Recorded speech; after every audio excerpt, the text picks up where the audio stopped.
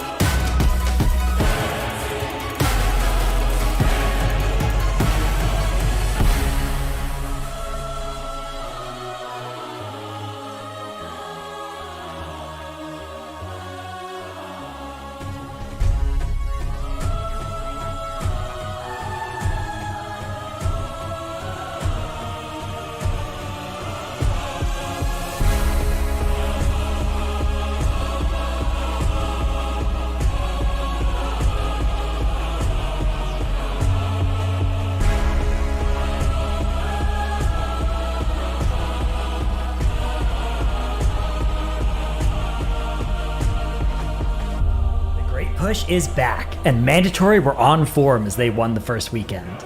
Let's take a look at their record-breaking plus 19 Siege of Borealis that saw them qualify to the Global Finals on February 14th. All talents and builds used by the players can be found via Raider.io in the description below. The first thing to cover here is the immediate bloodlust that Mandatory use before they even have the first pull gathered.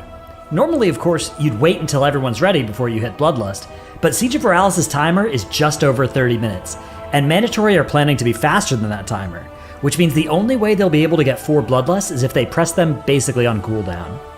As they approach the first boss, their first and only death of the run highlights just how lethal any mistake is at this key level. A single brackish bolt goes uninterrupted, and that combined with a simultaneous iron hook are enough to take Stove from 100 to 0 in a fraction of a second. The first boss can be tough to drive into a bomb in time, but the prop paladin in this comp allows them to use Blessing of Protection on Mode as the bombs spawn to let him maneuver near the boss without fear of dying. Because these 3 bombs spawn so far apart, it's impossible to hit all 3 before one explodes, which Skylark identifies, popping one by himself after baiting a frontal away from it. This is somewhat unfortunate as it means they'll have to kite the boss around for longer and miss out on some free damage, but their strategy was resilient to this kind of thing happening.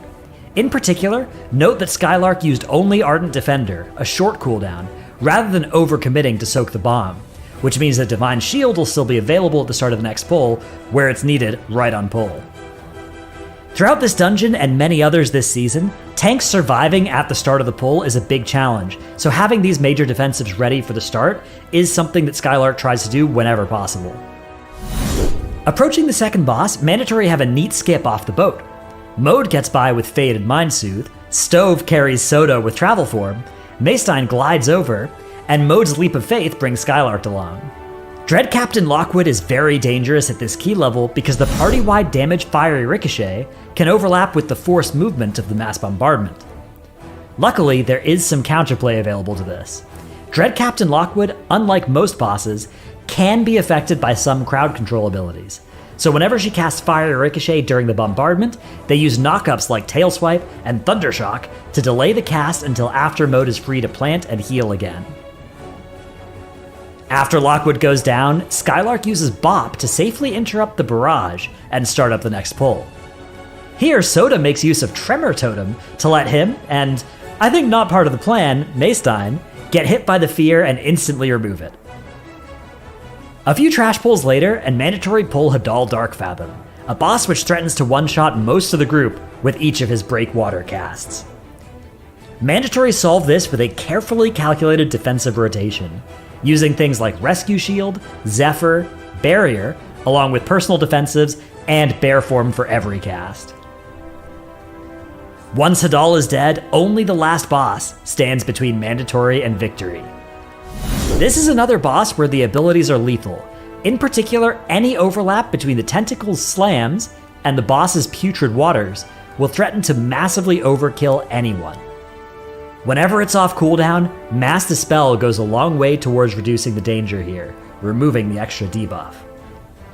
Mandatory can also see if they're the target of a Putrid Waters by seeing if the projectile is aiming at them. When this happens, the chosen players can press defensives preemptively to survive the massive initial damage that the Waters do. After making it to the last platform, Mandatory's early lust at the start of the dungeon pays dividends, as the ability comes up just in time to let them destroy the final demolishing terror, ending the danger of the fight. Seconds later, they finish off the last gripping terror and shoot the cannon, securing their victory. Make sure to tune in next weekend to watch Group B and see which teams will join Mandatory and No Speaky in the Great Push's Global Finals. Thanks so much for watching, and we'll see you in Azeroth.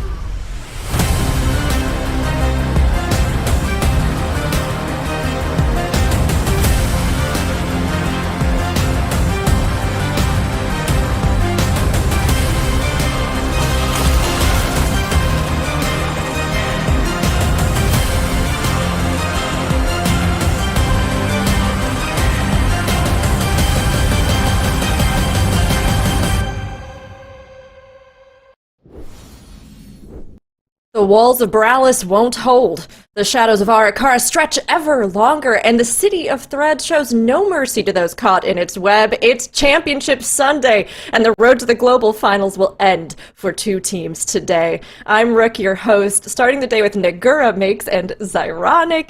You know, Nagura, we were already impressed by the skill level on day 1. But the teams yesterday honestly saw that bar and then just jumped it. How did you feel about yesterday's runs? I mean, yesterday's runs were incredible, especially ESC Gaming and Cinema ended up putting up some key levels that were honestly insane. And even though ASC Gaming actually ended up struggling a little bit at the very start of the dungeon, having to reset a 16 stone vault and then having to reset an 18 stone vault as well, they really ramped up from there on out. Cinema, they always ramped. Like, I feel like they never stopped. Like, throughout the whole day, they didn't have any major issues whatsoever. Ended up getting that 19 stone vault in, which was absolutely incredible. On the screen, we see that plus 20 missed as well. That they ended up timing. Both ESC Gaming and Cinema timed that plus 20 as well. And the plus 20 Necrotic Wake, which seemed like a big struggle for Division 1, so 2 days ago.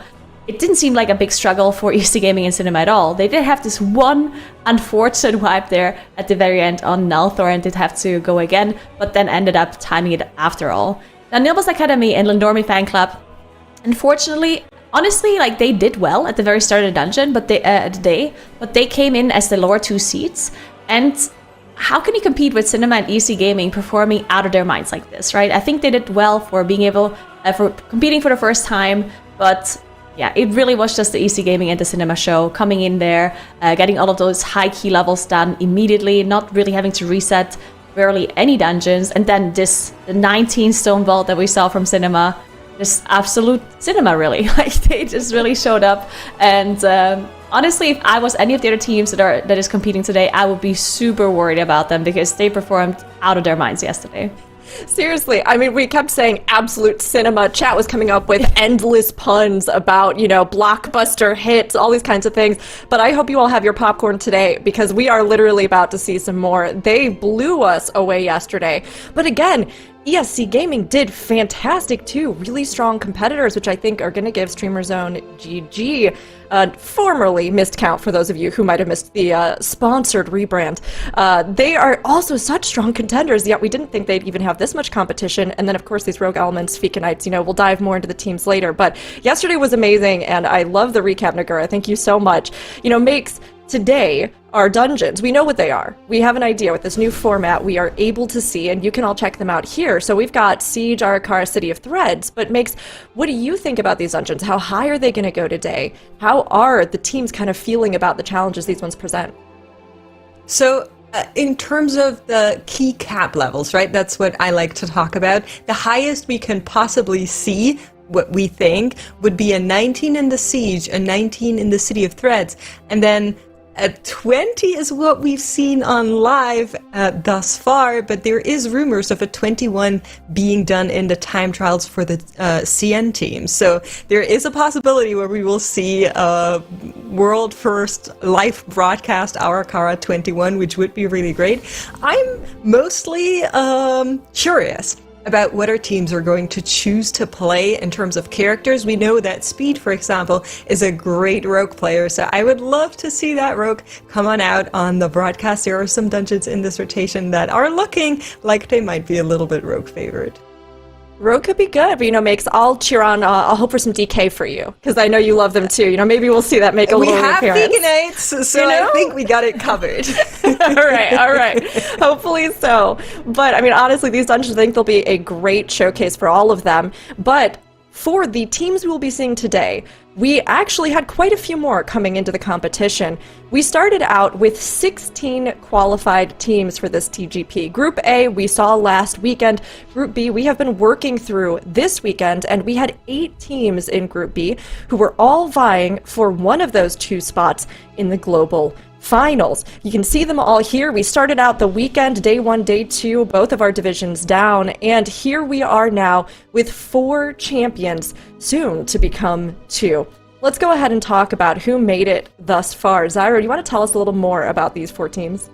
Yeah, for a breakdown of the 4 teams you're going to be seeing today, remember 2 of them are going to be able to qualify for the Global Finals. 2 of them are being sent home. But starting it off with Streamer Zone GG, formerly Miscount, this squad came into the tournament almost like champions. We were kind of hyping them up to be champions, and on day 1 they played like it. They played incredibly well, got to the theoretical score total of 57 on day 1 that we thought they would get to. They pretty much played lights out. I was going to Cinema yesterday, but we'll get to that in a second. I fully expect this is going to be one of the favorites for the day to get through, but all 4 of our teams are pretty strong, and it's going to be a tough battle for them. They're going to have to play just as well as they did on day 1 to make it through.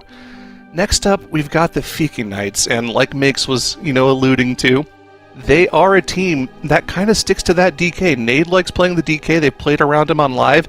This is one of the highest IO teams that we have in the entire competition. This team qualified as the 16th seed, but don't let that, deter you from how powerful of a team they actually are. They can get the highest of the keys done, just like any of the rest of the teams.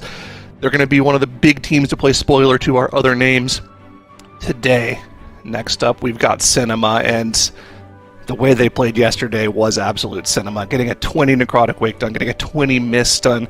These guys were insane, and then they finished off the day capping it off with that 19 Stone Vault, a key that only 6 teams in the world have timed on live. Absolute cinema from this squad. Are they going to be able to keep that caliber of gameplay up today and be one of those 2 teams qualifying? Got to stay tuned to find out. And then last, and certainly not least, we've got ESC Gaming, a squad full of players that have said they feel like they're the best of the best at their classes they play, and their guildmates back them up on that, and they kind of played like it yesterday too. Wasn't a perfect day like Cinema, but they still had good runs throughout the day. They still got most of their keys done. It's just, can they compete with the likes of Cinema and Streamer Zone and Fiki Knights? We'll have to find out. Only 2 of these teams can make it through to the Global Finals, and it's going to be a tough battle to see who those 2 are. It honestly is, I think, even tougher, even closer than any of us could have anticipated coming into the weekend, which just makes today all the more exciting. I mean, Zyro, you pointed out the fact that we got to see that plus 19 Necrotic Wake. We saw a little bit of it as well in some of our discussion earlier, and it's so amazing to me that in this one weekend, we have that plus 19 that was put up by Cinema, and then we have the other team, the only other team in the West, who actually had put that up on live before Streamer Zone GG, both of them going head-to-head in this weekend. It already feels like it's the Global Finals, but we're not quite there yet. They've got to get through this one first. And, Makes, today, these teams, they're all strong. We have seen them perform, but what do you want to see more from them? What do you think they need to do to really solidify those spots? Well, I think it's going to come down to the good old consistency, right? We keep banging that drum, and for a reason. It is of the utmost importance to not lose any additional time in the day. Even if we are starting a little bit higher today on the 17s rather than the 16s, that means some of that time might be freed up since you don't need to possibly do another run. If you can +2 that 17, you'll have access to some of the 19s already that we think might be the cap. But it's all going to come down to managing those resources of time and consistency, not having any issues that cause you to have a redo, because that really hurts. Yeah, and the extra time, everything else that can add on in tiebreaker situations, which we have seen repeatedly over the course of both weekends with some of the overtime and these close calls where maybe there's a win condition, right? If they just get it faster. I think it really does matter, like you were saying, to make sure that they can stay consistent, solid, and not waste any time. But that does kind of bring to mind as well some of the discussion about how you spend your time, right? And Zyronic, with a lot of our teams, we've seen a lot of strategy, but what do you think they're going to be doing coming in? What approach do they have with these 3 dungeons today? Oh, it's a tough one, because I feel like with the starting key level that we have now, especially on this final day, I don't know if there's a whole lot of strategy necessarily involved. Right, we're starting at the 17 key level and looking at the dungeon pool again that we starting the day with. We've got City of Threads, Arakara, which are going to be dungeons that can be pushed up pretty high, right? You want to look at like a 21 for Arakara as being the potential cap goal for the day here. You've got maybe 20 City of Threads I've heard teams say they can possibly do. Siege of Borealis, 18, 19. 19 is probably what you're going to be looking at them potentially doing, but again, we saw how difficult that key was last weekend, and we're talking about 2 or 3 key levels that they can really push up in each key before they start to get super difficult. So it's really just going to be the name of the game is consistency, like Mix was saying, right? Like, you really can't afford to throw 30 minutes here or there today. You really just need to get these early keys done, push them up to that 19 key level, and then start worrying about consistency. It's going to be a tough day. Yeah, it's going to be a challenge. I mean, I can't wait to see what happens here. I feel like, maybe in previous weekends we wouldn't really know, is that plus 21 something that any of them will go for, or will they really try to push as high as possible regardless of strat? But I think we will see that today because these teams are out to win it. We've got all 4 of them jumping in. Zyro, we'll say goodbye to you for now, Bye. but Nagura, let's Bye. get things started here. All right, so for a moment I was like, where's the map reveal? But we obviously know the map's already. We did that, Nagura. We did that. So they're already in the dungeons now. We do see some teams deciding to go to Arakara here, Cinema and ESC Gaming, while Streamer Zone and Fika Knights decide to go to Siege. So that's going to be an interesting comparison now, right? On the left side of our screen, you can see the Siege, and on the right, we do see the Arakara. Also, we do see a death already on Corona on that plus 17 Arakara. They are using a battle rest. We'll see if they continue or if they're going to be maybe resetting. Something with the 17 Arakara is that it's very likely two-chestable because we've already seen an 18 two-chested by quite a lot of teams, by Mandatory, by No Speaky, and by Shiny Unicorns. So I do believe that the 17 Arakara is two-chestable, and it's probably also not going to be super close for these teams either. Yeah, I think so too. The only thing that we have seen claim lives is the Avanox at Amasis. I would say plenty of teams having a bit of struggle with that boss, either due to ads of running into the boss and the boss enraging, or just to the good old tank death. So hopefully not going to be the case here for any of our teams as they are moving through the 17s. And it's honestly nice. On the right-hand side, we're seeing the double Arakara, and on the left-hand side, we are seeing the Siege. And I am happy to report that both of my predictions on classes have come true. Nate is on that DK, and Speed is on that Rogue, so everything looking as expected from both of these teams. What do you prefer when it comes to the Arakara scene? Ooh, Pillow does go down. They do have him actually release and walk back to the team, it looks like. And losing the healer here, so a death for both of the Arakara teams here coming in. And these are the teams that we saw yesterday that were super consistent throughout the day. So having some issues here at the very start already. Now, again, just because you have this one death, you can still two-chest this and it might still be fine. But yeah, already having some issues on their sides. And I personally like the Rogue in Arakara. I'm not sure how it is with the 21, right? Because if that's the cap that we're looking for, and keep in mind the 21 would be like the highest key we see in this tournament, right? We have only seen a 20 so far, so we're not really sure if they're going to be attempting it. One downside of the Rogue, which I believe is true, that it is less damage overall. It gives you more control, though. And of course, if you have a main Rogue player, it also allows you to do other skips with the Shroud, for example. So it opens up some strategy opportunities, but then overall it's slightly less damage, and you lose out the versatility buff from the Mark of the Wild, which means that's, again, a damage boost, but also a defensive boost. So, yeah, I'm not sure. The 21, maybe it's a bit tighter if you have the Rogue on the team, but it's also possible that ESC Gaming has come up with a super efficient strategy where that lack of Mark of the Wild and like the lack of, or the lower damage they have might compensate for it. We'll see. It's a bit about the damage pattern as well, right? Rogue being really good at those funnel damage patterns, which arguably in the Arakara, already at the beginning, you have all of these mini bosses that are big targets among the little ones. Shaw does go down here, unfortunately for the team. Are they going to use their combat rest this time? Rest is pending, so will get used here after they did have Pillow release. Does he accept though? This is interesting. So we have 2 players go down for EC Gaming to Web Bolts. Now, Web Bolts are, of course, from the mobs here, and they're interruptible. So you can interrupt this. And I just talked about how they have more control with the Rogue. The Rogue has a lot more interrupts and a lot more CC, a single target CC, compared to a Moonkin. Moonkin 1 minute cooldown on that silence, even though it is an AoE silence. But for stuff like Web Bolt interrupts, the AoE silence not as good as a single target interrupt. So unfortunately, not being able to make use of the extra interrupts they have here and losing 2 players to to those web bolts going through. Hopefully they can figure that out. Maybe that it's some miscommunication or some like mistargeting with certain rate markers or whatnot. Maybe they'll figure it out and see what's going on there with their assignments. But they're still on pace for the 2 chests. As I said, it's not actually that tight in the 17 for these teams. It is, of course, generally very difficult to +2 of 17 Arakara. But for these teams, it should be, with the strategies that they're running, it should be not as tight as some of the other keys.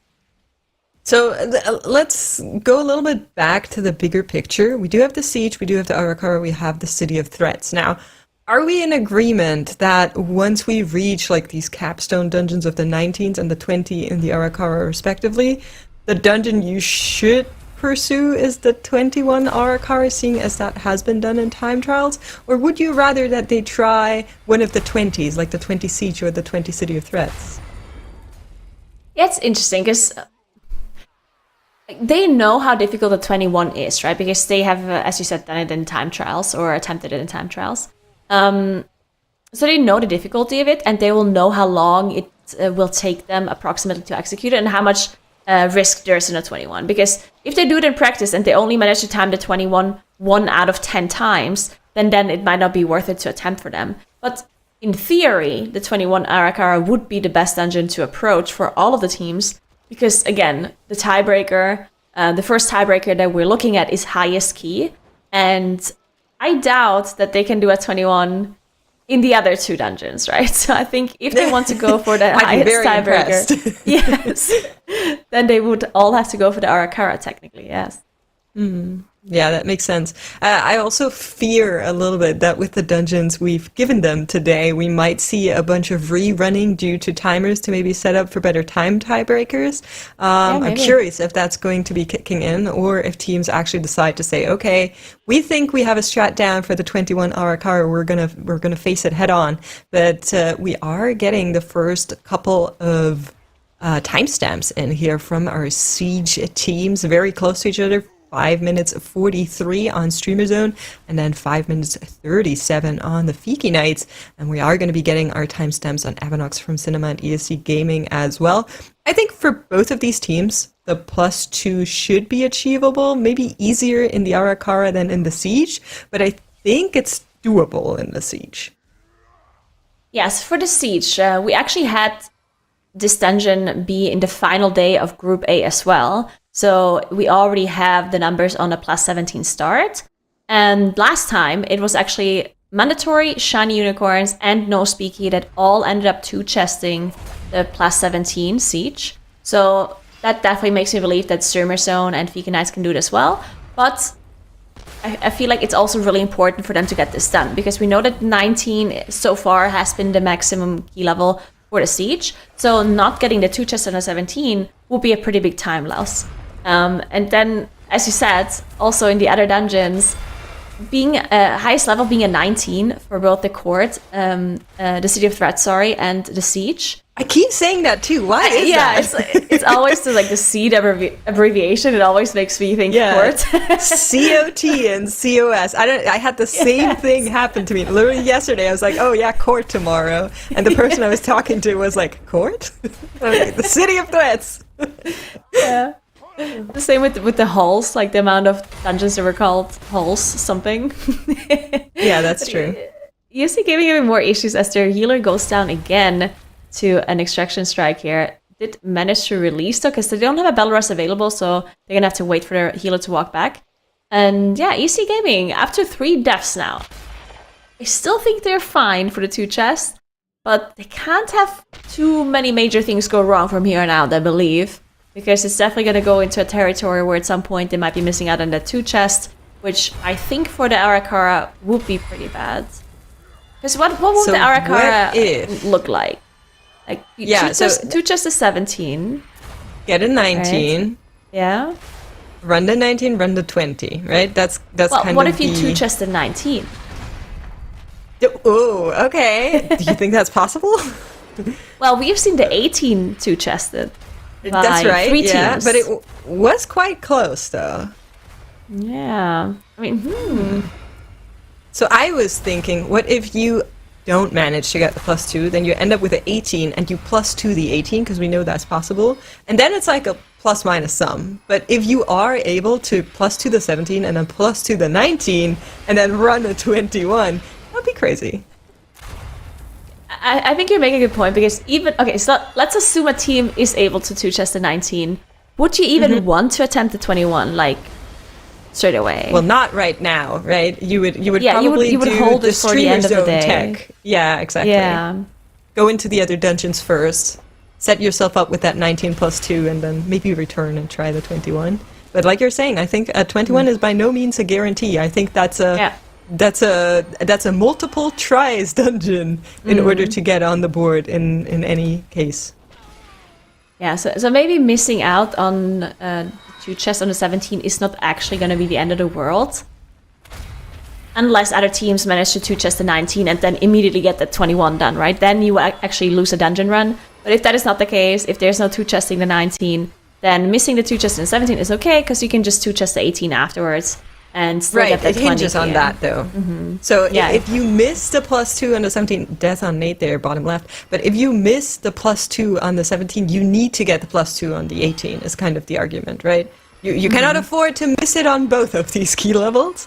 And I am a little bit worried for teams that miss on a 17 for the +2, because obviously the 18 is harder. So right now for ESC Gaming, it doesn't look like it's a structural issue. It's just a little bit of uncleanliness, a little bit of inconsistency at the beginning of the day here as they are probably warming up. I would prefer to have the 17 +2, I think, rather than having to set myself up for needing to +2 the 18. Yeah, but I think the point overall to say about the +2ing or not +2ing about all of these dungeons today is that I think the Arakara two chest might not be, or potentially could be less important. But two chesting the Siege and the City of Threats, I think that one is really important. If you miss out the two chest on the 17 there, then you would be losing quite a lot more time compared to potentially missing the Arakara two chest. But then at the same time, the Arakara is also easier to achieve than the City of Threats and the Siege. So we're going to have to keep an eye on the timers here for StreamerZone.gg in the top left and Fiki Knights on the bottom left, as they're both in that 17 Siege. And I can take a look at the timers that we have from last weekend to see what the other teams put up. Because, as I said earlier, Mandatory, Shiny Unicorns, and No Speaky all managed to two chest that Siege. So I'm going to take a look and investigate a little bit to see what their timers were.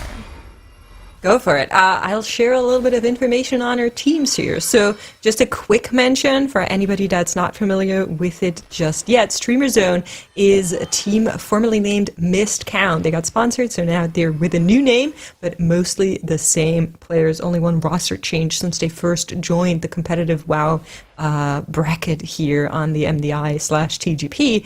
And we are having Crims go down there instantaneously. It does go back up. I think we anked, so all is well. No combat rest used.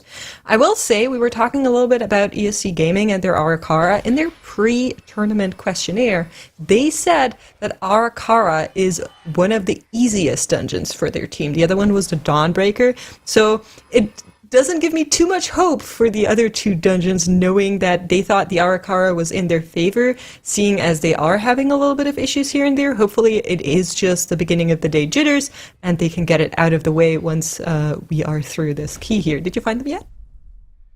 I did not. Okay, But, do you want me to keep going? I will. Honestly, if you want a solo cast, go ahead. Yeah, I like it.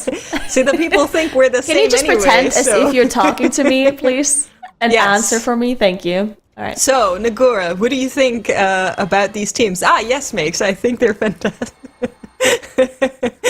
just kidding, of course. But yeah.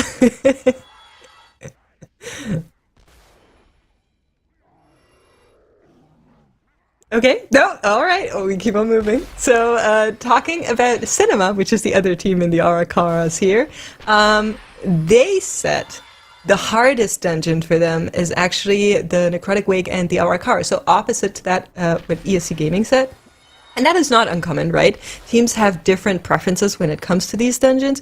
The argument that Cinema made is that it is quite technical, and because the first areas of the dungeon are so complex, it can be very easy to wipe there early on, similar to the Necrotic Wake. And they actually said the easiest would be a siege, where they've always done well in practice. So I'm very curious on how that is going to translate for their life keys. And then lastly, we do have the Fiki Knights, who said that the Arakara and Wake are the easiest keys for them. So I think most of the teams are pretty happy about seeing the Arakara here. Not a lot of mentions about City of Threats in general from any of our teams, so that's kind of like a middle of the pack dungeon that no one is too mad or too happy about, it feels like. All right, very interesting. Thank you very much for that solo cast, Makes. That was beautiful. In the meantime, I did manage to find some splits. I found the splits from No Speaky that ended up two-chesting that siege. And they did have a 5-minute 45 first boss split, so Streamer Zone 2 seconds under that. And Vika Knight's even faster still. And then they had a 12-minute 27 Lockwood. So Streamer Zone 10 seconds faster than that. Right on that, yeah. And Vegan Knights is right there. So both teams still on pace to get that 2 chests for the siege. Yeah, that's very good to know. I would be very happy if all of our teams are able to get that on the board. As we said, very, very important both in the siege and in the City of Threats to get the +2, as that would save you from running the dungeon one more time, which you would have to do otherwise to get it up to the 19. And it is all about conserving the day's hours. Now, of course, it does depend a little bit. If you are able to put a really fast 19 on the board, even though you have to run an 18 or a 19, no, an 18, then it might still be good enough if other teams have to rerun their dungeon if it does come down to the time tiebreaker. But that is only our second tiebreaker. So I wouldn't rely on it just yet. I think it's much, much better for your mental and your standing as of right now to try and get the +2s on the board to speed on through and then work on that Arakara. Yeah, 100% agree there. This was very interesting as you were talking, both Cinema and ESC Gaming on the right side ended up killing Anub Sect at the exact same time. But looking at the timer, Cinema is further, or they started the key a little bit earlier and they have less deaths. So their split is 16-18 and EC Gaming is 17-01. So you can see the difference here between some of the issues that EC Gaming had versus Cinema having only that 1 death on the board. So definitely. And we also see that they have different Bloodlust timings here as well. Cinema just now using their Bloodlust, while EC Gaming only has a 4-minute cooldown left on theirs. So they used it 6 minutes earlier. So definitely quite a big difference in the usage of Bloodlust there.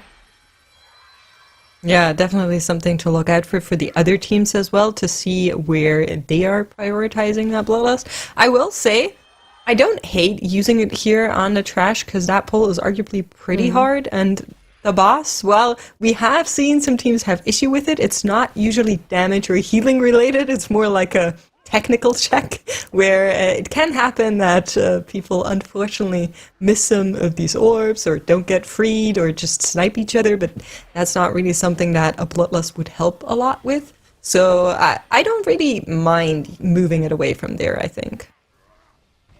Yeah, I think I tend to agree with you. I also wonder if they're going to be changing their Bloodlust timers on the hierarchy levels. Maybe this is just like a 17 Bloodlust strat that they ended up using. We're going to have to, for sure, keep an eye on that on the hierarchy levels. I'm sure they will go back into that 19 immediately afterwards if they end up getting that 2 chests. Both Cinema and ESC Gaming now on that last boss, and you can see they are just now closing in on that +3 timer. So both teams looking very strong still to get that +2. Definitely still on the board. Streamer Zone on the top left side is now on Hadel Darkfathom. Looking at the timer, so they're 19:05 minutes in. Still have to do the whole boss fight, of course. The split that I have from No Speaky that ended up timing or getting the +2 in the 17 last weekend, they killed the boss at 22:07. So if they manage to get around that time, they're going to be fine. Because No Speaky did end up getting a 2 chest, and I think they were like 40 seconds below the timer. So there's still some leeway. You can still kill it a little bit later than the 22:08 that they had, and you should still be fine a little bit. But it would get closer and closer, of course. Oh, we'll have to see where both Streamer Zone and Fiki Knights land. I like that even though we're already like over 20% on the boss, we just saw the skull marker spawn in there for Streamer Zone, making sure nothing else gets hit here, just Hadal. Not that there would be any other nameplates coming in, but yeah, very, very important. Skull is where that damage goes, so it has to be marked as they are working on being under those 22 minutes. Now, this is a boss that does take a little bit longer, generally similar to Edna in the Stone Vault. But I think looking at their timer right now, they have a little over or under 2 minutes now. That I think with the 61% that they have, they should be fine. For the Fiki Knights, it is a little bit tighter to be under that timer, but let's see if they can conjure up the damage. They should have Bloodlust in a little bit if they wanted to use it on Hadal rather than on Vygoth. Yeah, I wonder what they're gonna be doing with that. For Streamer Zone, their Bloodlust, is it a 3-minute cooldown still, or is it 5 minutes? It looks like a 3 to me. Yeah, okay, then they're definitely gonna be getting it on that last boss. While Fiki Knights, as you said, maybe they're using it here. Probably better to use it on the last boss, but I'm not really sure. They actually run the DK, which means that on the last boss, they're gonna have a little bit of a different strategy coming in compared to the other teams, potentially. Because sometimes what we see teams do is split up damage and not have everyone focus the same tentacle, but on the higher key levels, depending on what kind of cooldowns you have available and if you're using your Bloodlust or not. But we'll see once they get there. In the meantime, ESC Gaming actually ended up blasting this boss so fast on the bottom right side, probably also because they had the Bloodlust available, that they're going to be finishing off the key before Cinema even though they ended up having those issues earlier. And they're looking very clean on that 2 chest timer. Still 3 minutes left, so not even close for them as they get to that +2, and they can get the 19 done now if they choose to do so. Cinema down to 14%, and we've seen many teams actually wipe on this boss. So the fact that they managed to execute it, really good for both of these teams, especially in the higher key levels. The last boss can get pretty dangerous. Yeah, definitely can. Like I said, a lot of technical checks here, a lot of mechanical checks in terms of just moving in the right direction. As you can see here now with the Singularity, you need to kill off the blobs, then step in, then make sure you're rooted, then break that root so you're not getting hit by these AoE circles. So it is a very rapid pace, and if something goes wrong there, that's just a quick death, but that's not going to be happening for Cinema. 1 death on the overall, as they also get the +2 in the 17-hour car. For both of these teams, I'm expecting to just run it straight back, get the 19 on the board. ESC Gaming seems to agree. Cinema, we'll see in a couple of seconds. But do you know what I'm curious about? In their group day, Streamer Zone, they kind of just moved through the dungeons. It looked a little bit like at will, just putting out the early levels on the dungeons and then returning for the higher pushes. Now, we're starting at 17, so the higher push is already the final push in something like the Siege, if they're able to get the +2, which I'm curious on how they're going to approach it today. Are they going to run it straight back, or are we going to see them port over to the City of Threats or the Arakara?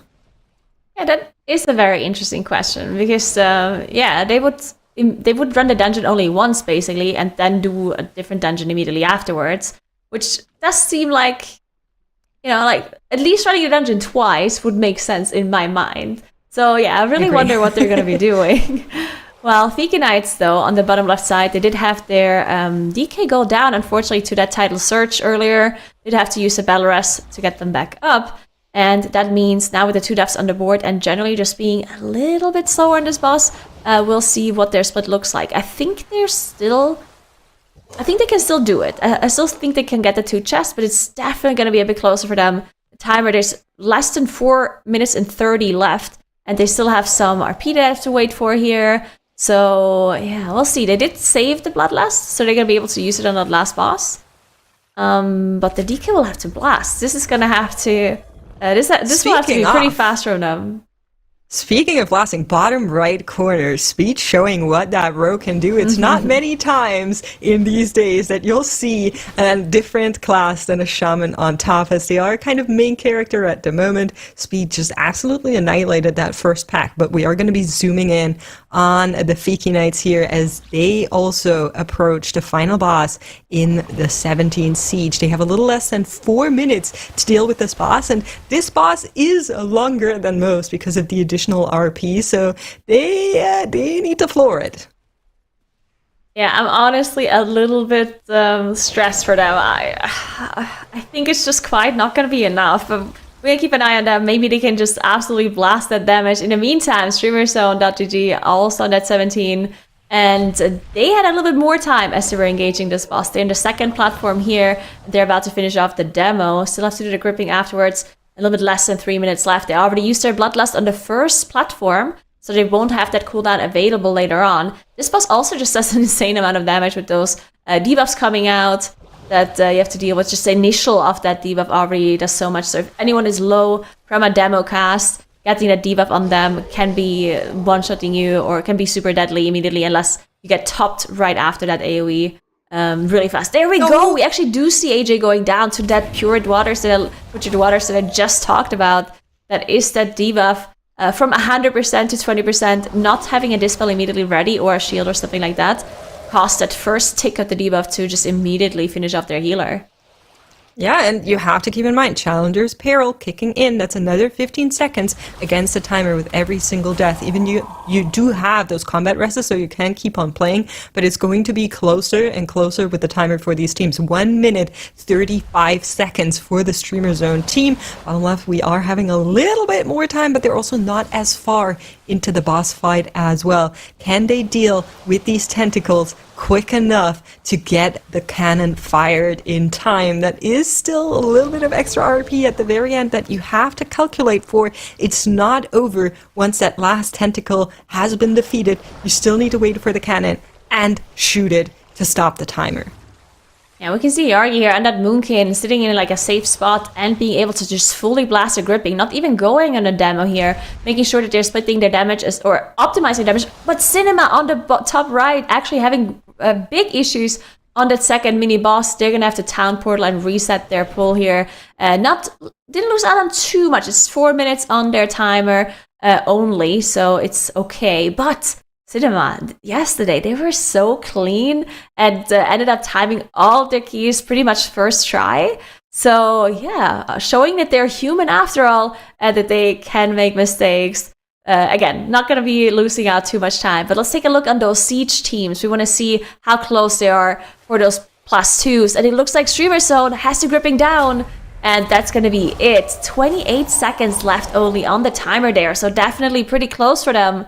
While Fiki Knights on the bottom left, They have 40 seconds less than what we saw from Streamer Zone. I don't know if there is any world where mathematically it actually works out. They really need to conjure some extra DPS. You can see the cooldowns being pressed, being sent into it here as we reach that Demolishing Terror. No Bloodlust available. We're hoping for as many of the Lightning Dog procs on our Shaman friend here, as Nate is also trying to wreak up that damage. But of course, with the way that Frost DK works, it's going to take a little bit longer to actually get the big damage out there. In comes the Cindy to try and get a little bit extra damage on there, but 13 seconds is not going to be enough for them to also deal with the Gripping Terror there, and unfortunately that's a miss on the +2 for the Fiki Knights. Yeah, missing out on that 2 chest, not going to be ideal for them. That means they will have to run that 18 and then do the 19 afterwards. We do believe that the 19 is necessary for these teams to be able to make it into the top 2, at least from what we know from last weekend, where most of the teams were able to get that 19 on the board. So I think for Fiki Knights, definitely a pretty big time loss here, having to run that whole dungeon one additional time in comparison to Streamer Zone that just cannot do the 19. Now in the TGP and Streamer Zone could end up having to reset the 19 here 5 times, and then Fiki Knights, is back at it. So even if they have to run their dungeon one more time, that doesn't necessarily mean much throughout the rest of the day. But yeah, it's not ideal to start the day with knowing that you have to run the dungeon on the 18th first before you can access that 19th. I can't believe it's not even the first half hour into our tournament, Nagora, and you're already jinxing teams. Really? I'm just doing the negative jinx, when I say that the teams are going to fail potentially, that's just going to make them play better. You see? Oh, okay. It's the reverse How's jinx. that worked out for you in the past? I feel like it has worked out greatly. Teams are even asking me beforehand if I could just say on broadcast that they're going to fail. Yeah. You they are did. lying. I am lying. No one asked me to do that. I was going to say, I never heard of a strat like this. The only time teams ask me to do things is when it comes to predictions, and they're like, but you're going to predict for us, right? Every time Yeah. I don't predict mandatory, Stove is like in my chat. He's like, Yep. I saw Can't that, believe you Nagura. didn't do I it, saw you yeah? did predict us. Yes. They take those predictions very seriously, that mandatory team, but it's not about them. Not today, anyway. They're waiting in the finals next weekend. Right now, it is about our 4 teams on screen here, and I'm honestly a little bit chuffed because Piggy Knights not having this +2 available to them does mean that they now need to run it on the 18 before they can get into the 19, and that could potentially be a big upset on the rest of the day, depending on how the other teams fare. You already alluded to that, but yeah, not great to start off with something like that. I wonder if they went into the siege first because they thought that was going to be their hardest dungeon, or if they went into the siege first because they thought that was going to be their easiest dungeon to turn up, because obviously teams like to handle that a little bit differently, get the hardest one out of the way or start with the easiest one. So we're going to be seeing how they look in the other dungeons once they venture over there, but for now it's going to be that 18 siege on the bottom left and the 19 siege on the top left. Yeah, one thing to note about the siege as well, in 19, like it's definitely no easy task. If you guys have watched last weekend from Group A, you might remember that Shiny Unicorns ended up wiping the 19 many times and ended up actually not timing it at all. So that dungeon is very difficult. So to see if Streamer Zone can execute this first try, that would be insane, and that would put them up to a great start of the day. But yeah, it's also possible that Streamer Zone does need some attempts for this 19, because this is the highest key level that we've seen in the siege in the tournament. So this is definitely a push key. And this also answers our question that we had earlier, because Streamer Zone was a team that decided to do all the push keys at the end of the dungeon in their first day. They ended up 2-chesting some keys and getting to a certain key level, and then moving on to the other dungeon, making sure they get all of the dungeons done, like these homework keys done first, and then afterwards they did the push keys. But this time around we were saying, oh, with the 17 starting key level, will they do the 19 immediately afterwards, or will they move on? And Streamer Zone is in the 19, so maybe changing up their strategy a little bit for today. Honestly, I like the run it twice and then maybe come back later. I think that feels like a good strat to me. So maybe that's what they're deploying here. And like you mentioned, it's only 2 for the siege, and ideally only 2 for the City of Threats as well. So hopefully that is going to be their game plan for today. In the meantime, though, right-hand side, we did see that Cinema had some issues there on their start of the Arakara 19. ESC Gaming hasn't had these issues just yet, even though their 17 looked a little bit shaky. On the 19 thus far, 0 deaths, and they are on a good pace as they're moving through that dungeon. Bloodlust will be up in a little bit, as they have used it at the very beginning, and I love to see it. I'm curious on what the outcome is going to be, if there is a world where maybe we see the potential of a 19 plus 2 into a 21. I kind of doubt it, but I want it to be true. I definitely want to see the +2 on the 19 here as well. We'll see if EC Gaming can keep up the pace here, because they are looking very strong here already. And it looks like they might have resolved some of their assignment issues that they had in that 17, because we saw some deaths here and there from web bolts, as you mentioned, which made me believe that maybe there was some miscommunication going on or some misremembering of certain assignments or whatnot. But since they ran the dungeon now once, they did remember everything, and they're now back to having that clean run with no deaths, no bolts coming through, no casts going through. So really well done by UC Gaming so far. Cinema now back on Avanox after having that wipe on the second mini-boss. And that second mini-boss, I mean, that one is crazy. Doing so much AoE damage onto the group, especially for the strategy that these teams are running. where they do a really big pull at the start and use all of their cooldowns, and then afterwards you do that second mini boss that does so much AoE damage, and you just have barely any cooldowns left at that point because you use so much at the start. And that is a pretty common strategy for the TGP because, of course, if you have a really high risk, high reward pull at the start of the dungeon, if you end up not making that pull, then you lose maybe like 2 or 3 minutes of your day. While if you do a high risk, high reward pull at the very end of the dungeon, you might be losing out on 20 minutes. So usually these teams try to do those risky pulls at the very start. Yeah, it's front-loading some of that damage and that lethality for these teams. For exactly that reason, it's all about the time management. You can just go again. There is nothing stopping these teams from running at 21 Arakara 30 times if they wipe 5 minutes in, except for maybe the timer eventually if they don't put anything else on the board. But Crims does go down here for Streamer Zone top left. Will try to get the Ankh out, does so successfully. Needed to wait just a little bit as the AoE was happening, as they are now dealing with Chopper Red Hook. Now, in that previous 17, they had, I believe, 5 minutes 40-ish on the timer. So 6 minutes 29 here, 2 key levels higher, is a really, really good pace for the Streamer Zone team. Yep, definitely looking really good. I can check out some of the 19 boss splits as well from last weekend, both mandatory and no speaky being able to time that 19 on their side, so I can compare that in just a moment. Yeah, in the meantime, Vegan Knights did also manage to get to that first boss. They are on the 18, notably because, of course, they did miss out on that 17, unfortunately, by 30 seconds to a minute or so is what their time was over. So yeah, definitely having a little bit of a slower route on their side. They did have some deaths, but not that many. Of course, Challenges Parallel having a 15 seconds penalty might have been to blame, but I do also think that their strategy is slightly slower than that what we see from Streamer Zone. Yeah, I fear so too. And, you know, I love the DK, and I think Nate is an exceptional DK player when it comes to damage output. We know he can do these really, really high keys.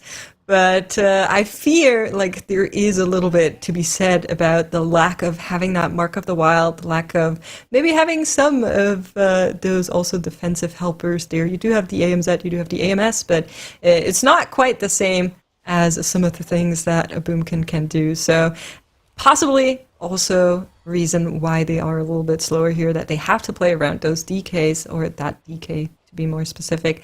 It's just the way they do damage, you need to pull in a very specific way so you get the most uptime on your breath, and that sometimes is not the most ideal for moving through a dungeon, I fear. And sometimes it can also work for your benefit, right? Like having those cooldowns, it is possible to be faster, but if you're kind of locked into the DK, then you always have to make it work. So in some dungeons it might be good, and in other dungeons might not be ideal having to play around that class. Not to mention the fact that DK is also, like, you have a melee rather than a range, which generally means that there's more difficulties with certain strategies that you can execute.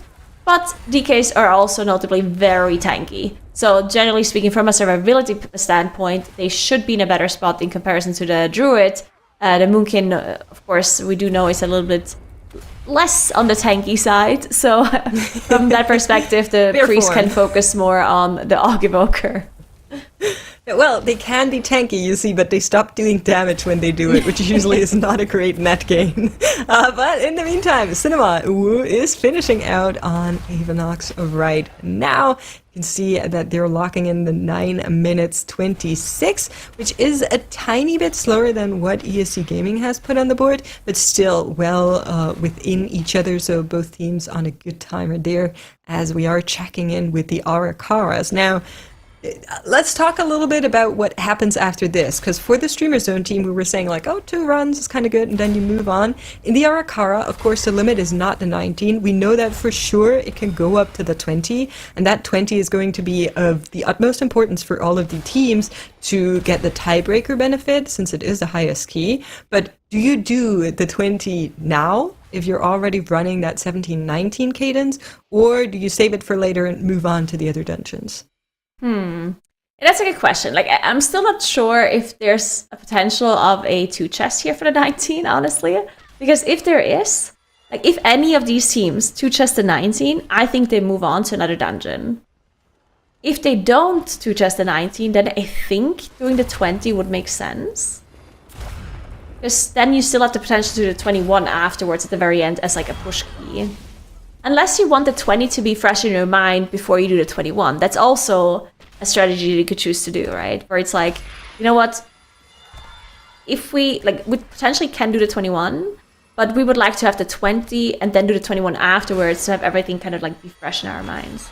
I don't know, this is always like a hard decision because I feel like no matter what they do, it does make sense in some regard. It just depends on how the team synergize and how they are as players. Like, do they need things to be fresh in their mind, or do they not care about that? Do they more want to just make sure it's easy on their mind to have the other dungeons done? Because sometimes a player is constantly pressured because they feel like, oh my god, we still have to do this other dungeon. And then you just constantly think about that rather than focusing on the push key that you're currently on. So yeah, I think it really depends on the mentality of the team. Because they're already on so much pressure. This is, of course, only the top 2 teams are going to be making it into the grand final, so into the global final. So yeah, I wouldn't want to be in their shoes making these kind of decisions. What do you think they should do? I do agree. I think there's a lot on the line for them. I always like the idea of having all of the basic points on the board. So just put yourself in the position where you don't have any potential oopsies of forgetting a key. You got the 17s on your board. You get a lot of score from that. That means on the leaderboard you move to the first position, which even though it is low-key fake, it is a great mental benefit of seeing yourself in first place, at least for me it would be. So I like what Streamer Zone did in their respective day. I think running the 2 beat and then going to a next dungeon does make sense. I agree with you 100%. If any of the teams is able to get the 19 plus 2, we're not going to see the 21 until hopefully later today, if we see it. Fingers crossed. As for the 20, I think you would even still leave that on the board for now and just try to get the other keys up to see how everyone else is doing, right? You know, if somebody else gets the 19 plus 2, then you know that team has access to a 21, so then that changes how you have to approach the 20, perhaps. And looking at ESC Gaming in the bottom right, I think they actually are on pace to get the 2 chests here. They would have to do some... I think they have to do some risky pull here, potentially, but they're not even past the 3 chest timer here. And we know that they have one trash pull left before they can potentially pull the last boss. If they pull the rest of the trash, they still need onto it. Now, they don't have Bloodlust available. They will be using it for the boss. But yeah, I think they're on pace. They are looking very strong. And they can do a risky pull here to potentially get the 2 chest. And even if they wipe to it, they could potentially still go again and still get the 1 chest. Unless it's like at the very end of the boss fight, of course. Then it might be close.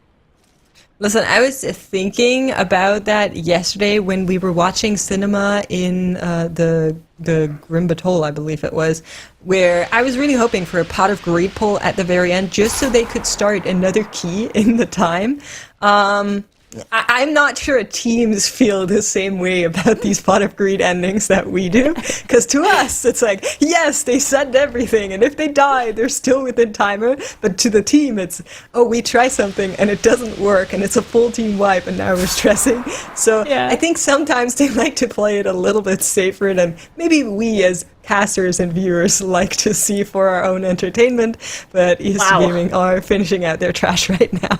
I can't believe they wouldn't care about our entertainment and our content as much as we do. This is unbelievable. I agree. I did quickly want to talk about the Siege of Veralis that Streamer Zone is in the top left, because I have the boss splits now from mandatory that ended up timing a plus 19 last weekend. They actually had 2 minutes 22 left on their time still, so it wasn't particularly super close for them. And they had a 6 minutes 59 split for Chopper Red Hook, which Streamer Zone is actually quite a lot faster, 30 seconds faster than them. And then on Lockwood, mandatory had a 14:18 split, and Streamer Zone is at 13:52, so 20 seconds faster there too, approximately, maybe a little bit more. So yeah, Streamer Zone being on very good pace for the 2 chests. Potentially even beating out that time mandatory put up last weekend. So definitely really good on time for them. Yeah, I'd love to see it. That's exactly what we want here. First hour is slowly but surely moving to a close here as our teams are working on their respective keys. I'm still curious when we will see the first team move into that City of Threats. Will they just switch keys, right? Could be that our Siege teams move on over to the Arikara teams move on over to the Siege, and everybody just doesn't touch the City of Threats. I personally still think there's tech in that dungeon that no one has ever shown. That's just my tinfoil. So yeah, possibilities upon possibilities. There's many, many options. And I mean, honestly, I think seeing some of that tech would be really exciting. But at the moment, Makes, we're going to actually say goodbye to you just for a little bit. We'll have Zyronic coming back onto the desk here. And Zyronic, maybe you can expand a little bit off of that. You know, we've seen this first sort of hour as the teams are kind of coming in. But what do you think about the strats or some of the tech we might yet have to see? Ooh. The start of the day is shaping up for an incredibly exciting end of day because these teams came to play today extremely fast completions across the board, with only the Fiki Knights in this more difficult dungeon of the three not able to get the 2 chests, but everyone else getting their 2 chests.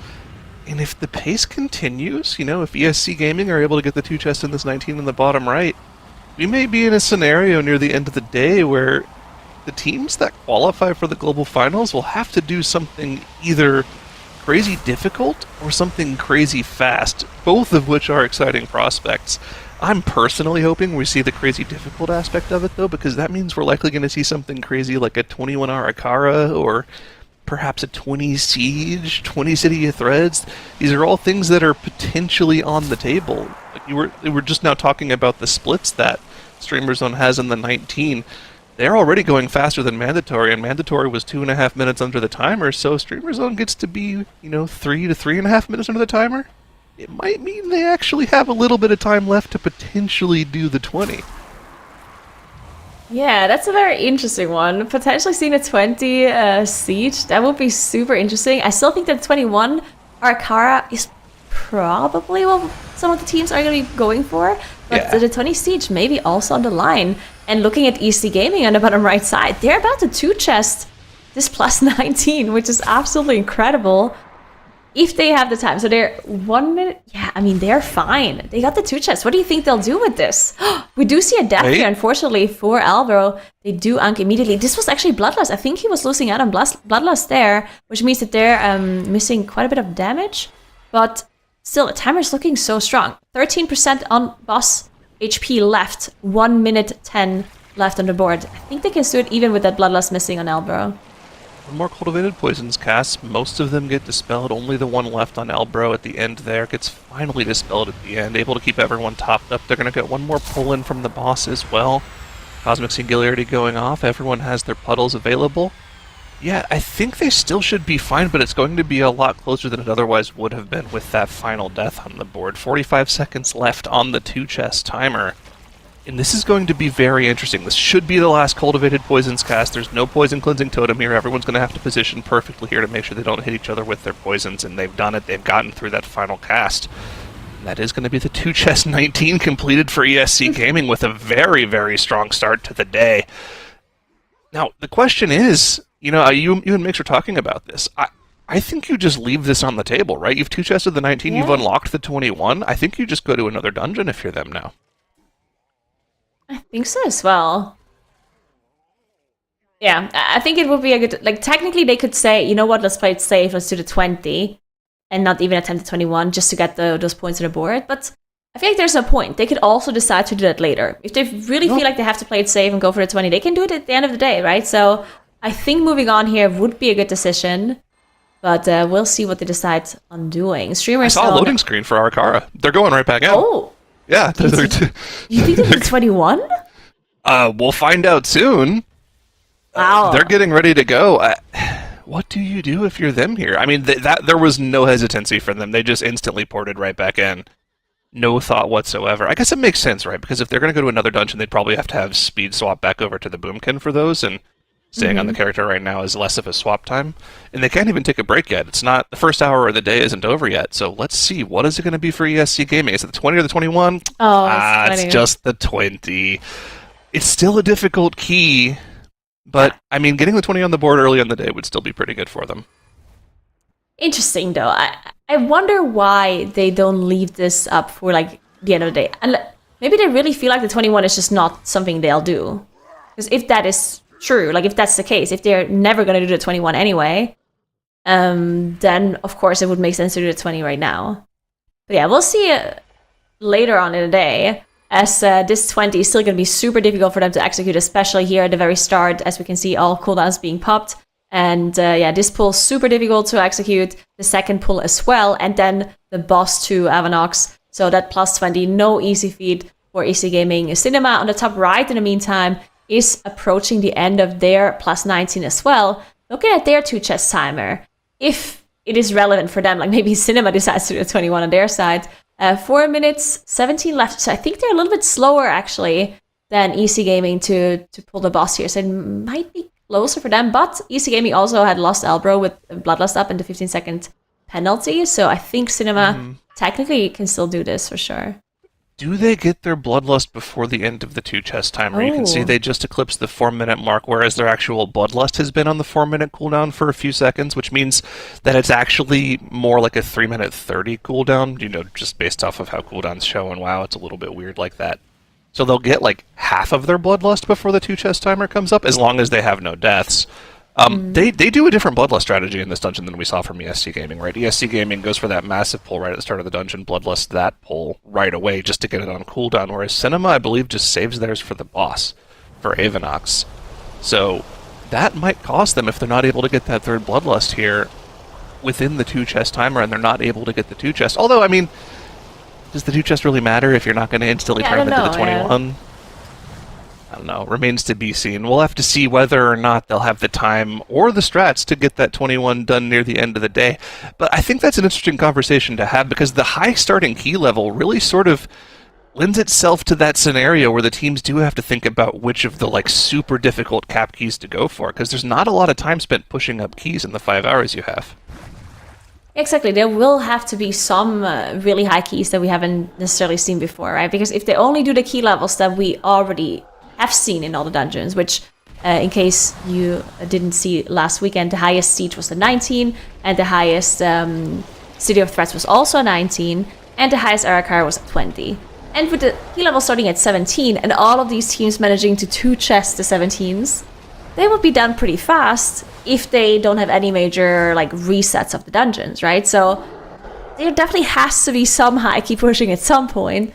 And if it's not the 21 Arakar that they go for, at least EC Gaming makes me believe they won't, then what is it you're doing? Maybe it really is that 20 siege that we talked about earlier. I think all of them are on the table. I think 21 Arakar is on the table. I think 20 cities on the table. I think 20 siege. 20 siege is definitely the least likely, but the timer is there. It's just a matter of whether or not you're able to live through the damage in the dungeon with that extra 10% on the table. But of course, we have to get through the rest of our keys for the day soon. But I mean, we saw yesterday, right? Cinema was a team that was able to just one-shot everything. And they ended off the day with 2 stretch keys. And also one-shot both of those too, by the way. So they just played lights out yesterday. So we know it's definitely in the wheelhouse for the teams to have those perfect days to get to the point where they have to go for the stretch keys. It's going to be a matter of whether or not they can capitalize when they get there. I thought it was really interesting in our interviews yesterday when we were talking to Arxes and Whippy about what their plan was at the end of the day, and how confident they felt about that 19 Stonefall. And they said, yeah, we practiced that and timed it, I think, yesterday, but we kind of just YOLO'd it and it happened to work out. It's like, that did not look like a YOLO key. It looked like it was very practiced and very perfect, but sometimes just the skill level of the players transcends the practice, and they're able to do things that they otherwise, might not have been able to. Very fun to see. And it's absolutely incredible. Cinema, of course, playing out of their minds yesterday. And now we'll see if they also manage to get the 2 chests that EC Gaming did put up on the board, as we are reaching the end of this boss fight here for them. But they only have 40 seconds left. Bloodlust is coming up in 2 seconds. So they can use that Bloodlust still. If they press it right now, they'll be able to get the full time for the rest of the 2 chest timer. But it looks like they are just playing it safe. I think they don't care about the 2 chests. What do you think? Yeah. I think they you're just probably right. They're not playing for it. I think it's not something that they're too particularly worried about. Looking at the time you have in the day, starting at the key level that we're at, the 2 chest is just not necessary. unless you start having issues in the 20 and you think the 21 is possible. We don't know yet. It might be something we can look back at with hindsight near the end of the day and be like, okay, one chesting the 19 might have cost them. But based off of what we've seen from ESC Gaming already where they went into the 20, I don't think it's going to be that big of a deal. It's just kind of like a confidence boost to be like, yeah, man, we really destroyed that 19. But, another conversation to have about the key level starting at the day is like, if we were starting on a super low, like a much lower key level like we did in previous TGPs, like imagine we started on like a 14 or a 15, you'd be really worried for a team like the Fiki Knights in the bottom left-hand corner here, where they only started off the day with a one chest, but because we're starting on 17, them getting that one chest isn't really that big of a deal. Yes, they're slightly behind right now, but really all one chesting that he does is it they don't get to the cap as soon as the other teams, and I suspect we're going to get into a scenario where other teams are going for those super high cap levels that we were talking about, the 20s and potentially the 21, and they're going to be unable to time them, whereas Fiki Knights will just be able to push up their key slowly, and they'll be able to catch up and score, as long as they don't find themselves in a scenario like they did on Friday, where they were, bashing their heads into that one dungeon for 3 hours. Hopefully they can avoid that scenario again here. Yeah, hopefully they can. I think you're bringing out a good point, though. We did have speed go down at the very start of this Evanox fight, very unfortunately for EC Gaming. Did use a Bell Rush to get them back up. We'll see if they can recover here, but they are on this plus 20, so losing their rogue at the very start of the boss fight, definitely not ideal. We'll see what they're doing from here on. But yeah, I agree with your point that we're going to be seeing so much high key pushing at the end, where we're going to see lots of resets of dungeons, that losing out on a 2 chest, not as big of a deal for Fiki Knights as it was in like previous formats with lower key levels. So that is definitely something that is going on for Fiki Knights as well. One more thing to mention as well is, since we are going to see a lot of key pushing at the end of the day, it's also possible that we see some teams rerun a certain key level when they really think the higher key level is not doable, but they think that the timer in that, say, 19 or 20 is too long in comparison to the other teams. Then maybe for a tiebreaker scenario, they would be rerunning the keys. So that's why whatever you see streamerzone.gg do now on the top left is actually really important, because potentially Siege 19 is the highest key level we'll see today. So this timer for them is actually pretty important if they don't want to rerun the key at the end of the dungeon in case they are worried about tiebreakers. So they only have the one death on the board, which is good for them, and their timers overall are looking really strong. Again, Mandatory's time last weekend on Hadal on their plus 19 was a 26:02. So they're 5 seconds faster than Mandatory on Hadal, at least. So streamers are definitely in a pretty good spot. Yeah, they're just demolishing this key right now. Nothing has really posed too much of a threat to them. Obviously, you can see every time those Surging Waters debuffs come out in the squad here, the health bars drop low, but they're having no issues healing them up. AJ doing a fantastic job of keeping his teammates healthy there. We did have a reset on Avanox for ESC Gaming in the 20 here, but that's to be expected, right? Once you get up to the key levels that start with a 2 instead of a 1, the damage values get pretty high, and you sort of expect there to be a little less consistency in the strategies and the running from them. Not to mention, they are missing out on the Mark of the Wild buff that is incredibly powerful. I mean, the extra versatility, not only extra damage, but extra damage reduction, which is incredibly useful for the teams. Going to see some wipes in these 20s once we get up to that key level. Yeah, will happen. I also would not be too worried about that in case they have to reset this dungeon a few more times here at the very start, as speed does go down again on that first pull. Possible they'll just go again because, of course, Bloodlust and everything was already popped. And there it is, they're going to be torrent portaling again. This first pull, if they have to reset it, of course, not too much of a time loss. So going a few times until they can execute this is totally okay.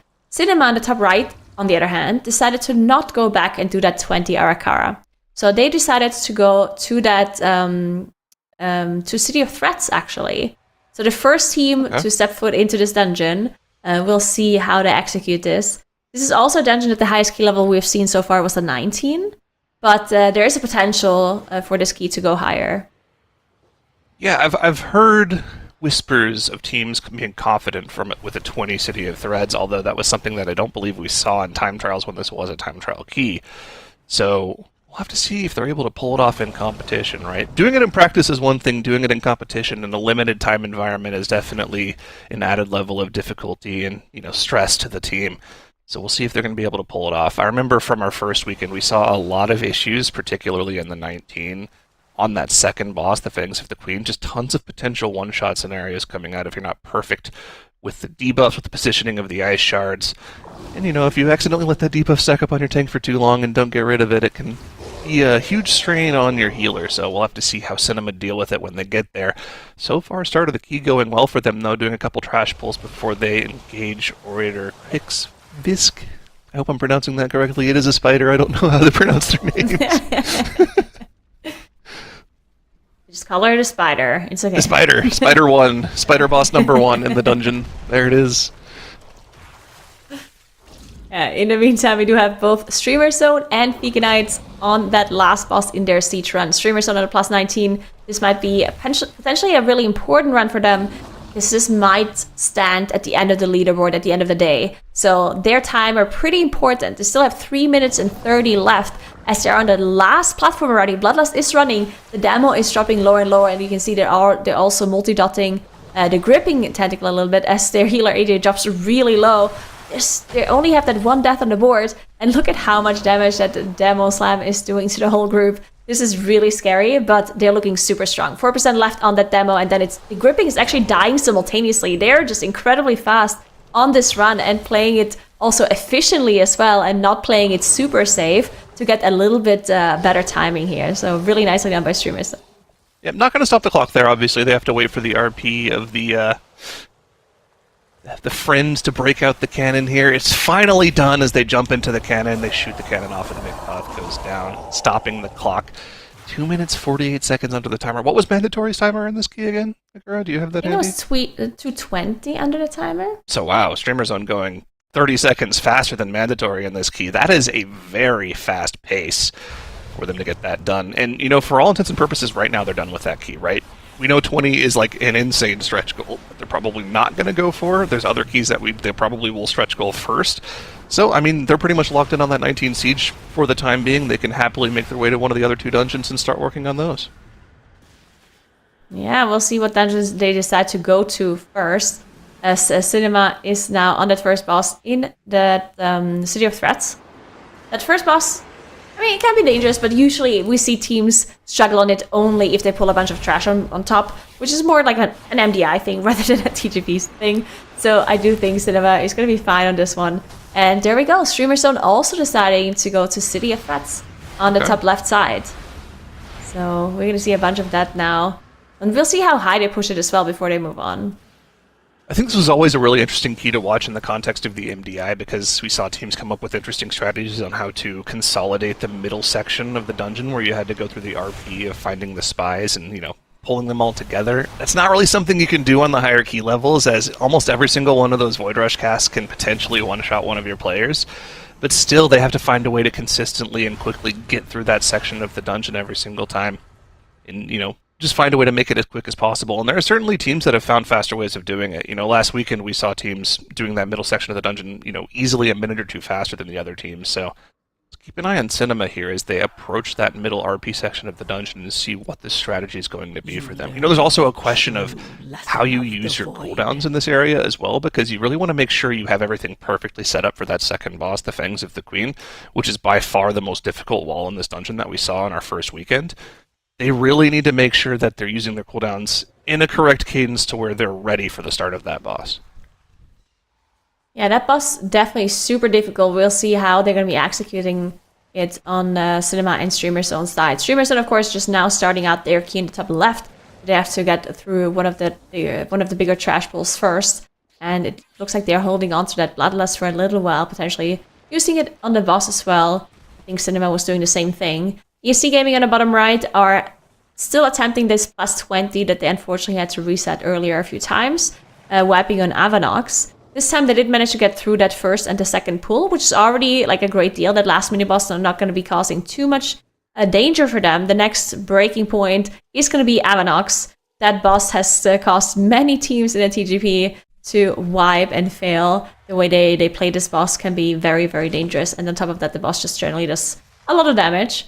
So we'll see if they can execute it this time around. And as Syra mentioned earlier as well, them missing out on that Marketer Wild on that versatility buff, definitely not great for some of those higher incoming damage bosses too.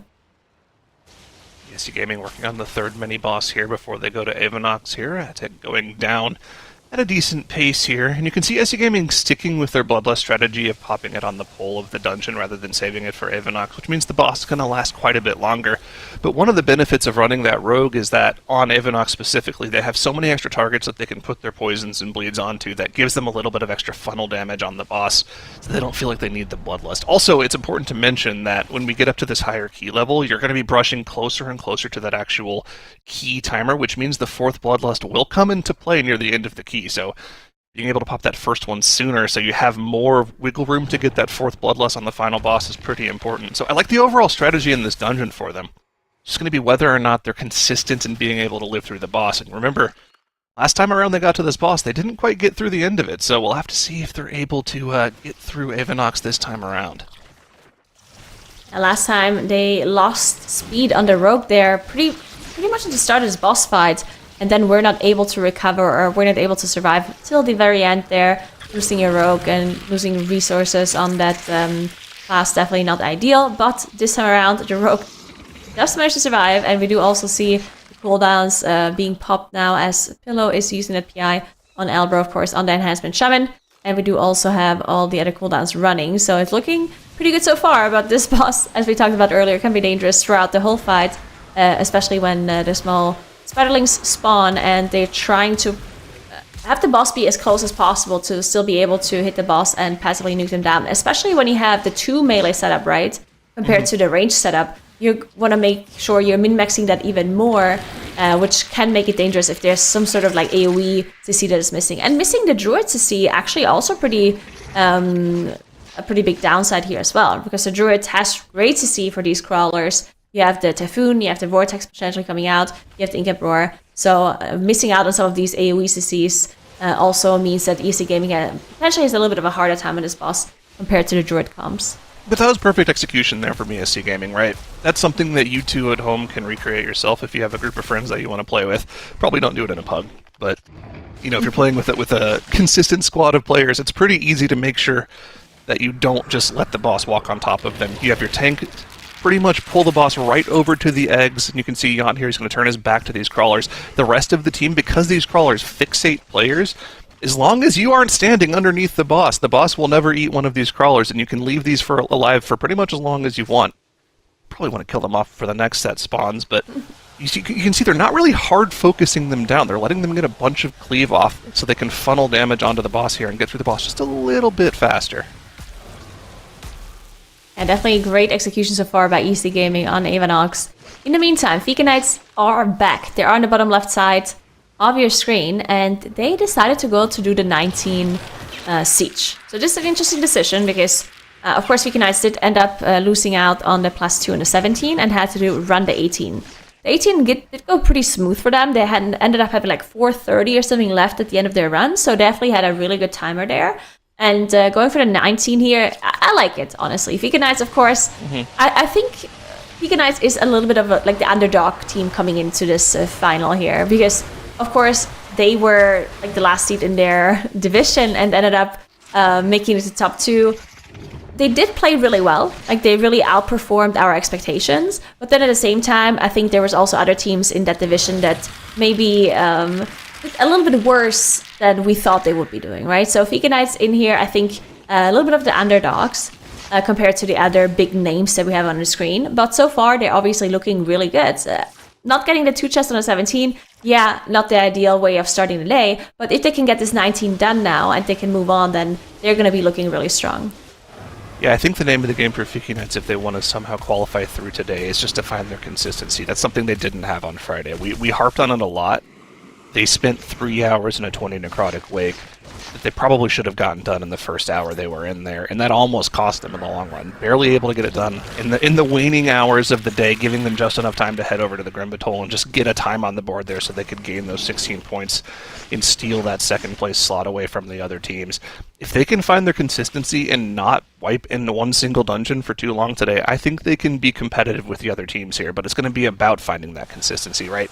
The DK is really not a downgrade over the Boomkin. I think it's important to mention that the Boomkin is just barely the better choice for a lot of these dungeons, but there are certainly options that are comparable in other dungeons as well, DK being one of them, Ellie Shaman being another, Assassination Rogue being another. There are a lot of solid DPS slots that can occupy that 5th slot.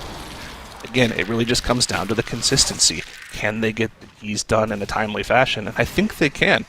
Like you mentioned, the 2 chest, it's really not that big of a deal as long as they don't wipe too much. And again, from ESC Gaming here, we're seeing at the very end of Avenox once again. Unfortunately, a wipe coming out from them. They had the boss down to 7% that time. And, you know, we're only an hour into the day, an hour and change into the day. But you gotta start thinking pretty soon, okay, we need to get this dungeon down so we can start spending time in other keys here. You know, usually in a 5-hour day, you want to allocate an hour 40 minutes. It's exactly a third of the day to the key. Getting to that point pretty soon here. Yeah, EC Gaming, unfortunately losing their Prof Paladin there at the very end, not being able to recover a tank death. Of course, always very hard to recover from, especially in a boss fight. So Yanta going down and not being able to rest and back up. Also not really having a class that has a normal battle rest available when the Paladin is the one that goes down. So that's a little bit difficult for that rogue comp, right? If you run the druid, you of course have the battle rest on Moonkin, and otherwise the DK can also rest the tank in case something happens there. But if you run the rogue instead, then you will have to use that engineering rest, which will just cost you more time. Generally speaking, even if you have the DK or the druid, you might still not recover a tank death on a boss like this. But yeah, it's unfortunate for EC Game, and we'll see what they decide on doing.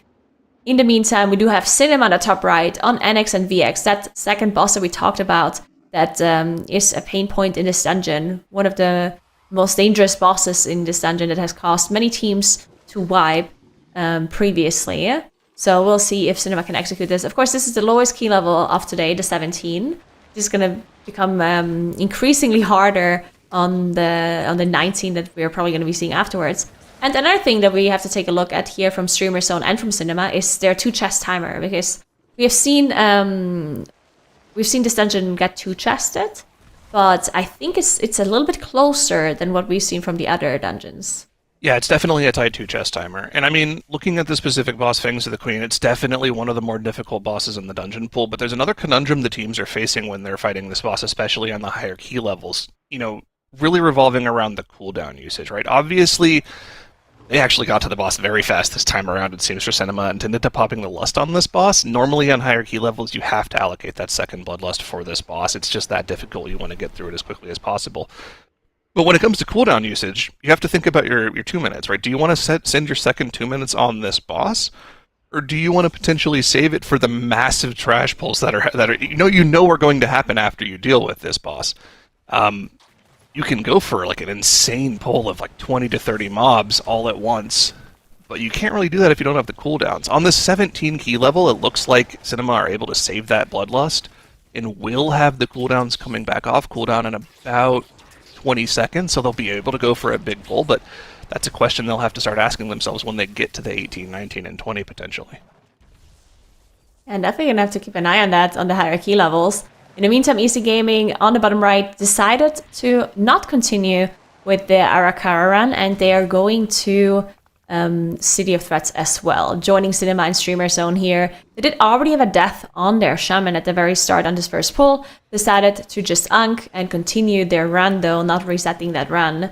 And now we do have Cinema on the top right, gathering up this big pull that we talked about. So we'll see how much they're gathering. It looks like a lot. And that Bloodlust is also being used for them as well, saving it for this moment. Ooh. We'll see if they can execute this. Look at ESC Gaming. They're doing a different strategy on this side of the dungeon. I see this used in push keys all the time. Instead of going down the middle like we see for most teams at the start of the key, they actually head off to the right and go around. And what that does is it gives them access to another one of those Eyes of the Queen buff that gives you a 30-second damage amp. And they use that Shroud Pass trash and they carry that damage amp into the first 20 seconds of the boss so they can use it with their cooldowns, with their Bloodlust here, and get an extra amount of burst damage on top of the boss. It's actually a lot of boss damage that they gain from this strategy. And that's very interesting. I really like that approach from ESC Gaming here. Maybe that's also why they did lose their Shaman at the very first pull. Maybe that pull that they're doing is slightly more dangerous then, if they go to a different side. Or I think it was just on the gathering of the pull, so maybe they were just like a aggro or a frontal coming out. We'll see once we go to that higher key level as well on their side. But now streamerzone.gg on the top left, now also an NX and VX, so we'll see how to execute this fight. And Cinema able to finish off that big pool that we talked about. But yeah, this boss caused so much problems for our teams last weekend. Just so much damage coming through on that fight. And as Sarah talked about earlier, the tank mechanic as well. In case you lose anyone and you don't have a battle rest available immediately, then it can ramp up the damage on the group a lot whenever you're not sharing it with the whole group coming through. And then I like Streamerzone's strategy here, really like tanking the ads, attacking the boss on the side, making sure they don't charge away too far, and also positioning themselves in an area where they potentially just charge into the wall. So really cool strat here at the start of the boss. Now, unfortunately, it did charge away, but I like that setup there. It was the last charge. They were about to port anyways. It's not that big of a Yes. deal. I don't think there was much of a time loss for them. Entering that tank debuff portion of the phase, instantly getting rid of that buff on the tank, making sure they don't take too much damage from that ticking debuff.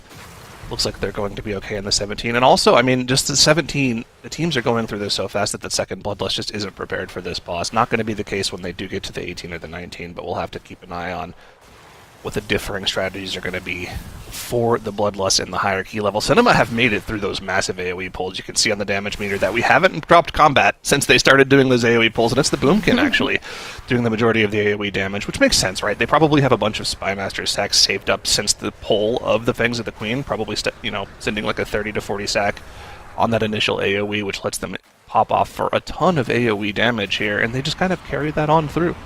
None of this trash here as they head towards the coagulation.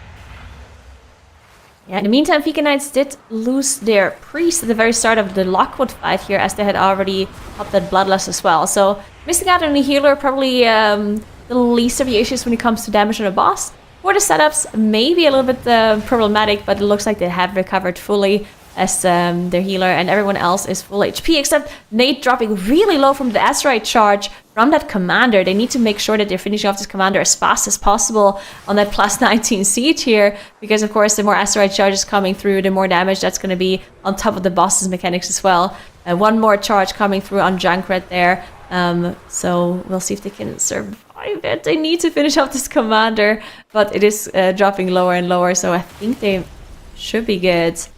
I did want to quickly take a look at Vika as well, because this is 19 siege that we've already seen Streamerzone execute earlier, and looking at least looking at their chopper red hook split, they are looking pretty good. 6 minute 59 is the timer that we saw from Mandatory last week, and they have 6 minute 42. So that first boss split definitely looking good. The Lockwood split was 14 and 18 seconds for Mandatory, which Vika Knights is also in pace for, so definitely looking like they're having a good run. Yeah, definitely on pace here. We'll have to see if they're able to keep it up. I mean, this is actually a key that I'm very surprised that we saw a one-shot it from Streamerzone, right? This is a difficult key that teams spent a lot of time working on in the first weekend, so for them to be able to just go through and one-shot the 2 chests, then one-shot the 19 with tons of time left on the board is very impressive. We'll have to see if Vika Knights can also work on that and get that one shot here as well. So far, so good on the Lockwood. What were we looking for the Lockwood split? It was like a low 14, low 15, actually? 14-18 is 14, what 18. Mandatory had. Okay, so they're going to be very close to that. So they're still on pace. And you said Mandatory had 2.5 minutes left on the timer, so as long as they aren't too over that timer, they should be on pace here. But as we head towards Banana Town, we've seen a lot of mistakes occur in that section of the dungeon, especially if your tank steps on a banana, can easily just get bonked in the head by one of those giants very quickly. We'll have to see if they're able to keep it consistent through there.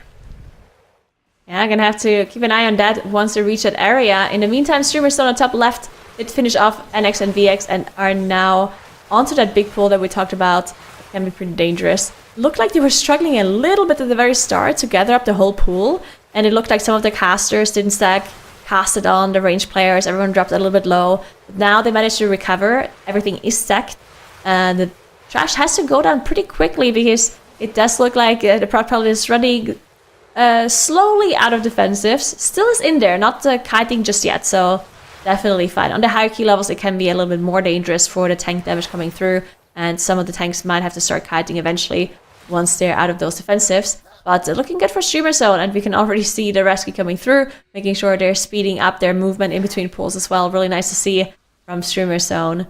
While Cinema on the top right is at the end of their Coglamation fight, and they're still on 0 deaths on the 17.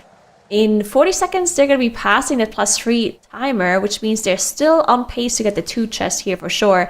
And we're going to see how close it is, because we haven't had this dungeon in the final last week. So we only really know that the 16 is 2 chestable, and we don't really know how 2 chestable the 17 is. But Cinema definitely looking really good. I mean, if any team is going to be able to get it done, it's going to be Cinema with the way they played yesterday and how they carried that play into today. If they can get it done, I think we'll be able to see other teams do it. But I mean, they've been so fast. We'll have to see if Streamer Zone GG is capable of keeping up with that. Streamer Zone GG actually going faster off of their Fangs of the Queen split versus Cinema. So, I mean, these two teams at the top of the screen impressing like crazy at the start of the day, but still tons of time left for ESC Gaming and Fiki Knights to make a name for themselves here. Fiki Knights have gotten through Dread Captain Lockwood, and they did do it a minute slower than the split was for Mandatory, but like we were talking about, Mandatory were able to time that dungeon with 2.5 minutes under the timer, so Fiki Knights still have a little bit of wiggle room, but not a lot. Yeah, Fiki Knights definitely has to hurry up a little bit here. And, well, maybe not necessarily hurry up, but they can't have any major mistakes, right? Because if they continue their pace, I think they still would be within a time. But if they start having spot deaths here and there, getting those 15 seconds penalties ramping up, then they're going to be looking very... it's going to be looking very close for them. So definitely going to keep an eye on Fiki Knights to see how fast they can get through the rest of this dungeon and through Banana Town, like you mentioned. In the meantime, we do have Cinema on the top right, finishing off Coglamation, and they are on their way to that last boss. They have to get through those 2 mini-bosses, which are also incredibly dangerous, doing so much damage to the whole group, but they are looking pretty good so far. They have 5 minutes 50 left on the board, which is for sure within that 2 chest range still. That last boss is so not actually taking that much time, so I think they should be good. Their Bloodlust is going to come up in around 2 minutes, so still within that 2 chest timer. So yeah, I think the chance for both Streamer Zone and Cinema is still pretty good to get the 2 chests in here. Yeah, they know they have a ton of time here, right? If they were worried about their timer on the 2 chest at all, we would have seen them pull both of the mini-bosses together to try to go for it. They didn't need to. I mean, even going double mini-boss on 17 is kind of an insane play. If you try to stack up the Umber Weave and the Slam together, you can easily see one-shots. Just the Slam from this War Chief, this War Shell, doing almost 70 to 80% unmitigated to these players' HP bars. They need to make sure that they're topped up for them. And the Swarm alone just ticking for tons of damage on the player. Lots of healing Whippy has to go through, but you can see no issues for Whippy as he tops the team off with ease here for the next Tremor Slam. Even giving them some shields as well. Dropping the barrier for a little extra safety. I think it actually came out after the Slam, to be honest with you, though. Might have been a little bit late. All good, though, as the team is healthy for this next Ravenous Swarmcast. I mean, these mini-bosses are dangerous on this key level. They really are, and it's crazy to believe that this is the starting key level for this final day here of Group B for the Overlap. TGP. Absolutely crazy. As yeah, this is the Ola coming through, the Slam plus the dot on everyone, taking away for so much damage. Thankfully, everyone did survive. We do see some of their defensives, the last few defenses that they have coming out here as that mini-boss is going down. So there are a little bit over 4 minutes, which definitely is enough for ISO, but we're going to see some waiting time here as they need to recover from this mini-boss, as the dot is still ticking away, even though that War Shell has died. So they just barely managed to survive that last tick there. And now ISO immediately engaged, actually, 4 minutes on the time. So we'll see if Cinema connects. You might think that is a little weird for them to engage a boss when everybody's not topped, but like the Disc Priest wants to be in combat with something to heal their team. He's like, please pull the boss so I can heal you. That Ravenous Swarm ticking on the group after they kill off the War Shell is actually like crazy dangerous because Whippy doesn't have anything to heal off of. So the fact that they were able to get through that with no deaths, pretty impressive, and they get on top of the boss, and Whippy's able to happily smite away and top his team's health bars once again. Have to keep an eye on the potential one-shots here. When that dot comes out, when that splice starts ticking on the players of the group, they need to get topped for the next major mechanic. Umbral Weave coming out here, you can see they've got freedoms allocated to Whippy here, so he doesn't have to worry about breaking himself out from the roots. He can just stay out in the middle of the room, bait some of those orbs away from the squad, so they don't have to worry too much about where all three of them are at any given time, and the Bloodlust comes off cooldown. Tank Buster coming out on Stone here. He's just going to bubble for it. No damage coming out. No issues whatsoever. And they're going to be blasting away at the Grand Splicer here. Yeah, I definitely like the positioning here from their healer being able to not move as much as the rest of the team has to, also baiting some of the orbs away, as you mentioned, potentially reducing the amount of movement that the melees, the ranged have to do as well in melee range. But yeah, there's the slam coming out, just doing an incredible amount of damage to your group, and the dot is going to be applied in just a moment. They are perfectly spacing out their defensive still. This boss definitely a little bit scripted, so they'll know the different kind of combinations. As Fiki Knights, unfortunately, does end up having a full wipe, and the town portals are coming out. We talked about their timer being really close, and potentially not being enough if they have a few more deaths. And they end up having a full wipe, having to reset, and this is not great. Unfortunately, 21 minutes into that run already, so that's going to be a pretty big time loss for them here. Banana Town claims another. That is extremely unfortunate for the Fiki Knights.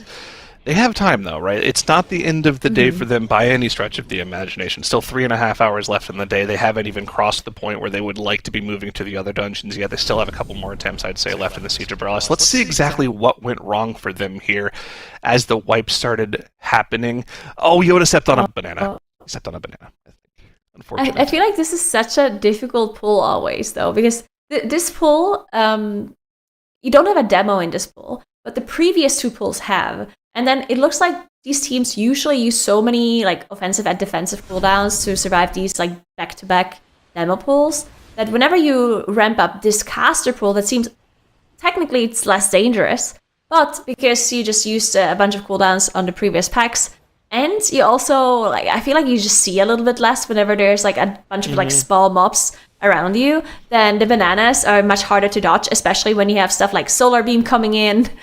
So making sure everything is lit up and you can't see bananas anymore makes this a pretty dangerous pull. Yeah, your tank being stunned for 2 seconds usually is not very good for you. A little unfortunate for them, but it's just 20 minutes time loss. We've had time loss for other teams. I mean, ESC Gaming lost 20 minutes in their 20-hour Karas that they ran, right? With those 2 wipes to Ivanox, so they aren't alone in that aspect, but they did lose time to only getting the 1 chest in the 17 versus the 2 chests. So we'll have to see how Fiki Knights recovers in their second attempt at this 19 Siege of Borealis. In the meantime, Cinema has completed their 17 City of Threads. They just barely were able to squeak out the 2 chest. It was incredibly close. You can see they only have a sliver of time remaining before that white bar that denotes the 2 chest timer. So it's going to be very tight for other teams to get that 2 chest off. Streamer Zone GG did have a slightly faster coagulation split, so they have a little bit more time, but they don't have time to give death, so it needs to be clean here on the final trash mob and the final boss for Streamer Zone if they also want to get that 2 chest in the City of Threads. Yeah, so the 2 chest in the City of Threads is doable, we know that now, but we also know that it's close. So we'll see if the other teams can meet that timer there for Cinema and also get the 2 chest on the board. I am actually surprised. I'm a little bit surprised that Fiki Knights ended up going back into the siege. Like, I know that they have to time this, and they know they have to time the siege to be able to get top 2. But maybe like making sure they get points in the other dungeons first would be okay. I know that this is just what Fiki Knights does, right? Like, on Friday they were also just spending so much time in that Necrotic Wake +20 before they went to do the Grim Battle at all. Really just having us dumbfounded here. So why are they not going to do the Grim Battle? Like, they need to go there. So I think their mind is a lot cooler than we are when we watch them. So I think they have a game plan and they want to execute it. If they think we need a 19, then I guess if it's not pressuring them that they still have 2 other dungeons to go to, then good for them. So I do hope the Fiki Knights can finish off this 19 now because, having missed out on the 2 chests on 17 and then also having that big wipe there at the end of that 19, definitely not ideal for them, but hopefully this is the one. Yeah, I mean, certainly they need to get this done. Remember the name of the game today. Top 2 teams qualify for Global Finals. Bottom 2 teams going home with no chance of moving forward, unfortunately. So I think with having the 19 on the board already from Streamers on GG, it can be assumed that Cinema and ESC Gaming will be able to put those up eventually as well. So Fiki Knights need to get this 19 out if they want to be one of those 2 teams moving forward. Oh, Cinema in Siege now, top right. Not going to do the 19 City of Threats. Very interesting. So Cinema changing their strategy a little bit, kind of adapting to the Streamer Zone strategy. I think that's what Streamer Zone was doing on the Friday, right? Getting in all of the homework keys first and then going to the push keys afterwards. So interesting that Cinema is now also adapting to the strategy, not attempting that 19 City of Threats and immediately going to that Siege, making sure they can put those points on the board. But as they start the dungeon, they immediately get a death on their healer. They might be able to recover the healer death because, of course, on a big pool like this with Bloodlust, the more dangerous deaths are the damage dealer deaths because you're losing out on all of this damage and all of a sudden the trash pack is going to take a minute longer. Priest or your healer generally not as big of a loss and looked like everyone else was able to recover. So I think they can still execute this. But yeah, not a great start for them, but recoverable. We've definitely seen some really strong starts, shall we say, and then some that maybe have been a little bit slower in their build, kind of like with Fiki Knights. But of course, like we said, there are definitely ways they can keep in this competition, and they surprised us at the 11th hour on their day here this weekend with day 1. But we're going to have a swap here on the desk, so Nagura, we'll get a little bit more of your thoughts later, and we'll have Tettles coming in now. So, looking at our other teams, yesterday, ESC Gaming seems to be a step behind Cinema, despite Escape's confidence in their gameplay, their goal to go big or go home. And Cinema was slower in their aura today, but maybe Cinema is banking on completing that plus 20 aura? What do you think? Is Escape sort of staying ahead of Cinema today, and how does SEGG fit into this, Tettles? Yeah, I mean, I think all 3 of those teams, ESC, SEGG, ESC Gaming, and Cinema, are vying for probably these top 2 slots, with Fika Knights having an outside chance, but still possible. I honestly think that, like, if you're Streamers on GG coming into this weekend, you thought you were guaranteed to make it to Global Finals, but after watching how some of these runs are performing for some of these teams, I don't know if that's a guarantee anymore. And I mean, for the Fika Knights right there, having that death, a little bit unfortunate.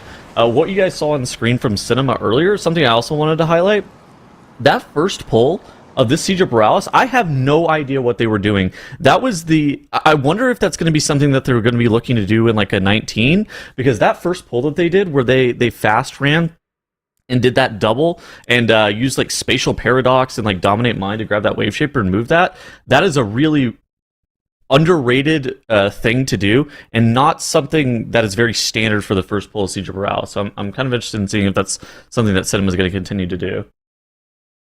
It wouldn't surprise me, right? They're a team that seems like they're a little bit of a step ahead in terms of consistency and speed, so we'll have to see if that's something that's consistent for them as they move to the higher key levels, or if they have to replay this 17. They did end up having to use the battle res there on that first pull, so we'll have to see if that's going to be a problem for them. ESC Gaming here in the 17 City of Threads here on the coagulation, have the boss down to 20% here, and their timers are good. They are very, very fast in this key, about 30 to 40 seconds faster than what we saw from our first 17s of the day. So they should be good for the 2 chest timer, as long as those 2 deaths don't end up costing them too much extra time. Dude, I liked what they did with the first boss, with that damage buff, taking it into the first boss with Shroud. That was crazy. They're the only team that plays Rogue in this dungeon during time trials, and I think that whenever Speed is able to play this Rogue, I think this is like a really underrated pick, and this guy is able to do insane numbers whenever the Rogue gets brought up. I mean, he's always thought of as one of like the Rogue players, right? One of the best Rogue players, so it's kind of surprising to see him on other classes, even like the Boomkin right now, even though it's technically meta, it's still something that you're kind of it's weirded out a little bit to see the thought of one-trick players, but obviously he plays it incredibly well. But yeah, there's just something special about him being back on the Rogue, and they're making it work in this key so far with yet another very fast coagulation split. 6.5 minutes left on the 2 chest timer. I think they should be still on pace to get this 2 chest down, but as we saw from our other runs, This is an incredibly tight 2-chest timer, so they don't have any room for any further mistakes. How was Streamer Zone's coagulation split compared to ESC? It's about the same, right? I think that they were. It's about the same, yeah. Okay. Cinema was a little bit faster in the section heading up to the coagulation with the Boomkin. They were able to get through the AoE pull quite a bit faster with the Spy Master plus cooldown plus Lust. So ESC lost a little bit of time there. But I think they're still roughly on pace. Cinema and Streamers on GG pulled the boss with about 4.5 minutes left, I want to say. 4 to 4.5 minutes left. So if ESC Gaming can be on that same pace, I think they're going to be okay for the 2-chest.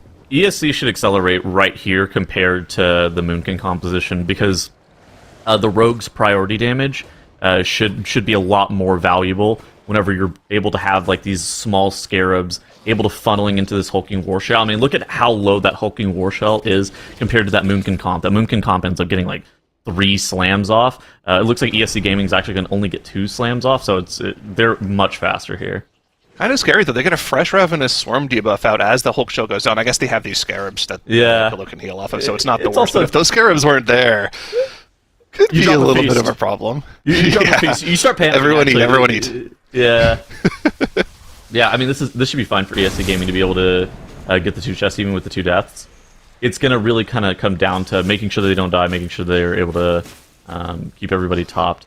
And I mean, yeah, just looking around at the other teams, Look at the lightning dogs. We need more lightning dogs. Jeez. they just destroyed the start of the Shadeweaver here. Elbro just popped off. Sorry, I didn't want to cut you off, but they just burned this guy down quickly. They're gonna have plenty of time. Dude, this spec is silly. You just high roll all the time, and then you just do infinite damage. All enhancement shot whenever it does. Yeah, looking around here, we got Cinema top right-hand corner of the screen as well. Currently in the Siege of Borealis, kind of trying to put up points on every single dungeon. I think they're going to be the first team to actually be able to finish all 3 dungeons here, assuming that they are able to get this 17. I suspect that we're going to need to see it 2-chested. Do you agree with that? I think ideally you do. I mean, it's hard to say, right? It comes down to whether or not the teams feel confident in going for any of like the super stretch goals at the end of the day. Like if 1 or 2 of the teams feel like they can get one of the insane keys done, and by the insane keys I mean, potential 21 Arakar or somehow a 20 in the other 2 keys. If they have that in their back pocket, they can almost auto qualify to globals. So like, I feel like if you're able to get the 2 chests and then have enough time to work on those insane stretch goals, it puts a whole bunch of pressure on the other 2 teams. So I feel like you kind of need to get the 2 chests done at the start of the day just to kind of defend against that potential. Yeah, alright, so I'm opening up a notepad. So I think the minimum keys to make it to Global Finals are 19 City of Threads, 20 Arakara, and 19 Siege of Borealis. If you were unable to put up that, I think in this Group B, I don't think you're going to be making it to Global Finals. I think that's going to be like the minimum barrier to entry key levels on all 3 of these dungeons that we're seeing today, 19, 19, 20. Which +1s are on the table? Because I don't think it's 19 City. Is it the 21 Aura? I think that's the only one that's like really on the table here, right? It's the only one I know of that's been done for sure, right? We had the 21 Arakara done by our #1 Chinese seed in their time trials. We have no idea how long it took them to do that, because I don't think we have any VODs of their gameplay or anything. We just know that they ended on that 21 Arakara. Yeah. Didn't have a lot of time left on the timer either, so it was like a very tight timer. So we don't really know how feasible it is unless these teams have had that practice going into it and they know they can do it. They had the 20 Aura they had the Chinese finals happened about like 12 hours ago, and they had Aura in the finals. They put up a 20, and they were very fast in the 20. But they were on the record stating that they changed their strats for the 20 to not leak what they did in the 21. I'm kind of interested in seeing what ends up happening in the global finals once Arakar kind of comes around. That's actually crazy that they had the presence of mind to do that just so they wouldn't leak it. They had the fact that they have that. That's crazy. They had the same time as mandatory in the 20. So they were, okay. I mean, they were fast, right? Like we're not talking about a slow 20 by any means, but they said that they had a better strat. Okay, I mean the mystique is there. That's some interesting thoughts as we head to the global finals next weekend, right? But like, oh man, I cannot wait to see them compete and see which of our teams from this weekend are going to be playing up against them here, because they look like juggernauts. They look like they can potentially win the whole thing if they're able to live up to their potential. You have to see today, though, if Cinema can live up to the potential they showed off yesterday, if ESC Gaming can show off more of what they showed at the end of the day yesterday, or if Streamer Zone can, play up to the potential that they've had in previous TGPs, or if Fiki Knights can just stay consistent and get these keys done. Consistency has really been the question for the Fiki Knights, right? Because we know what they're capable of, right? This team is extremely high IO on live. It just hasn't really been able to translate into the play for them in the past couple of days. I think it kind of comes down to like the comp that they've been playing most of the season, really just not being the greatest comp for tournament play, right? You would much rather have that Druid. Funnily enough, this DK, honestly great in the Siege of Borealis. I think in terms of like the dungeons that you want to see the DK in, the Siege of Borealis is probably number one. I don't like maybe Dawnbreaker as well. Those are the two dungeons that you can avoid not playing Moonkin in. The ones that you're trying to avoid, Mist of Tyrannus Scythe, that dungeon. If we had to go into Mist of Tyrannus Scythe with the DK, we would be completely shambled. So I think that for the Fika Knights, this is actually a pretty decent map pool for them to be competitive on. Yeah, I think they got a little bit lucky with that, right? That we had Mist yesterday and not on day one or today. So it's definitely in their favor on that note, but of course they had that really nasty wipe, a large portion of the dungeon in Banana Town, in Potassium Pathway, in Chiquita Canal, whatever you want to call it.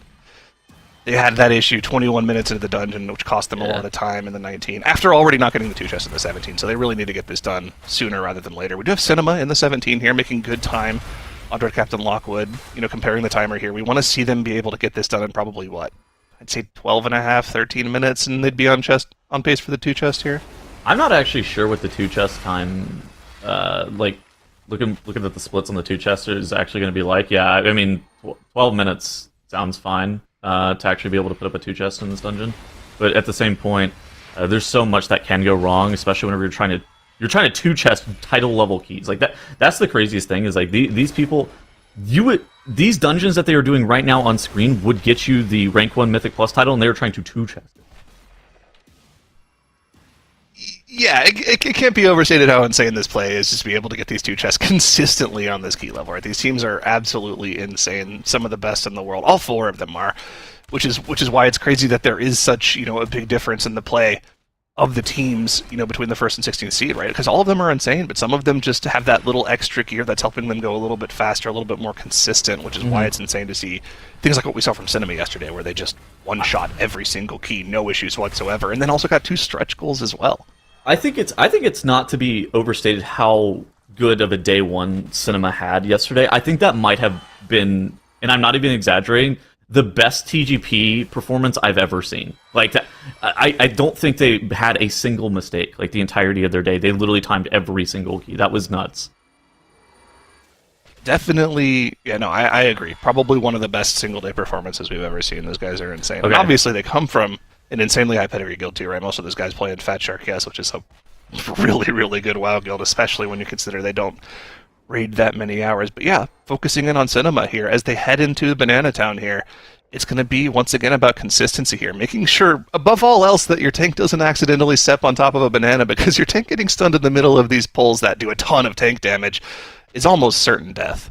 Yeah, and the demo with the Crushing Slam can actually one-shot you, so you're basically rotating your defensives, and you could potentially line. I mean, if you're looking at Cinema, you see Krona on the bottom corner of the screen, you might be looking to line, depending on how many of those Crushing Slams the demo starts to get off. On a 17, I don't think it one-shots anybody except for the Moonkin, so he's going to have to do something. Maybe he can also just get pre-shielded by your Priest, but you see they're slamming the Zephyr here. They're making sure that they're actually rotating their defense as well, and they're prepping for a key that's higher than the 17. It's not going to be a problem on the 17, but once they get to that 19, this demo, the slam itself probably does like 130% of your HP, so you need actually a very strong defensive. It's not just going to be enough to have that hover. You're going to need something on top of that, whether it be a pre-shield or something of that sort. We did have a death from Kess on the side of Fiki Knights here as he runs back to the squad here. Line of sighting this Crushing Slam, so he doesn't have to worry about popping the personals. It's exactly what I was talking about. This guy sucks for like the Evoker. Like he does 130% of your HP. You have to basically have a 20% DR and your hover available to be able to DR through the entire thing. Alternatively, you could just line it. So there's always options for you to be able to live it, but just one minor mistake and you end up dying. Lining isn't exactly ideal, right? You have to cancel casts, you miss a couple of GCDs, which doesn't get the Demolisher down faster, which is kind of what you're aiming to do, so you would like to just personal through as many of them as possible. But that death does cost them an extra 15 seconds here. I think they're still on pace, though. I mean, their Dread Captain Lockwood split was pretty solid. Sub 15 should be more than enough for them to be able to finish the dungeon off in time. It's just, you got to be consistent here. They're heading up now to the pole right after this one, where they wiped in their previous attempt, so we'll see if they have to keep it clean. But before they get to that, we have to deal with yet another Demolisher. Barrier goes down for the first Crushing Slam, but still, you can see how dangerous it is for these Clothies to live through, even with that barrier down. Yeah, I mean, you're calling out tank damage. Tank damage is actually very scary here, but that slam is nasty. But that next pull that you talked about, that is the one where the tank damage really can ramp up. They're the Padfoot style mobs that you see also in Freehold that put that plague disease debuff on you that make you take 50% reduced healing, and so it's imperative that you get that off of you immediately. Obviously, you have multiple disease spells in this composition, so it's not something that should necessarily be a problem. But if you ever combine that with getting stunned by a banana for like a millisecond, like you saw from the Fika Knights earlier, that's how you die. One last Crushing Slam cast goes off. Kess and Greg get out of there. They don't want to deal with that. Line is hiding around the corner. It does go down. You had a bubble to get through the pole. Did he you had a bubble bubble at the very end there. Oh gosh, he doesn't have it for the next pole. You normally want to bubble on pole of this trash pack because the application of that plague debuff that I was talking about earlier from these mobs is actually so deadly. Oh, maybe he didn't press it. Maybe it was a weird. Because it looks like it's available now, but it looks like it was grayed out for a little bit. Maybe he had forbearance. Oh, maybe spell warded himself. Okay, so here's his bubble. His bubble's actually running out. I think he had to spell warded himself to like run just on that last pull. But now he's in that bubble. Yeah, that's exactly what I was talking about. He bubbled on pull there, which I think is. I don't think that's the correct strat. Like this pull sucks for your tank. He is in basically danger of the rotting wounds on him permanently, and double rotting wounds applied on the tank of the Fika Knights. Yoda able to get that dispelled off quickly. He actually slams Dwarf. He's not even waiting for a dispel. He's waiting for nobody to help him. Get that off of me now. Get the debuff off of my guy so I don't die. Exactly. Looks like it's going better for them this time around. Knock up to prevent some of the damage here, prevent some of those wounds from coming out there. Another silence to make sure they don't sit in that rampage for too long, allowing their melee to have full uptime. Doing a good job of dealing this pull the second time around. Look like Yoda is going to be able to live through the pull, and they're going to be able to move on to the last section of the dungeon with the final couple of bosses. Fika Knights need to get this done on this attempt here, and it looks like they're making good progress towards it here. They're fast. They're in a good spot here to actually be able to time this. They're actually going to be a little bit of a weird situation with their offensive CDs. You basically can't send your Ascendants on this next pull. You can't send your Breath of Cinder Ghosts on this next pull. You're only going to be like sending a Pillar of Frost and a Breath of Eons, which is unfortunate because this pull is literally going to take forever. But we were waiting for the Lust to come up anyway, so it's not like the end of the world. But you would have liked to have pressed maybe that Ascendance on that last pull. But with how quickly they did the Monkey Town, oh wow! Actually, are they just like full sending it? Wow. Okay, so these full sending, yeah.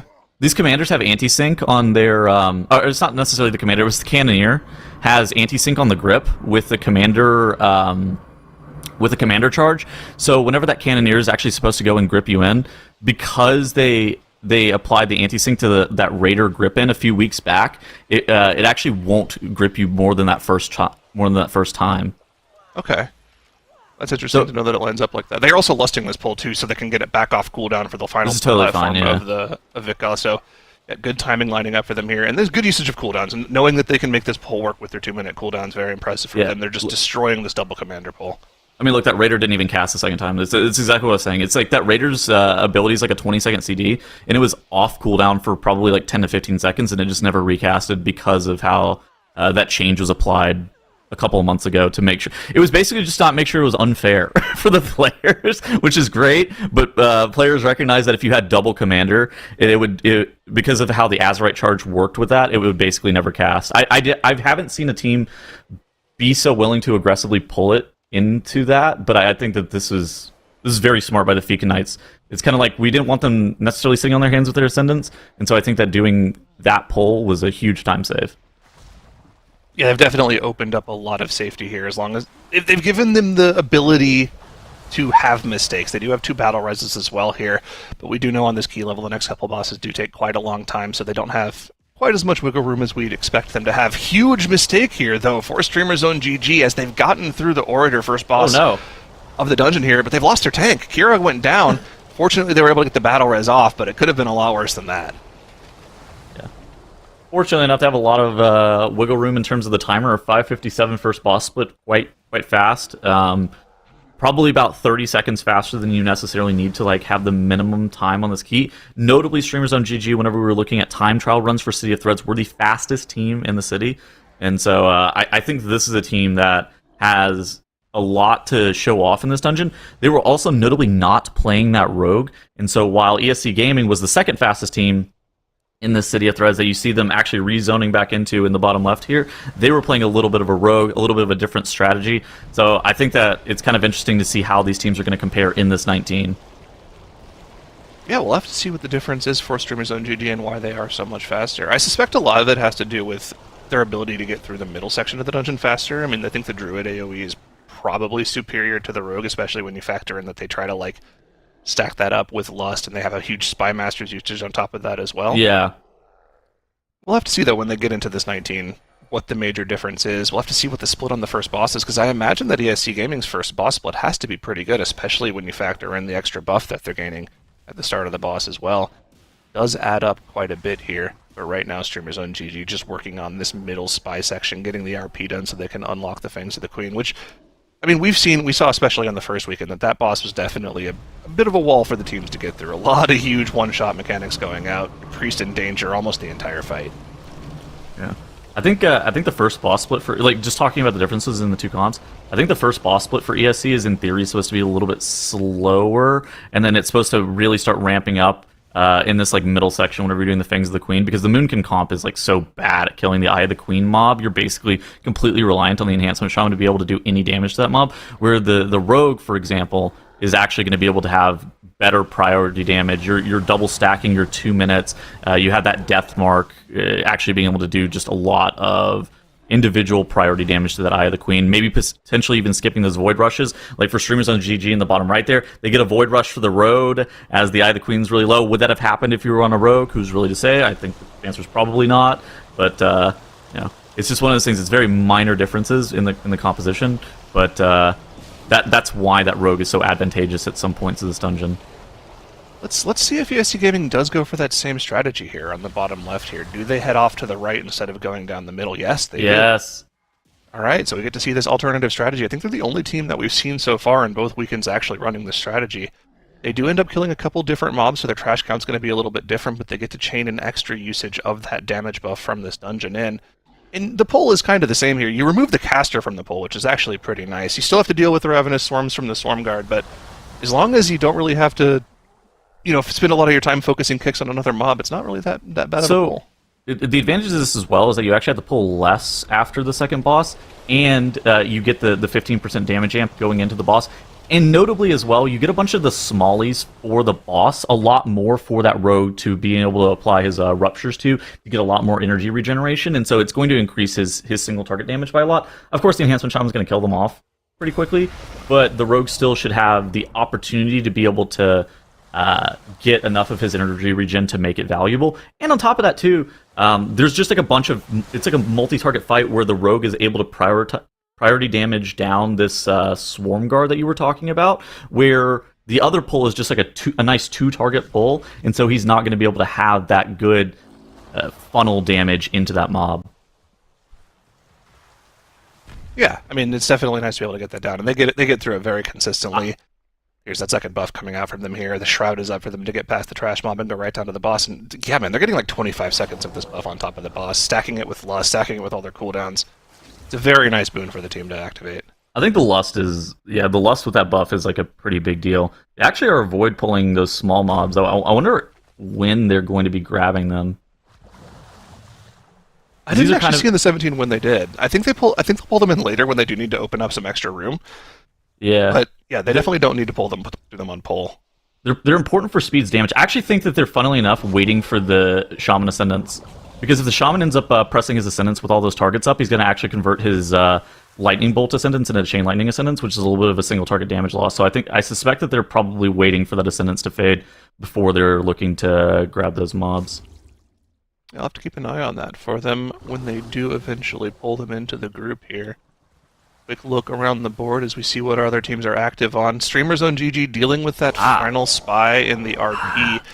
I mean, this is something that you pointed out last weekend as well that stuck with me quite a bit, and is the fact that they have to do this trash mob in particular without their cooldowns. They really don't want to pop them here because it means they won't have them active for the start of the Fangs of the Queen encounter, which is something you really want to make sure you have your cooldowns available for the start of. It did look like Crims actually did send his Ascendants on it, though. They really didn't want to throw any deaths to it. You can send the Ascend first global. I didn't see exactly when he had it pressed. You were able to send it first global and it'll be back up for this phase. This RP section is around 50-ish seconds, so they do actually have the time available for him to rip that Ascendance and for it to be back up on pull of the boss. Yeah, so it's going to be up, but you have to press it first global. Like, you can't wait for the first null shroud to come out and the mob to start AoEing you. You have to be able to press it like insta on pull. Cinema in the top left, dude. I don't think they're two chesting his key. I think you're right. I don't think they are either. I mean, they have the Bloodlust available, right? We're on the second platform. Demolishing Terror is going down pretty soon here. If anything, it's going to be close. I don't think anything is guaranteed for them here. We have to find out what went wrong for them, because it looks like they were going very fast in this key. I don't mean to cooldown watch, and this guy's way better than me, but I think Arxes forgot to press his Maghar. That appears to be the case. Arxes? Buddy. Saving it for next dungeon. It's okay. So actually, funnily enough, they're going to have another Ascendance inside the two chest timer. So there's a chance. Just barely. You have to have 10 seconds of wiggle room on killing the Gripping Terror prior to that cool Terran coming out of that grip to actually be able to get the cannon shot off in time. I'm not a... God. I'm How not much in love RP with does... this. What's the actual RP time to get the Kultiran out of the tentacle and unlock the cannon? It's about 10 seconds. If you fire instantly, it's like what? An extra couple seconds? 11. Plus one. Boy. So they'll get the Ascendance off, but they're not going to wait for that. They're going to pop the list instantly. They need to get as much damage out as possible. I think they had a charge of the Druid cooldown as well here. It's going to be close. Are they actually cleaving them down? Not really. They're trying to focus down this Demolishing Terror. He Maghard here. Maybe this is intentional. Maybe it's intentional for Arxes to actually... I don't know. Maybe he just realized. It's kind of a great question. Only he knows the answer to this one. I'm going to be honest with you. Well, at least he realized it wasn't pressed if it wasn't used in cooldown with Ascendance on purpose, and they're able to get the Demolishing Terror down. 30 seconds left on the board. This Gripping Terror has to go down in the next 15 seconds, or it's not going to be a two-chest for Cinema, and this will be the first time we've seen this team falter. In the first 2 days of gameplay we've seen from them, this Gripping Terror needs to go down in the next, 5 to 10 seconds, or it's not going to be a two-chest. Send everything you have. Barrier is not helping anyone here. Oh, they got 13 seconds. Is that enough? Is that enough? Can they get this done instantly? You cannot afford a death to the Surging Waters debuff. You can't die to the shoot. You can't die to the cannon shoot. That's the downside here. But yeah, they got actually be able to do it. Wow. Oh my god. Okay. With seconds to spare. A movie in the Siege of Borealis has been made. Absolute cinema. A feature film. That was sick. But we're back on the final boss here. 4 Fiki Knights in the top left corner. They've gotten through the second platform. They have 3 minutes left on the timer. The second cannon shot coming out. They have the Bloodlust. The 2-minute cooldowns are available. And I think the Fiki Knights should be able to get this done. But Greg has died in the back. His team is already on the third platform. Someone's going to have to come back and get him. You can see the DK. Nade on his way to get that Battle Res off is going to have to use his precious runic power to get his healer back alive. He drops incredibly low to the slam from the Demolishing Terror, but just barely has a sliver of health to live through, spamming out the damage to top him and his team off. And I think they've gotten through that adversity here. One more slam coming out, dropping the health bar lows, but I think Greg has gotten them back to relative safety here. That was a scary moment for them. Assuming that they're not going to get one shot here, and they do have 2 battle reses available, I think that the Fika Knights are going to be okay here. They're going to need a little bit of time to kill off this Gripping Terror. But, I mean, this is fine. This is exactly what we need to see. We need to see them being able to put up that 19. We need to see them actually be able to get out of this dungeon. They did end up spending 2 hours to put up one of those minimum barrier to entry keys that we were kind of talking about. But this is, in my opinion, the hardest one, the 19 Borealis. and the 19 City of Threads were probably the two hardest. And say you're able to one-shot that 19 City of Threads, it makes the 2 hours in that Siege of Borealis that you put up totally acceptable. Yeah, I think this is okay. This is a spot that Fiki Knights would be happy to be in. I think if you told them this is where they'd be at the start of the day, obviously they would have liked to one-shot the 19 here, but getting this done this quickly, with how difficult the 19 Siege of Borealis can be, I think they'd be happy with it. Certainly much happier than if they spent 3 hours dealing with it like we saw with that Necrotic Wake. So they're going to get the 19 on the board. Huge boon for Fiki Knights here. We'll see where they end up going to next, right afterwards. All right, so looking around at what the other teams are doing here, we got Streamer Zone top right here, 5:57 first boss split, looking like it's going to be a sub 18 second boss split. Where are we in this fight? Okay, so we're in the 4-minute mark. Oh, okay, so we're actually getting this Rhyme Dagger cast. So it's going to be Kira's going to end up having to press his spell warding on himself there to make sure that those Rhyme Daggers aren't going to be hitting him. By committing the spell warding, he's actually saving the bubble. This is fairly standard practice for the tank. Because the bubble is so much more valuable on this conscript pull that's right after this boss. Yeah, a 1734, they are speed, and I'm not talking about the rogue player.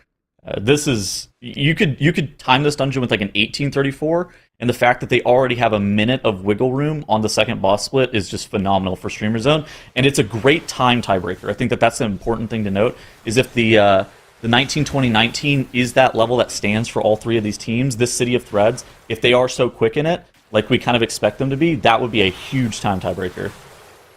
You know, Streamer Zone GG has been doing some really strong runs today. We've seen some good quick timers just like this one, and it's been great to see, but there was a question a while back from chat here that I've sort of been holding on to because I thought it might be an interesting one to kind of talk about. So Streamer Zone GG, we know, not only performing really well today, but also having a really strong record across the season on live.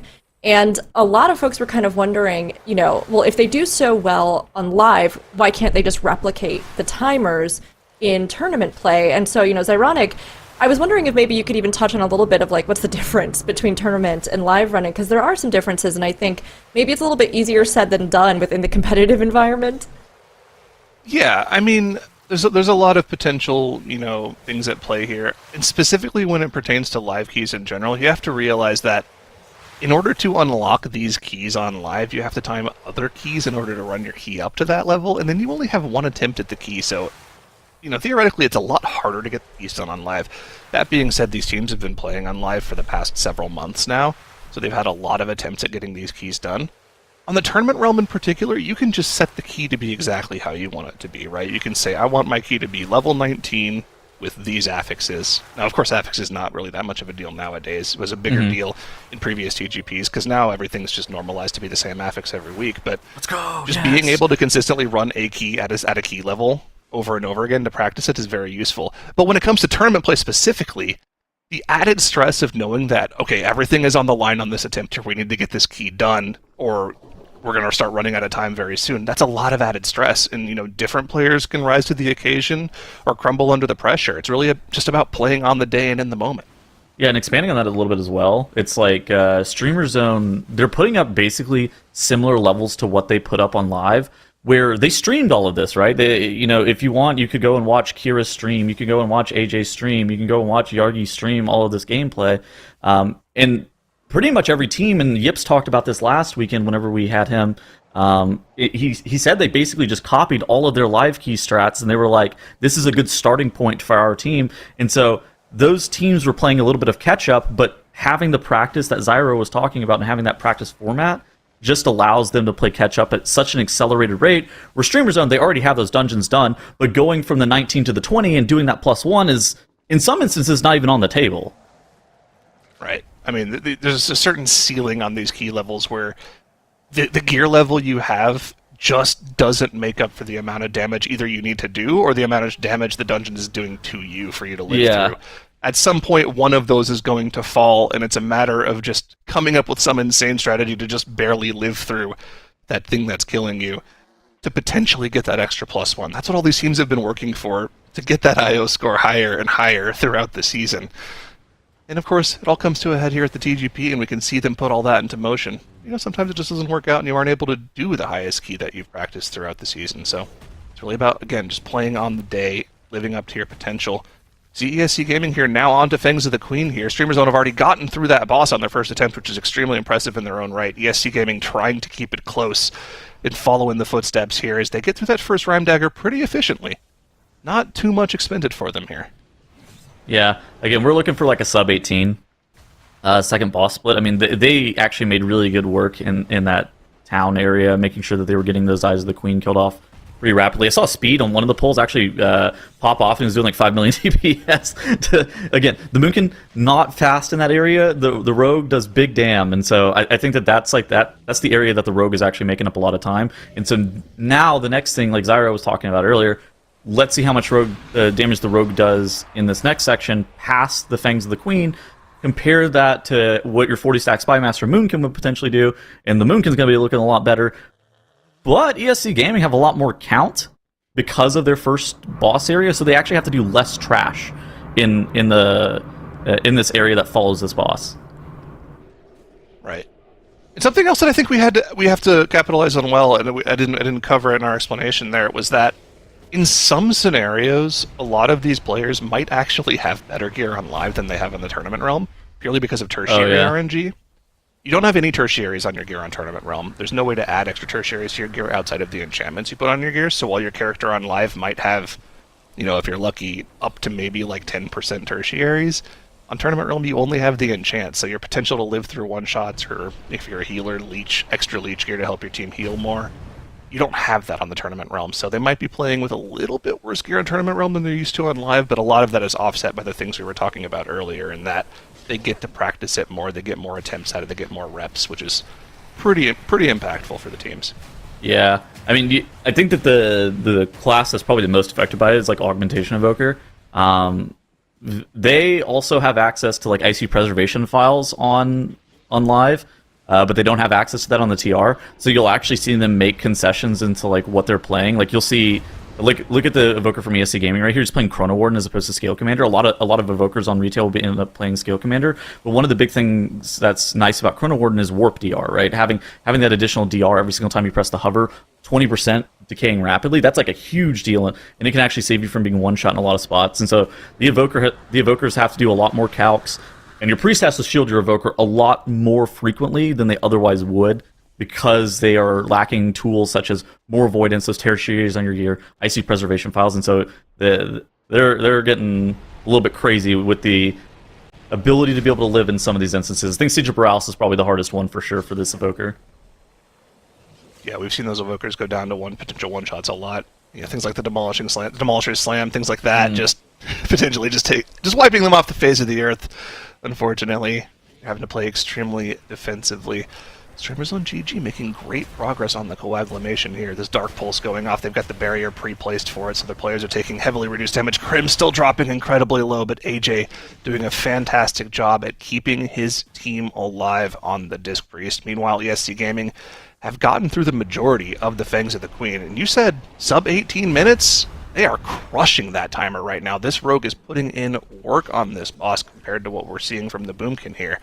This is almost a 17-minute timer for them. He's him, I think. He might be him. Yeah. We got Uncle Speed on the broadcast showing why the Rogue is OP. If only it was a Windwalker Monk season. Oh, man. Bring back Legion Windwalker, man. Okay.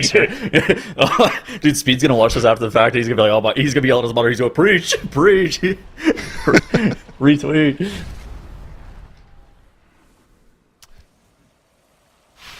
Now, the question for me with ESC Gaming is really how they're going to deal with this particular pull, right? After Fangs of the Queen. This is where the Boomkin really shines, right? They have tons of AoE potential. They usually have at least 30 Spymaster stacks saved up from the start of the boss here. How is the Rogue going to compare to the Boomkin? And also, if they do less AoE, how does their Paladin live through this pull? You're going to have to kite a little bit more, I think is just like point blank the answer. Yaunt is an excellent tank. So basically, you go pain suppression on pull while you're doing the gather, and they actually utilize the shroud as well to make sure he's not getting unnecessary stacks from the conscripts. Then you saw him rip the bubble. Now he's gonna be taking the next pain suppression here in a couple of seconds after the conscripts get a little bit more stacks on him. Actually, he's preemptively kiting. He's not even taking it with the pain suppression. He's making sure that he's reset more. And so with the Moonkin, this pulls on a little bit more of a limited timer. The Moonkin actually can do a bit more damage to this pull, say 20 million DPS, and so you can actually face tank it. But Yant knows that since he's on that rogue, they have crippling poison, which can slow down the mobs, which, I mean, crippling poison for this pull is absolutely phenomenal. But it's going to take just a little bit longer, and he's going to come back in eventually and be able to stack the mobs back up, but the kiting has to be a bit more preemptive than it would necessarily be with the Moonkin comp. Like, the Moonkin comp would already have this pull dead, but ESC is still kiting out some of these mobs. Yeah, and it looks like he doesn't really want to go back into reset and add to that debuff anymore. He just wants to kite this out, let his team deal with it, so he can have his buttons again prepared for the next pull, because they've got another big pull coming up next, right into the Hulk Shell. So they really want to make sure they're dealing with this cleanly, and that was very clean. And I mean, it's not like Rogue is doing no damage on that pull. It's just probably doing what, half the damage a Boomkin would do overall there. Yeah, I mean, the Moonkin does all the damage inside the Spymaster window, and then it's that pull, if the pull dies a little bit faster, then your Paladin's able to stand in and do more damage, and the pull's not getting spread. So it's like that's like why it's like a pretty big deal, is because like the pull's getting spread less, so everybody's able to have better stacked cleave, and it's kind of like a cascading effect. But now this is the pull that the Rogue's accelerating on, right? We're actually gonna be able to have the Rogue doing way more damage to the Venom Shell than the Moonkin. The Moonkin's literally just pressing like no buttons. They're gonna have an Incarn on it, but it's still doing no damage. They're gonna be padding on these Marauders anyways, and just like starfalling the Web Mages. Whereas this Rogue here, a lot of their damage is going to be funneled into this Venom Shell, and it should... There's give and take. There's going to be give and take. There's always give and take with this composition. These players know this whenever they're selecting what is the best composition for this dungeon. They knew this coming into this season, and it just kind of depends on how you're feeling about it. And you see the Death Mark and the Kingsbane being pressed right here for speed. There's still a bunch of small mobs up available for him to be able to get a ton of energy regen. And, I mean, yeah, Yant is actually in trouble here. The conscripts are actually going down, so he's going to be fine, but he was getting low there. Wow, they killed that off before the third Venomous Spray. I thought they were going to get a third one for sure when the second one went off at like 60%, but the 2-minute cooldowns just accelerated their damage there, and they bursted through the last half HP of that Venom Shell. Great damage from ESC. And like you said, the give and take is really important here. There's no like guaranteed best class for that 5th DPS slot. It really kind of comes down to how the team plays around the buttons available to them. There are certain things that are useful on the Boomkin, right? Obviously, Mark of the Wild is incredible, but the utility the Boomkin provides is useful in some dungeons. The utility for the Rogue is useful in some dungeons. That crippling poison on that AoE pull was fantastic for Yant's survivability. We'll have to see if the timer is going to work out for them here as they head into the coagulation here. Streamers on GG have already killed off the Hulk Shell, though. They're onto the Elder Shadeweaver, and look at the timer. They haven't even eclipsed the 2-chest timer yet, which means they're going to have tons of time to get through the Grand Splicer once they actually get on top of the boss. Yeah, the final boss here is probably like 3:30-ish, maybe 3:45. That's it, you know. It could be upwards of like 4 minutes to 4:15 if you have deaths. The deaths actually really slow down this boss. But yeah, I mean, this is not exactly the longest boss ever. They're basically going to be having their Bloodlust coming up for probably the final 45 seconds of this dungeon even. Absolutely crushing this key. Only the one death the entire dungeon for Streamers on GG up to this point. Massive amounts of damage as the Umbra Weave cast comes out, mostly unmitigated, but they just hold on with slivers of HP there as AJ can top his team back off. They almost tried to put that curse on me, just barely, but no more deaths there for Streamers on GG. 6.5 minutes for the final boss. They still do need a bit of count, but that usually comes from the stray mobs that are around the boss room here. They'll be able to finish that off once they get through the boss. The Bloodlust is not going to be available for the next 4 minutes though, so this boss is probably not going to have Bloodlust on it. It depends on the exact time on the lust. Yeah, you might be right. Also, where is their count? Typically, you want those mobs on pull. Wait, do they have? No. Because their count thing says 25 minutes. There's no way. It does say that. That is actually really weird. Huh. There's no way they have count because they had to kill those mini bosses. So I think that the number's correct. I don't think the time is correct, indicating that they actually have full count. Let me see. I'm gonna pull up them on my second monitor here. If you wanna do that with me, we have a pinned link at the top of the chat here on the Warcraft channel. You can go to any one of those links. I personally went to AJ's stream to see where they're at right now. It looks like they have the count. That they're at 742 out of 742, so they have their count. They just need to deal with the boss. So weird obs bug, which happens from time to time. Okay, I got a replay of Cinema doing the first pull of Siege of Borealis, because I think that this is something that's like really low key that I don't think a lot of teams are going to be looking to do, but I think that how Cinema are able to pull this off is actually phenomenal. So right off the bat here, most teams, this is normal, right? This is normal for the high key groups. Just going and grabbing all of this trash is pretty standard. Okay, so they're actually playing the exact standard pull. I was kind of interested in seeing if they did what they did in the 17 and the 19, but I think their 17 strat was like a pure 2-chest strategy. So, okay. Interesting. Okay, so they swapped it up a little bit for the 19. Exactly. I think that swapping it up for the lower keys to be able to guarantee the 2 chests is smart. I like this. I mean, this pull's still insanely fast. The reason that you do this is because then you are able to basically just like hold W through the rest of the dungeon. It's a little bit less volatile than doing it in an additional like enforcer. Some teams at some points were doing like double enforcer with the bombers, and that got a little bit dicey at times. But people have elected to kind of move into that as the primary first pull of this dungeon.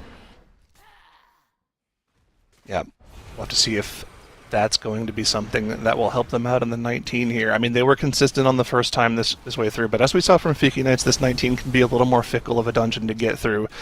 In addition to the first weekend when we saw teams wiping in this 19 Siege of Borealis, it's definitely a difficult key, though. Streamer Zone GG in the top left corner, like we previously mentioned, they have their count. They've gotten that done. It's just the Grand Splicer here that they have to deal with here. They've gotten the boss to 50% in the last couple of minutes, and that Bloodlust will be coming off cooldown in the next 45 seconds here. It's not going to really line up with anything, though. Yeah. The sentence isn't up for another minute and 45 seconds, so it's just going to probably purely be like a healer lust and just a raw damage lust. Remember, we've coming out doing a lot of burst damage, but AJ's got everyone topped. And, I mean, they're just slowly working their way through this boss perfectly so far from Streamer Zone GG. This dungeon has been textbook from them.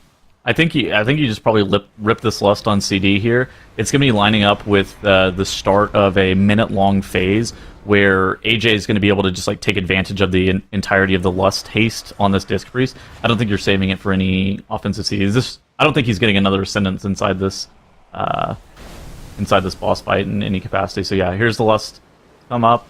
Immediately pressed, right on time, yeah, just Tremor Slam with everyone low! Oh, huge healing from AJ to get nice everyone Zephyr topped after that Splice cast. And the Zephyr helping out a ton, too. That was huge. The Lust helps a lot there, also. So that Lust definitely came in clutch to help them top the health bars before that Tremor Slam. Scary overlap. Nothing that AJ can't heal through, though. Yeah, and right now he's in his, he's got his Void Wraith out.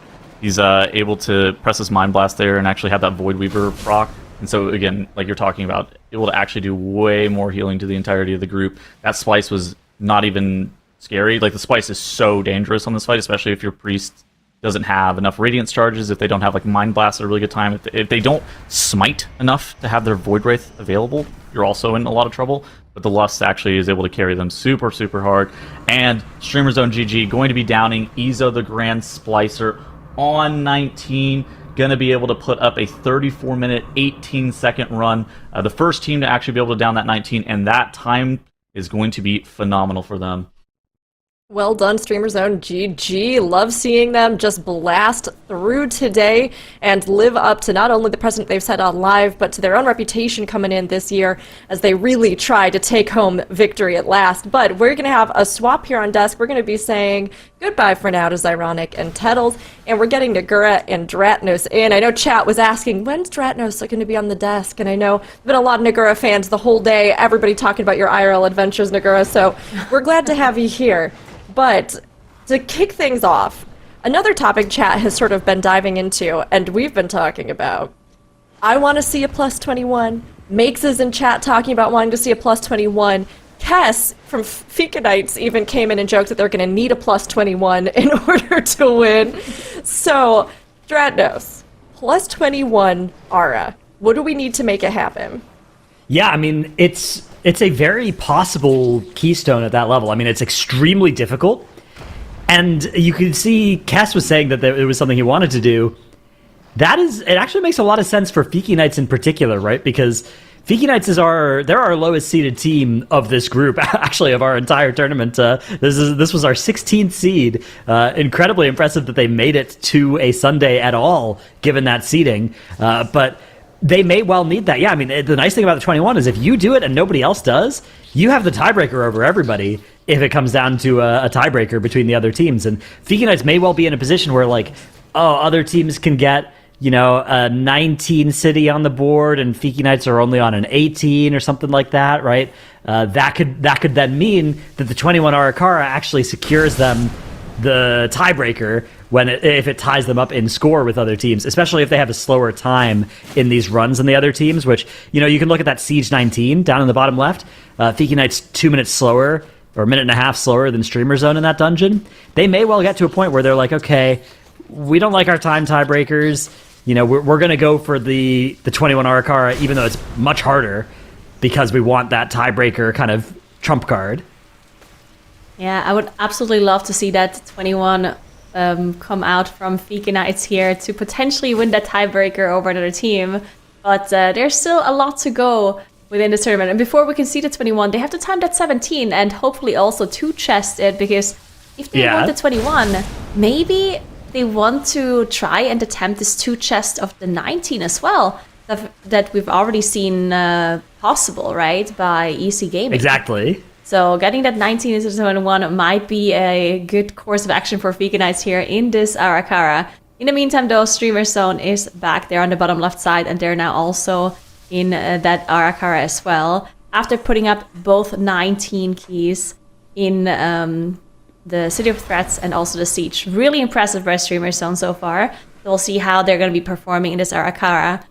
We do know that EC Gaming did lose quite a bit of time in their plus 20 Arakara. Even though they two-chested the 19, they ended up not attempting the 21. They went straight into the 20 and then ended up depleting the key quite a few times before they did move on to that last boss in their 19 City of Threats. And their timer is looking really good as long as they don't have any major mistakes here. This boss can be pretty dangerous. There's just so much damage coming through, as we talked about earlier. Just the slams plus the dots plus certain overlaps that can come through, incredibly dangerous. But they do have 3 battle rushes available in case something does go wrong here, so they are looking pretty safe. Yeah, just like yesterday, just like the day before, it is our top 2 teams that get through to the Global Finals today. So ESC Gaming are currently in that 3rd place spot. They are a little bit behind Streamer Zone, right? Like just in terms of time, right? They're a tiny bit behind in that way. But they do have that advantage of sitting on the 2-chested 19 Arakara. The problem is, I don't know, if it takes you a couple of attempts and you don't succeed at the 20, what are the odds you're going to be able to do the 21, right? In which case, if you can't do the 21, or even if you can, but you start with the 20, you don't actually get any benefit out of the 2-chest, right? The 2-chest is only potential value. They have to actually be able to do the key that it gives them to make it turn into anything. And if they can't turn that, if they don't get any 2-chest value out of that Arakara, then they're definitely behind both Streamer Zone and Cinema, who come out of the gates really fast today. Cinema looking super quick. Yeah, Cinema definitely looking super strong, as they are about to finish off Lockwood as well in their plus 19 Siege here. I did talk a little bit about the splits earlier in the 19 to see how close these teams are. I was comparing them to Mandatory's plus 19 run from last weekend. And if I remember correctly, but I can just double check as well, I think the Lockwood split for Mandatory on that plus 19 was actually 14 minutes and 18 seconds. And Cinema is going to be under that by quite a lot. So Cinema looking incredibly fast in this plus 19. Not to mention that Mandatory under plus 19 was also 2 minutes and 22 seconds away from the timer as well. So Cinema looking super, super good on the time. Yeah, that's going to be great for their time tiebreakers as well if the 19 Siege stands, which I think it will. It doesn't seem to me like 20 Siege is really something we should expect teams to be attempting here. Even if it's maybe theoretically possible, I think that you would be doing stuff like the 21 Arakara first. And there's a lot of... I mean, even that, I think, it would be very hard, right? Any of those keys. So I think that Cinema trying to set up some good time tiebreakers with just these clean runs and the highest level keys they do is really great news. They've been looking so good today and yesterday at doing that, right? Like they've been so clean. If you factor in yesterday and today, it's been basically 7 hours of perfect play from them. Yeah, so one thing to mention, though, about Cinema yesterday is that even though, of course, they got the first spot and they got the 19 Stonewall, which was super impressive, the time tiebreaker, they actually had lost to ESC Gaming in the other 2 dungeons, where they had the same key level as ESC Gaming, right? So I mean, even though they are really fast now, that is something that they potentially have to consider. Now, I think it's still much better to one-shot your dungeons and get those points onto the leaderboard before you even think about getting those fast runs in. And the runs that they have so far are super quick. So Cinema, yeah, I mean, they're just absolutely impressive today and yesterday as well, just one-shotting all of these keys, and on top of that also just having the fast runs too. So it's going to be hard for anyone else to top them, but speed does go down for EC Gaming on Isso there. They do have a Belarus available so they can get him back up, and the timer is still looking very, very clean. But again, some of these, like the time tiebreakers we talked about, EC Gaming, this is the plus 19, so potentially the highest key level that we see in this dungeon. So losing speed here during Bloodlust, not necessarily ideal, even though they are still going to be able to time this key. But yeah, not going to be as fast as some of the other runs, potentially. Yeah, so Streamer Zone had a 34-18 in this dungeon. ESC Gaming are going to basically be on that pace as well, 34-14, wow. So slightly better. Good news for them, but we haven't seen Cinema or Fiki Knights in here yet. Those teams could well be faster. And we'll see what ESC Gaming does now. I mean, they're probably just going to go to the Siege now. They still have this Arakara available to them that they can attempt the 20 or the 21 in. But I would assume that they're going to go to that Siege first, making sure they can get the 19 on the board there, because the 19 Siege, definitely not an easy task. We saw Fiki Knights struggle with it earlier, so we'll see if ESC Gaming can one-shot that key if they go there. Yeah, it makes sense, right? Like the 19 Siege, it's a little bit awkward, because if you had the 18 Siege on your scorecard and the 19 Arakara, it'd probably make more sense to be doing the 20 Arakara, because that's better tiebreaker value, right? But you'll only have the 17 two-chested Siege on your scorecard, so you want to get the 2 points out of it by doing the 19 after they can get that done. So, yeah, I think it makes sense as well. I think you go to the Siege, you work on the Siege until you get the 19 on the board, and then you come back and you try the 20 Arakara again. And there's a good chance that 19, 20, 19 across these three dungeons will be good enough to go to time tiebreakers for second. You think but it's so? Not guaranteed. Yeah, it's not guaranteed. I mean, it is a little sketchy, but you would need two teams to be able to complete a 21 Arakara to shut you out of time tiebreakers right from that spot, which yeah. I don't think it's likely. I think if one team might do it today, but two teams, that would be. I mean, yeah, it's not impossible. These teams are really good, all four of them. But I don't think it's likely. Yeah, I think I agree with you. Like opening up the time tiebreaker with 19 is for sure likely. ESC Gaming, interestingly enough, they're playing the Rogue here in that Siege. So we've seen them play the Rogue in the Arakara as well. And of course, Speed being known to be a main Rogue player. But I haven't quite seen it very often in Siege just yet. What do you think about the Rogue here in this dungeon? Yeah, I remember back in the day, this was a great Rogue dungeon back in BFA. So it'll be interesting to see it here. I'm not 100% sure what the benefits are of it. I guess are there any good like shrouds to skip through here? There used to be, but they added a lot more count requirements to this dungeon, so the shrouds seem a little bit less good. They are going to wipe here intentionally, it looked like. Maybe all standing in that. You're still on your Rogue. Yeah, maybe. That'd be funny. All right, here's Streamer Zone. 8 minutes in to their 17 Arakara that they're seeking to two-chest. We've got a Stag Shell in the back that is casting that alarm shrill. Hopefully we'll be under control here. Yeah, the Sleepwalk comes out to bring it closer and interrupt it. Run going well so far. Just one death on the board and a pretty good Avanox split there of 737.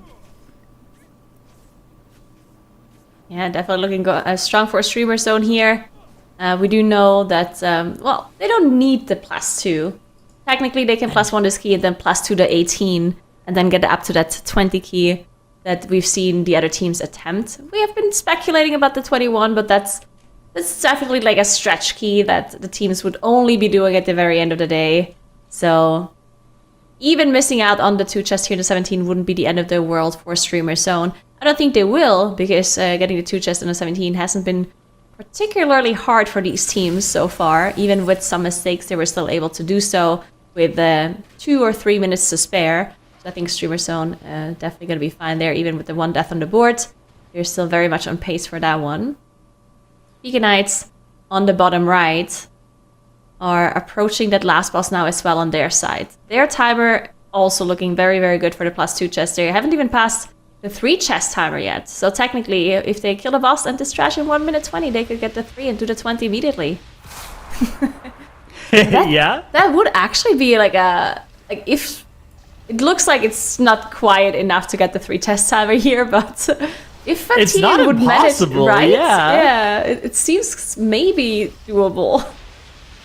But yeah, it's. I mean, it seems like they're going to be 3 minutes slow for that or something, and this has been a fast run, right? Like there's 0 deaths, Yeah. so this is a good run. This is great news for their chances of 2-chesting the 19 if they actually do want to go for that 21.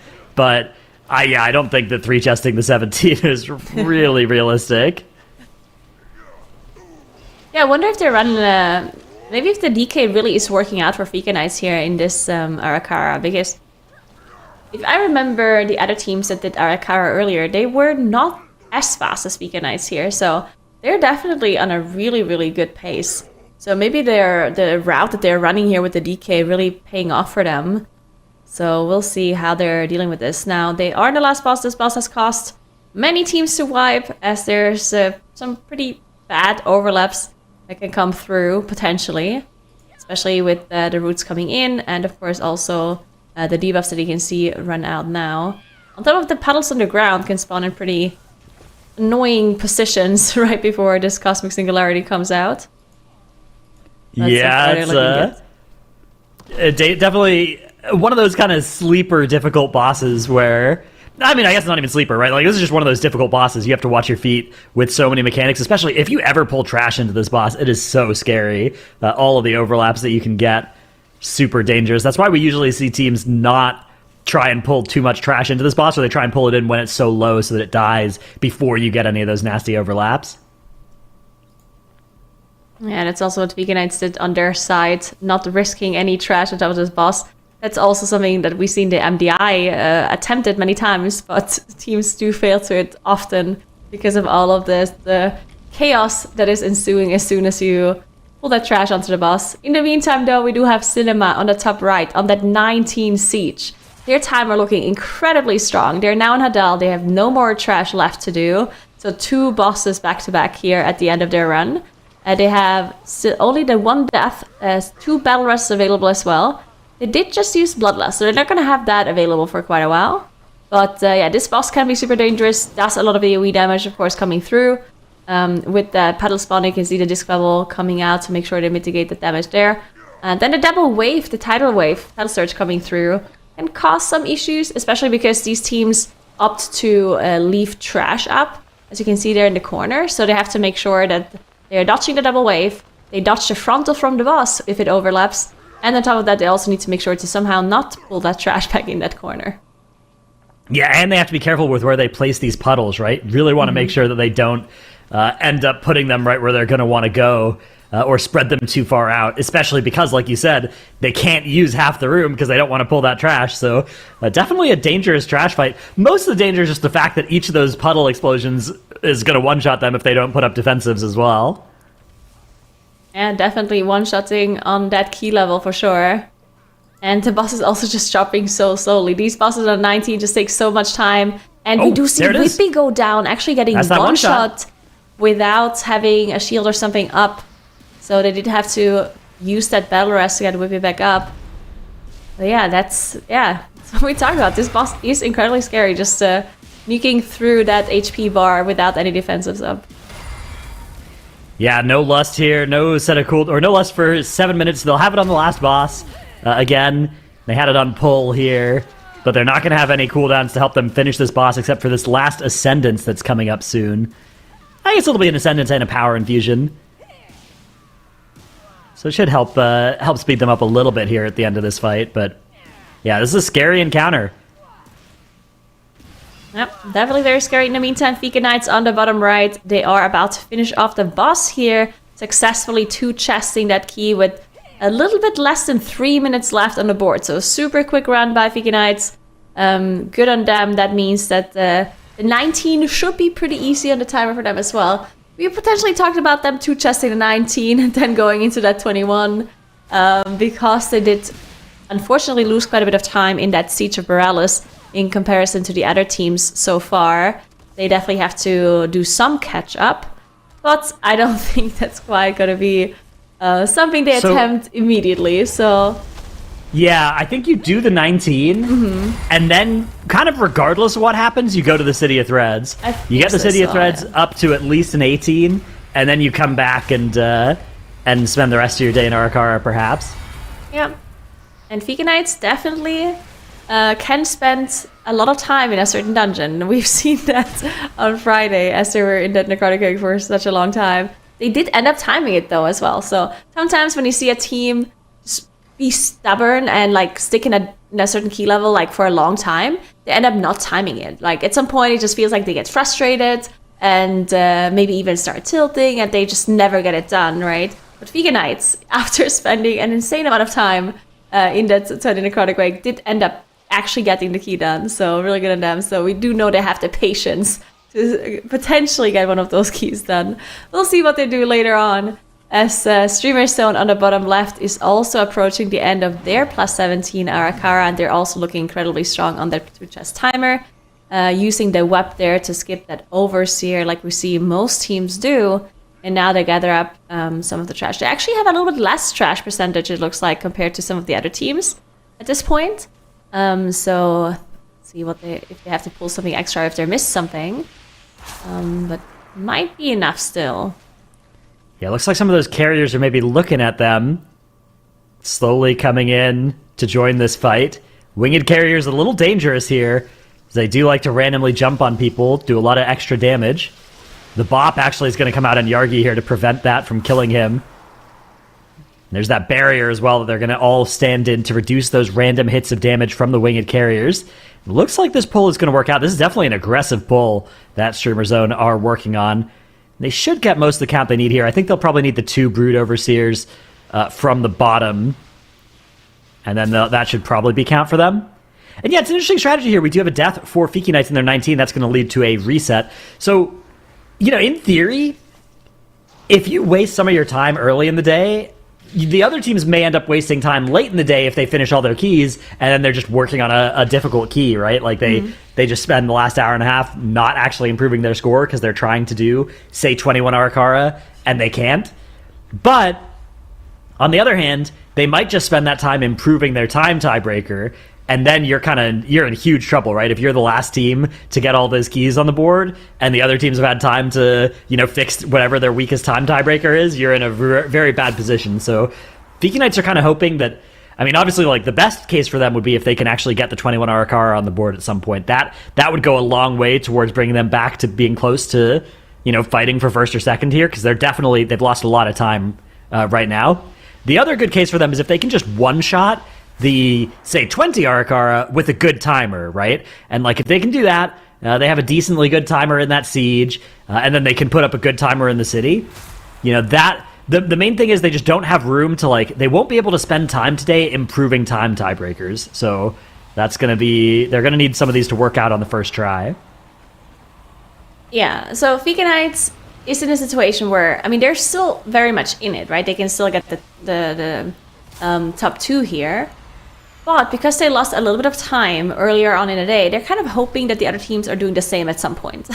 Right. So either the other teams are losing time trying to attempt some really high key that they end up not timing, or the other teams try to improve their times in the keys that they've already done, but don't manage to improve it, right? So that's kind of what Vika Knights is hoping for, that the other teams lose some time somewhere, which is definitely very possible, especially at the end of the day, as you mentioned, whenever these teams start either pushing really high key levels that we haven't really seen time before, or they try to like improve their timers in existing dungeons but might not quite make it, as Cinema on the top right is at the end of their plus 19 siege, and this is one of those high keys that we think is the highest key level that we're going to be seeing today. So the timer actually matters quite a lot here for Cinema for that time tiebreaker. And so they're obviously looking good to time this key, and they looked really strong up until Hadal, but now their time tiebreaker, maybe I don't think it's as strong as what we've seen before. And they have some spot deaths here and there. Another death coming through on their Aug Evoker from the Putrid Waters.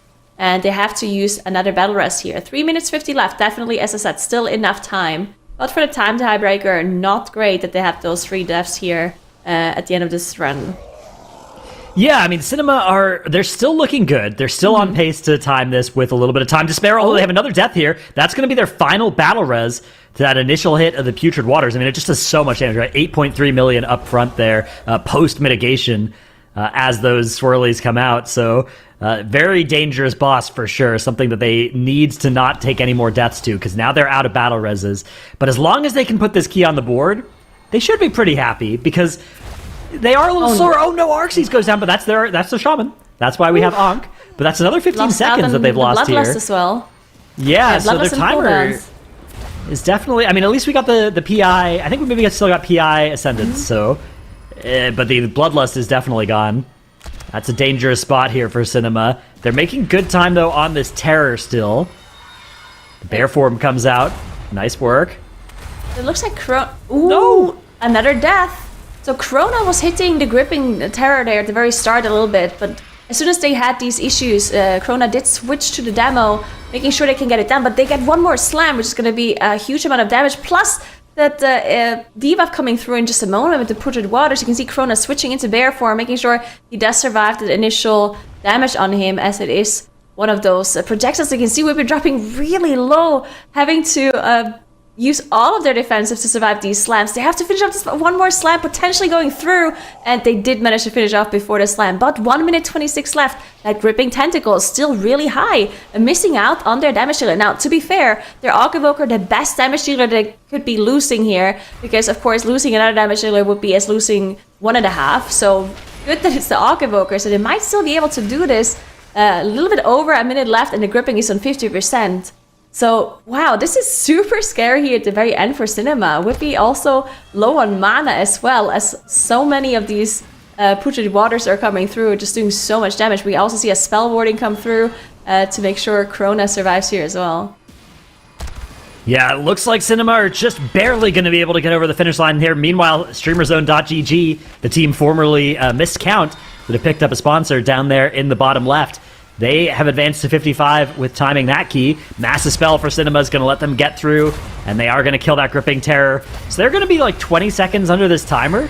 I mean, they're glad they've timed this key, but I think they might have to come back and fix their tiebreaker in this dungeon. It's, well, the problem is you can only gain a couple of minutes in here, though.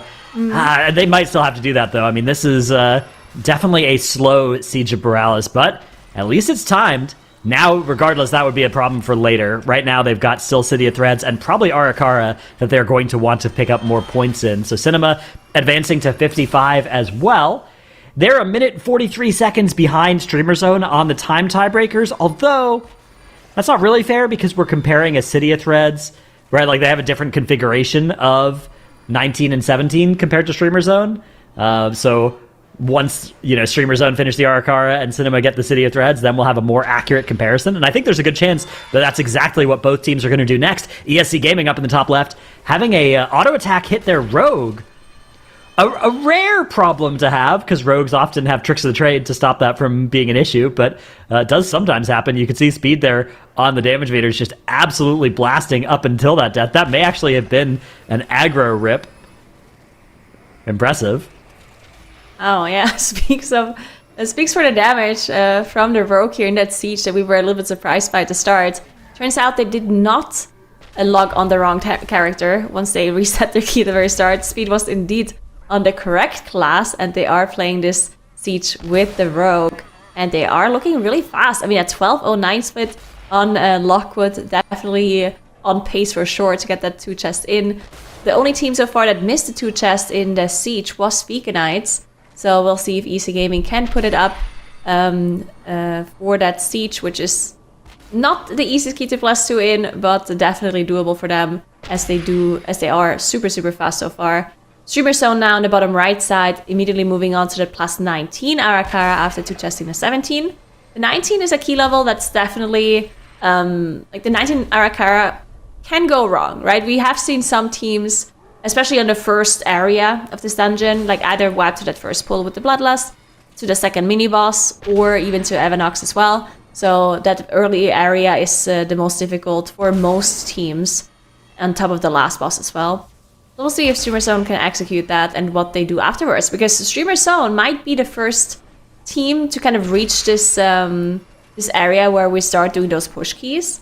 Now, of course, they still have to do the 20 after this 19, but yeah, no other team has done the 20 yet today. EC Gaming attempted it, but had to reset the key a few times. So Streamer Zone may be potentially being that first team to put that on the board. But first they have to time the 19, so... Yeah, I mean, with the quality of the teams we have today, I would be surprised if you could make it out of today without a 20 on your scorecard. It's possible, but like maybe 3 19s with great time tiebreakers. Because remember, you just have to beat the second team, not the first. So, because I'm sure at least one team will get it on the board, but maybe only one. But we'll see. I mean, there's a lot of time left in our day. There's a lot of teams that are making good time here.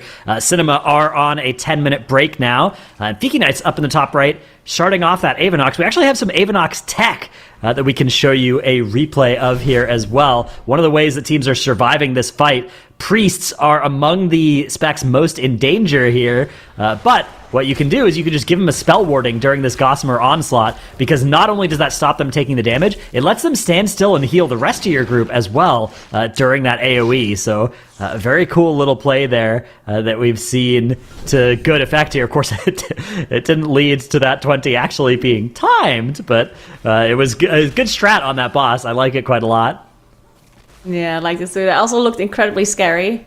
The priest is standing in those puddles, but yeah, you need to really trust your tank to give you that immunity when you stand still and start casting there.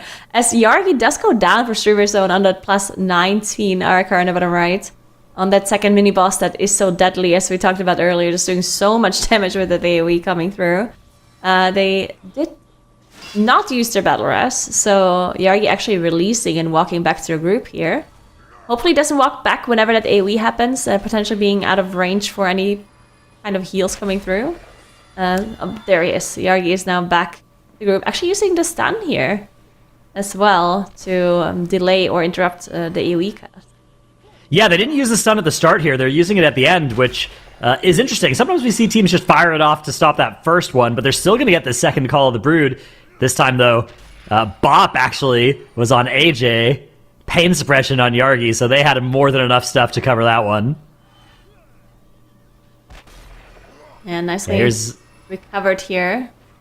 A look at some of those Aura splits if you want to see down in the bottom left what we're kind of looking for here. Avanox, around that 7 or 8 minute mark on the 17 is good. All the teams have done the 17s now, so we're just watching 2 19s where we're kind of looking to see... I mean, honestly, if you're playing for the 2 chest, I guess, we're looking for, 9 minutes... 9 minutes 15, something like that on Avanox. Fiki Knights here are going to be slower than that. They're actually going to be slower than Cinema in this kill as well, at 9:25. So already, if they want to 2-chest this, they would have to speed up in the rest of the dungeon compared to the other teams, because they are slower on this Avanox split. The plan instead may just be to 1-chest the 19, right? And the thing is, the 1-chest is a very generous timer. And definitely is. Unfortunately, we did lose Elbro for EC Gaming on that plus 17 siege there. Elbro got a bit unlucky as he got 2 asteroid charges on him there from the double commander pull that they're doing here. Double commander pull definitely very dangerous. They don't have many abilities to dodge that asteroid charge. Sometimes we see some night elves using Shadow Melt to just avoid the charge going through. They do have the rogue with the vanishes, of course, but yeah, sometimes when you get that double charge on a character with nothing available, then it's gonna be very difficult to keep that player alive. They used the Ankh though, so they didn't have to expend a battle res, and their 17 still looking very strong as they're about to finish off the last trash percentage they need before they can do 2 bosses back to back. So timer's still looking very good for the 2 chest for EC Gaming. As Streamer Zone on the bottom right is now engaging Avanox on the plus 19. Still only have this 1 death on the board from Yargi earlier in that second mini boss. So they still have that battle res available. They actually held on to it, made Yargi release and walk back, so they have the battle rest in case something goes wrong on this fight. Yeah, always nice to have those battle res. There are a lot of these fights as well as the key level starts going up where battle res starts getting more and more valuable because people just randomly getting killed becomes more and more of a thing, although often you just need it on some of these trash pulls as well. The danger as well is, for these teams is having deaths is going to cost you on those time tiebreakers, and with the quality of all 4 of these teams today, those time tiebreakers are going to be so close. Junkrat going down for Fiki Knights there. That's their Shaman, so Ankh available. Gets right back up as they're working on this Blood Guard. But it looks like some of these web bolts are going through. With this many of these web mages here, it can be so hard to get enough kicks to stop all of them. They've killed off one of the web mages now, so that should be a little bit safer. But still, it's a very dangerous section of the dungeon. Yeah, web bolt just does so much damage. Yeah, it is super dangerous. We did see the utility from the Paladin come out here as well. Immediately buffing Junkrat there to make sure it doesn't have any additional aggro after taking that Ankh as well, or take any other physical damage there. But looks like they did manage to recover mostly. Still trying to AoE interrupt as many of these casts as possible from the web mages coming through.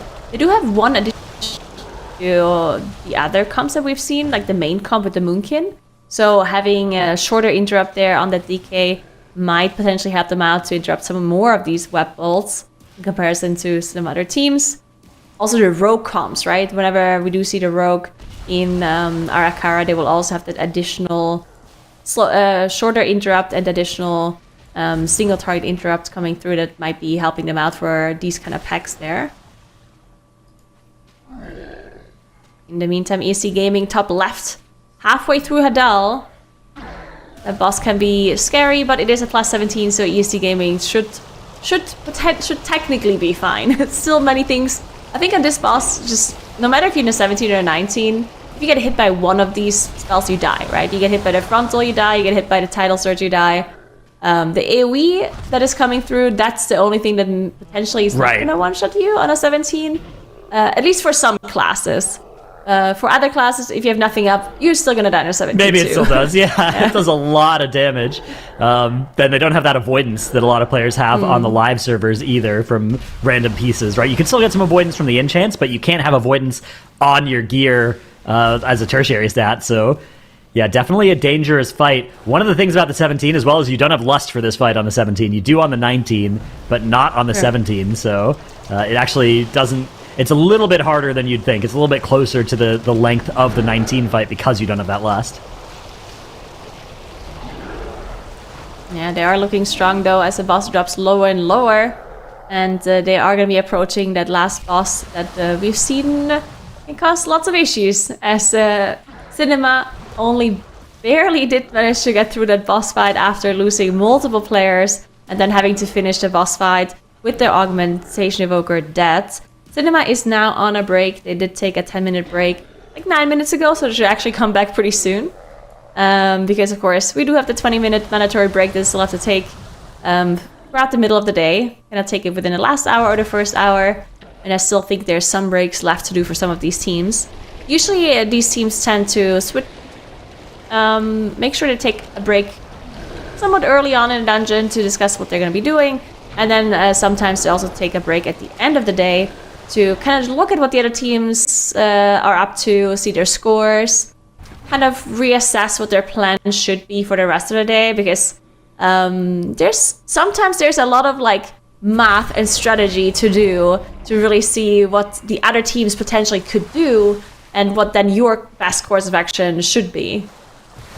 Yeah, exactly. Like figuring out whether you need to go for a time tiebreaker improvement or go for a bonus point is a really interesting and difficult decision. That the problem is that we require teams to take 20 minutes of breaks, but you can't take them during the first or last hour of the day. So you can't just start 20 minutes late and then play uninterrupted.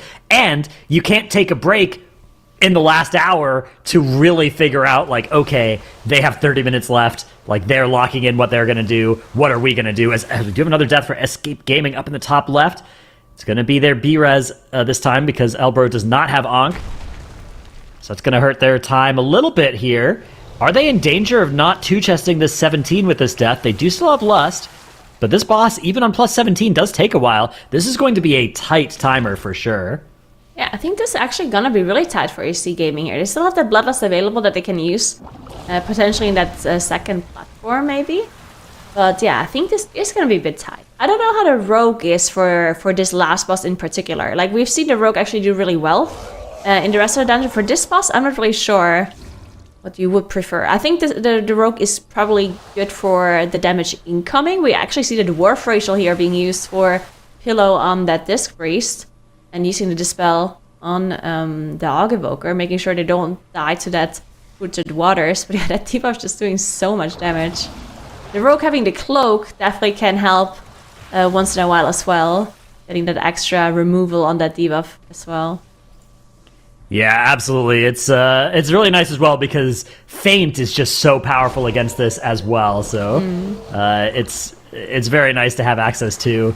The rogues these days typically are taking elusiveness as well, so Feint is even more powerful, although you do give up cheat death when you talent that. So, but I think that is usually what you got to do if you're playing this in the high keys these days. Yeah, that is probably what Speed is doing for EC Gaming here. They are on that second platform now. Looks like they all are focusing the demo and they're holding onto the Bloodlust for the last platform. So sometimes we do see teams split the damage a little bit, but that is more of a risky strategy. Most teams end up doing it on the last platform because on the last platform it is just slightly more efficient and you can get some of these safe spots in for the Moonkins. But since ESC Gaming is running that double melee comp, I don't think they're going to be splitting any damage on the last platform. So they're probably also just going to play it safe and get that demo down there as well. But we'll see. Maybe it changes with that Bloodlust running. Their timer definitely still looking okay, but close. 1 minute 24 for the 2 chest. We're looking for a 2 chest timer and not for just chesting the key, right? Because if they're missing out on a 2 chest, they have to do the 18 and the 19 afterwards.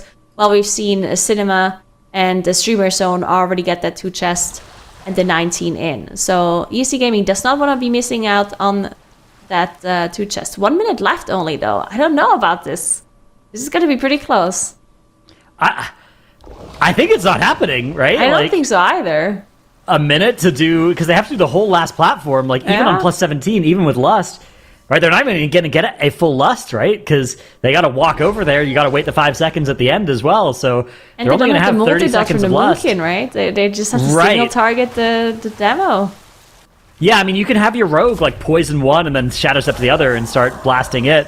Or it looks like just actually they're sending their rogue to only hit the gripping. But I still don't think this is going to be fast enough. I think ESC Gaming are going to have to come into this dungeon on 18. That is unfortunate for them. Good news for them, though, is Cinema have wiped down in the bottom left on the first boss here of City of Threads. So the competition losing time, at least, as well for ESC Gaming.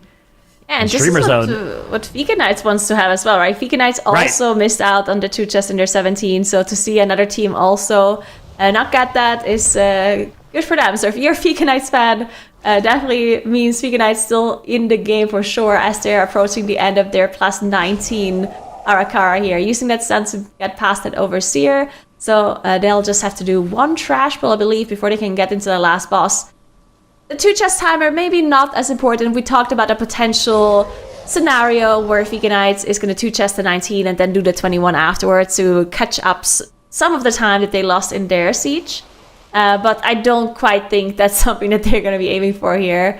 While ESC Gaming now did lose that +2, unfortunately, but still finished off the boss. So they have to go back and do that 18. Yeah, it's a time loss for sure. And all of our teams now are actually quite close here, right? Like, across our board, Fiki Knights are actually, even though they're currently in 4th, you know, they have a pretty good time in that 19 siege. I guess it's a little bit weaker than Streamer Zone, but it's better than Cinema. They've got a lot going for them still. All 4 of our teams, I think, are very much still in the hunt here. Fiki Knights are approaching the end of this 19, almost on 2 chest pace, but I don't think they're quite on that pace. That last boss does take a while, and they still need a bunch of count. So they're going to be just 1 chesting this, which removes kind of that option they might have had of trying the crazy attempt to the 21. But I'm not sure that the 21 is happening today either. I'm not sure they'll even need it. If they can get this 19 on the board, they're close to back in it with the rest of the teams, right? If City of Threads works out quickly for them, and if they can put up good timed runs in, say, the 19 city and then come back and do a 20 Arakara, there's a decent chance that that'll be good enough. Fiki Knights need to not waste any more attempts, right? Like, that's the problem for them, is that they've already lost some time today. They can't afford to lose much more, but things are going wrong for the other teams as well. ESC Gaming, the 1 chest in that siege, lost 30 minutes off of that. Cinema, losing a little bit of time restarting this City of Threads. still a decent chunk ahead. And Streamer Zone, they're looking solid, but they're actually quite slow in this 19 as well. So I don't think they're going to be two-chesting this 19 Arakara either. Maybe that means they're in some danger of not having a particularly fast 20 either. Streamer Zone's timer for sure here, as they're 45% on Anub'Zect. I don't think this boss is going to cause major issues for them. I haven't really seen any teams have problems with this boss in particular. It is mainly Avanox and the last boss in our card that causes problems. So they should be fine, and we can take a closer look at their timer later on. But yeah, I also don't think they're going to be in two chest range here, which, again, we still don't really know if that's even something that matters or not. Especially if they do the 20 afterwards, then it's not even going to be important for the time tiebreaker. And Right.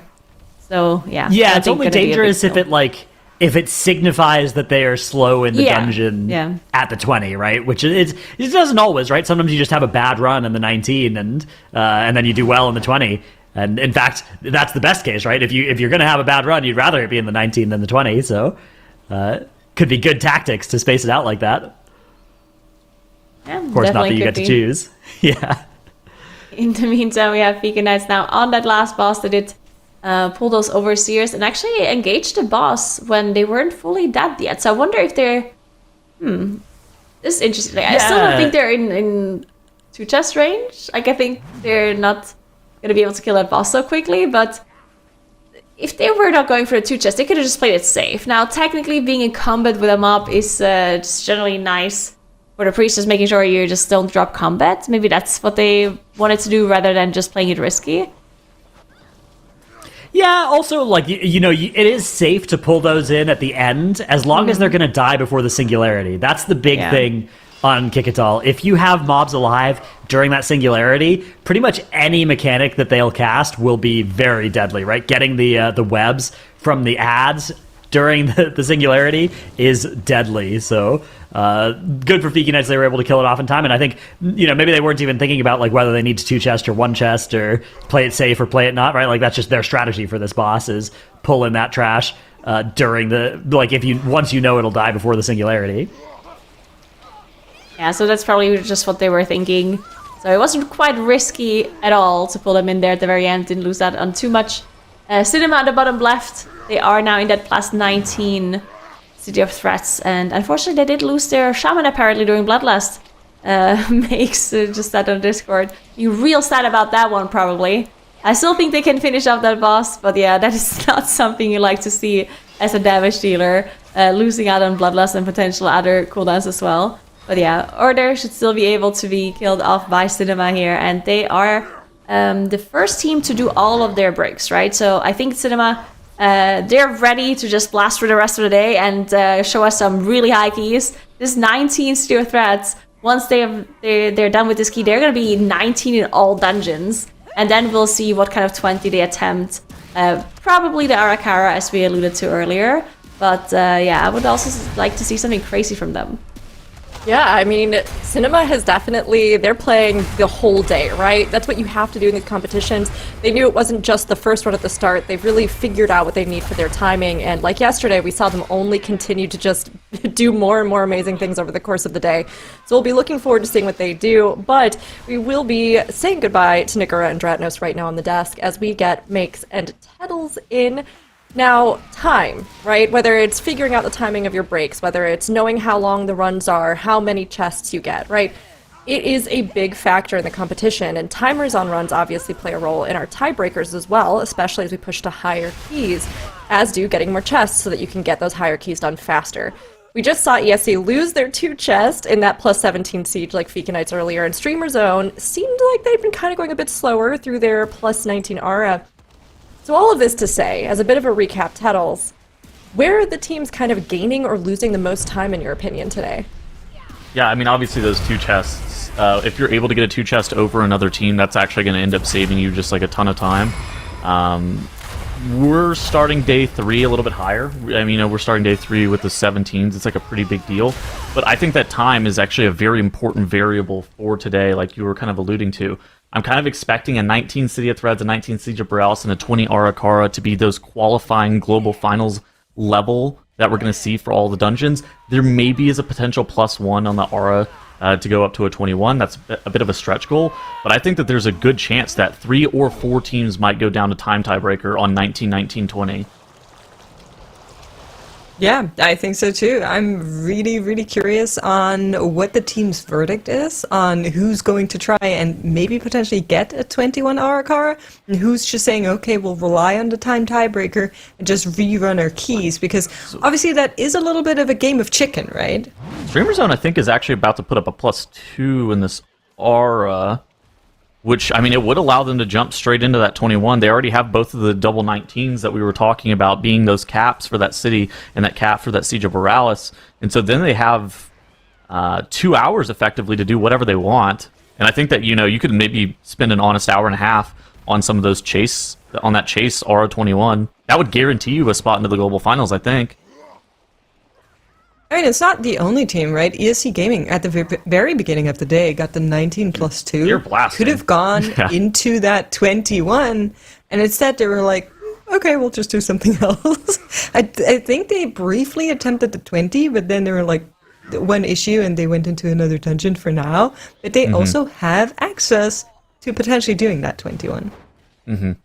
And it's going to kind of come down to how much time teams are going to have to spend at the end of the day. And ESC Gaming, top left-hand corner of the screen here, in this 18 Siege of Borealis, missing out on that 2 chest by about, I think it was like 45 seconds or something like that. A very unfortunate situation for them, because that's going to cost them around the 35-ish minutes to actually do the 18 that they otherwise wouldn't have done, and then they would have had to done the 19 regardless. So we're gonna say that was gonna be done regardless. But they basically just procced a 35-minute penalty by missing that 2 chest.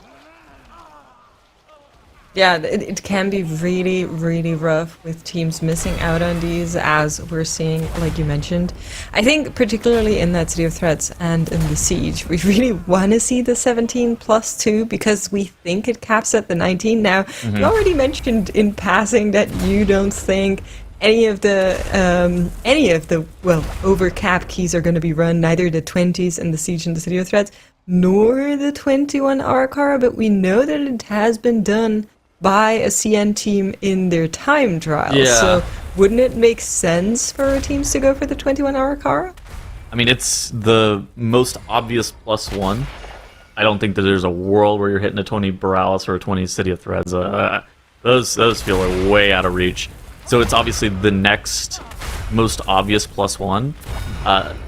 The problem is, like, once you start to get to that level, like, what does the volatility of that dungeon look like? Like, how consistent can you realistically be in a dungeon that is that high, like you're kind of talking about? I don't know.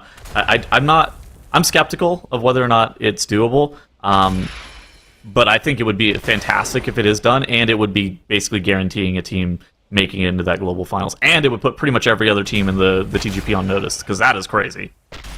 Yeah, I think so too. I think every team that already has qualified to the Global Finals is watching right now and looking at what these teams are able to put out. And with that, I think we need to focus in on Streamer Zone. 18% to go, 33 seconds. Is there any way we can still find that damage? We can still send it.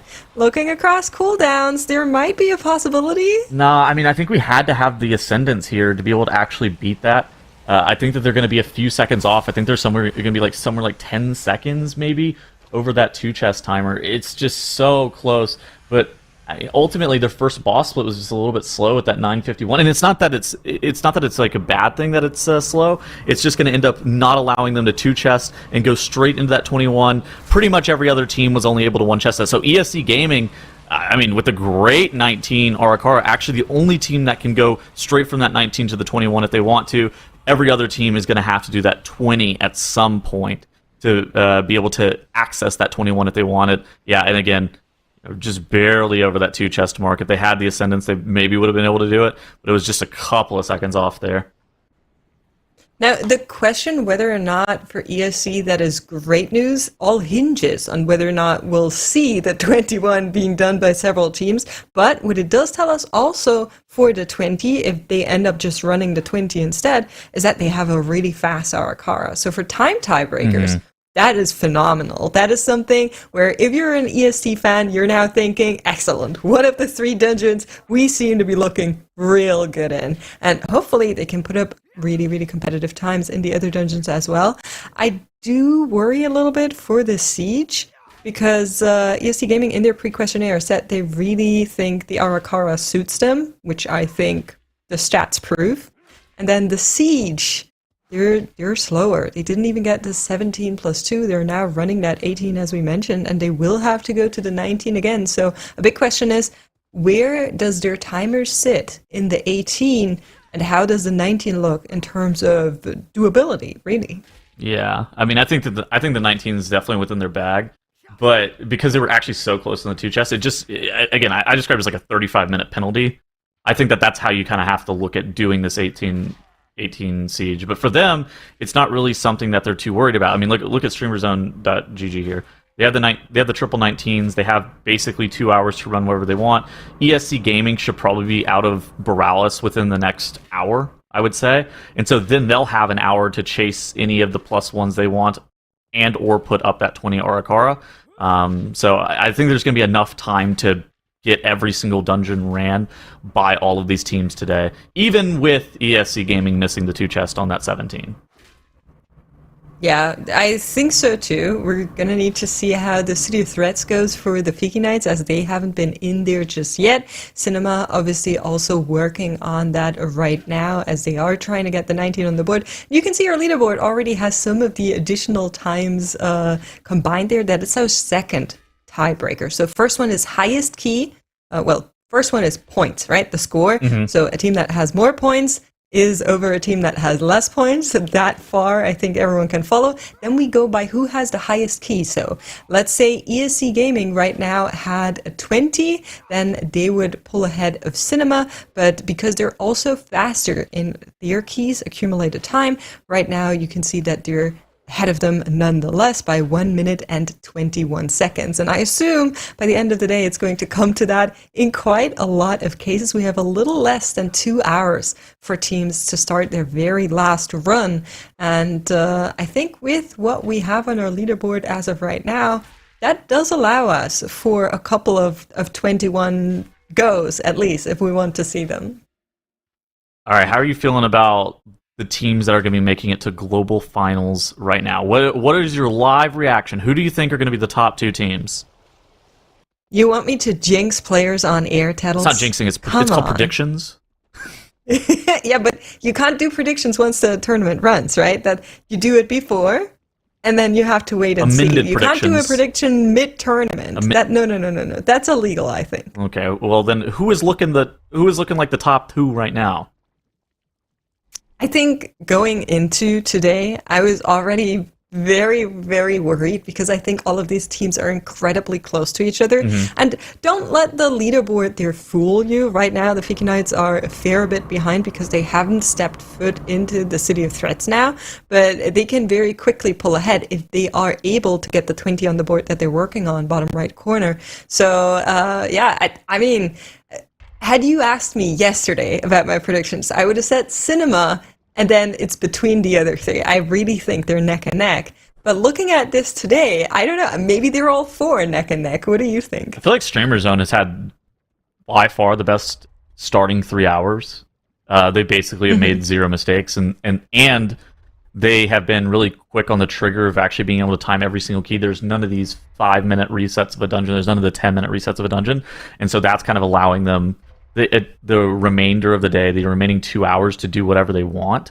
And I think that's actually a huge deal. And then I think the field is really going to be starting to battle for this second slot.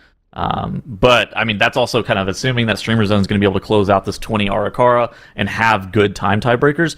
But I think, like you're saying, these teams are so close. Group B is way, way, way tighter of a field than Group A was, I think.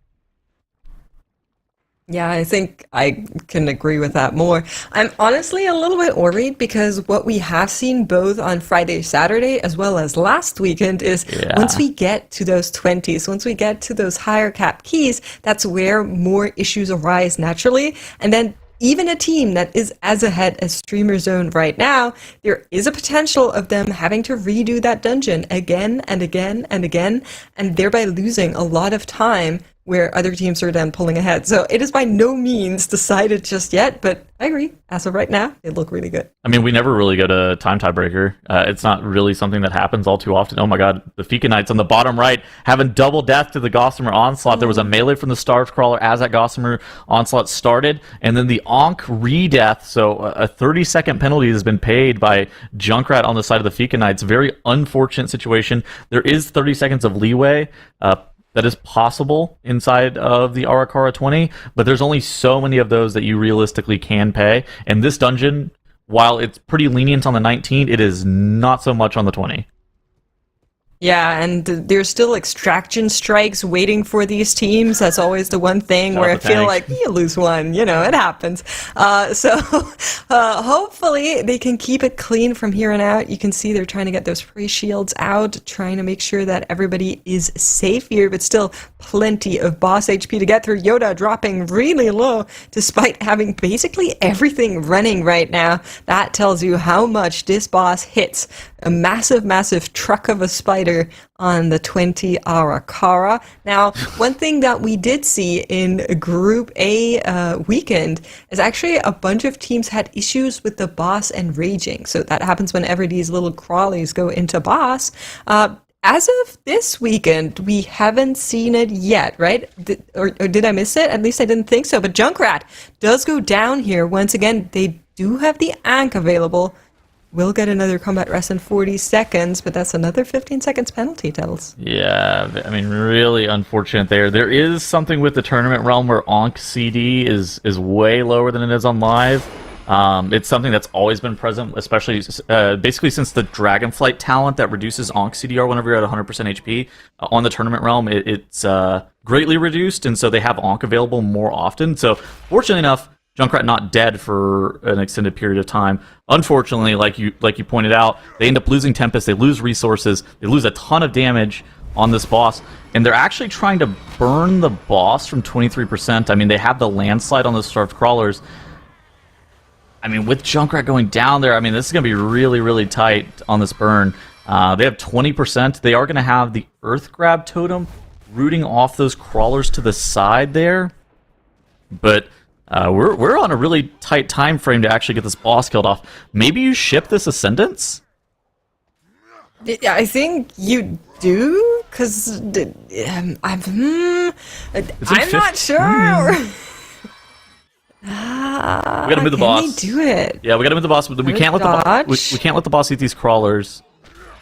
Yep, nice little knock there from Kess, making sure they're not getting any closer. We have the re-root, making sure they're in place. Alerting shell is coming through.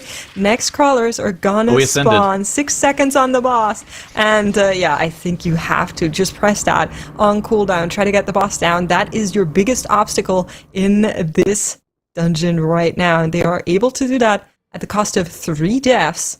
They still have 1 combat rest, and they're gonna be moving on. I think they're still within the timer, but I kind of also feel like from here on out, they cannot afford anything else going wrong. I mean, they're 11:32 on this boss split is really, really long. Like you're hoping for a 10:30 or something like that. Well, it's partially longer because of the penalty, right? It counts into that. Yeah, that's true. Yeah, I mean, the 45 seconds worth of deaths, I mean, that's maybe most of where that, plus the damage that was lost due to deaths, that's probably most of that split being completely toast, but it's going to be hard to recover from that. I do still think that they have it, assuming that they don't make any of those mistakes, but it's going to be really tight. I agree. I will keep our eyes on the Fiki Knights as they are working on that 20 Arakara.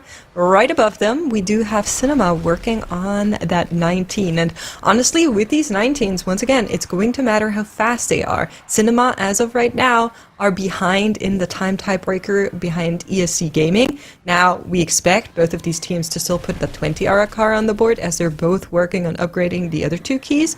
But we need to make sure that we get a fast 19 City of Threats here if we want to have a good chance in those time tiebreakers, as we're pretty sure that's where that dungeon is going to be ending. And with 1 death already on the board, you really need to floor it. Yeah. I pulled up splits from the China finals of Aura 20. and it looks like Stamp ended up putting up about a 10:30 on the first boss split. So yeah, like nearly a full minute behind. But again, like you pointed out, the deaths I think being the crucial differentiator there. So they were like multiple minutes under. I think they were like 2.5 minutes, maybe even 3 minutes under on the timer. So there's definitely some wiggle room even still. But yeah, you're gonna have to be able to kind of buckle up and basically have no more mistakes for the rest of the run. We are getting word that we do have a replay here from our production that we want to show off with some very cool mind control tech from the first boss in Siege. So once production will put that on, maybe we can take a look on what has been happening there from our teams. Just a nice little showcase of what they've been doing. We will continue to look at the runs that are currently happening. ESC Gaming in what Tails called the penalty run, but Definitely a penalty good run thus far. I mean, it kind of is, but still, you need to time it. You need to put it on the board so you can go into the 19. So making sure that that one goes all right, but looking very good as of right now. 0 deaths. We'll get that bloodlust ready as well. Yeah, they're gonna be well under the timer in this dungeon. So yeah, I mean, I would describe it as their punishment. Yeah, they're going to be able to still be. They're actually kind of close to 2-chesting this dungeon. Obviously, I don't think that they're going to. I don't think they have that in their bag, but I think they're going to be somewhere in the order of like 5 minutes under on the timer or something crazy. So ESC Gaming is actually making very quick work of this. They really just need to make sure that they don't wipe to the final boss. The final boss has a lot of opportunities to wipe. I think that whenever you guys were watching Cinema earlier, the Evoker player is in such grave danger. Like if you start looking at calcs for their ability to be able to live just the Putrid Waters on 19, like they have to have basically DR for the entire time. It's so scary for them. I'm pulling up some numbers right now, and that boss on a 19, the Putrid Waters, does 9.5 million damage unmitigated. So there's always have to be something that needs to be pressed on that. So yeah, it's not just the Evoker, it's also the Disc Priest that is often in a lot of damage. We've seen a lot of Disc Priests annihilated by Vigos Putrid Waters. And like you were saying, need to be pre-shielded, need to have a defensive. You can see when the projectiles fly, but it is not a whole lot of time. And you need to be very, very careful with that debuff as it trucks, really. I mean, the final boss is probably, on this level, it's probably going to end up being like somewhere in the order of about 4 minutes, 15 seconds to 4 minute, actually probably a little bit longer than that. Probably maybe getting a little bit closer to 5 minutes, especially once you start to get up to the 18 level. But ESC Gaming, yeah, that's kind of what we're looking at. Their timers should be totally fine here. They've been making great pace. They're going to have to go and do the 19 after this. Top right hand corner of the screen, Cinema. Great Fangs of the Queen split, 1741, looking phenomenal. Their Coagulation split as well. If we can maybe get those splits in the bottom left hand corner of the screen, or City of Threads. Yeah, they want to beat basically 26-ish minutes. And oh my god, 3 deaths for Cinema. This is a huge deal, makes. They're going to have to they're full wiping here. They're going to have to run back. Yeah, I mean, I think that's a go again. Yeah, we gotta you go don't have again. enough time here. You have to town portal. You're losing What 26 happened? minutes of your day already. We'll try to get a replay on that. But big tragic wipe there for Cinema. Looked incredibly clean yesterday. Basically 0 mistakes. And today, maybe a little bit more shaky, as they did have just a full wipe on the Coagulation. I saw they had just like 2 players die immediately. Was it to the circle? I couldn't even tell exactly what happened. Looking at the clips right now. Oh. But I'm sure production is trying to get it onto replay as well. The boss healed infinite. And then their timer was going to be chalked because of the heal. Yeah, so they just wiped. Oh, very unfortunate for Cinema. Okay, well, that's, I would describe that as very bad.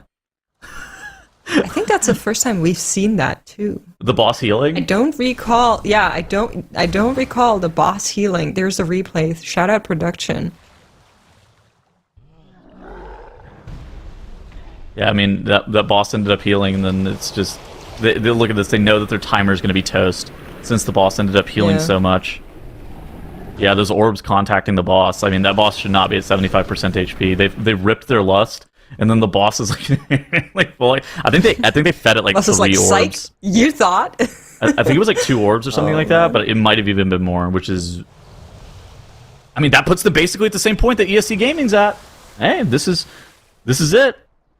And you have to feel really good if you're StreamerZone.gg. I mean, that's...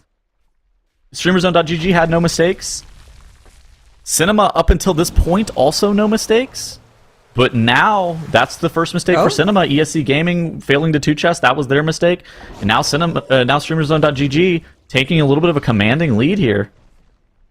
Well, they just came back from their break, and while we were looking at the replay, they ventured into the Arakara 20 and had a quick do-over. That's fine. I just saw them run out with 5 deaths. I mean, it's 5 minutes. 5 minutes, 5 minutes. Here's a replay of that one. Of course, in the Arakara 20, there's so much lethal damage, and Kira actually, unfortunately, dying here to the Venomous Spit as they are trying to get the poll together, but it's only 4 minutes. Make it 5 with running out and getting back in and pre-stacking maybe 6, and then it's fine. Just don't have that happen too many times. They're the team that's first venturing into the Arakara. This is the team that I think has the opportunity to have these 5-minute resets more than any other team. So they are in great position to be making it to the Global Finals. Obviously, nothing is set in stone with how tight this competition is looking so far.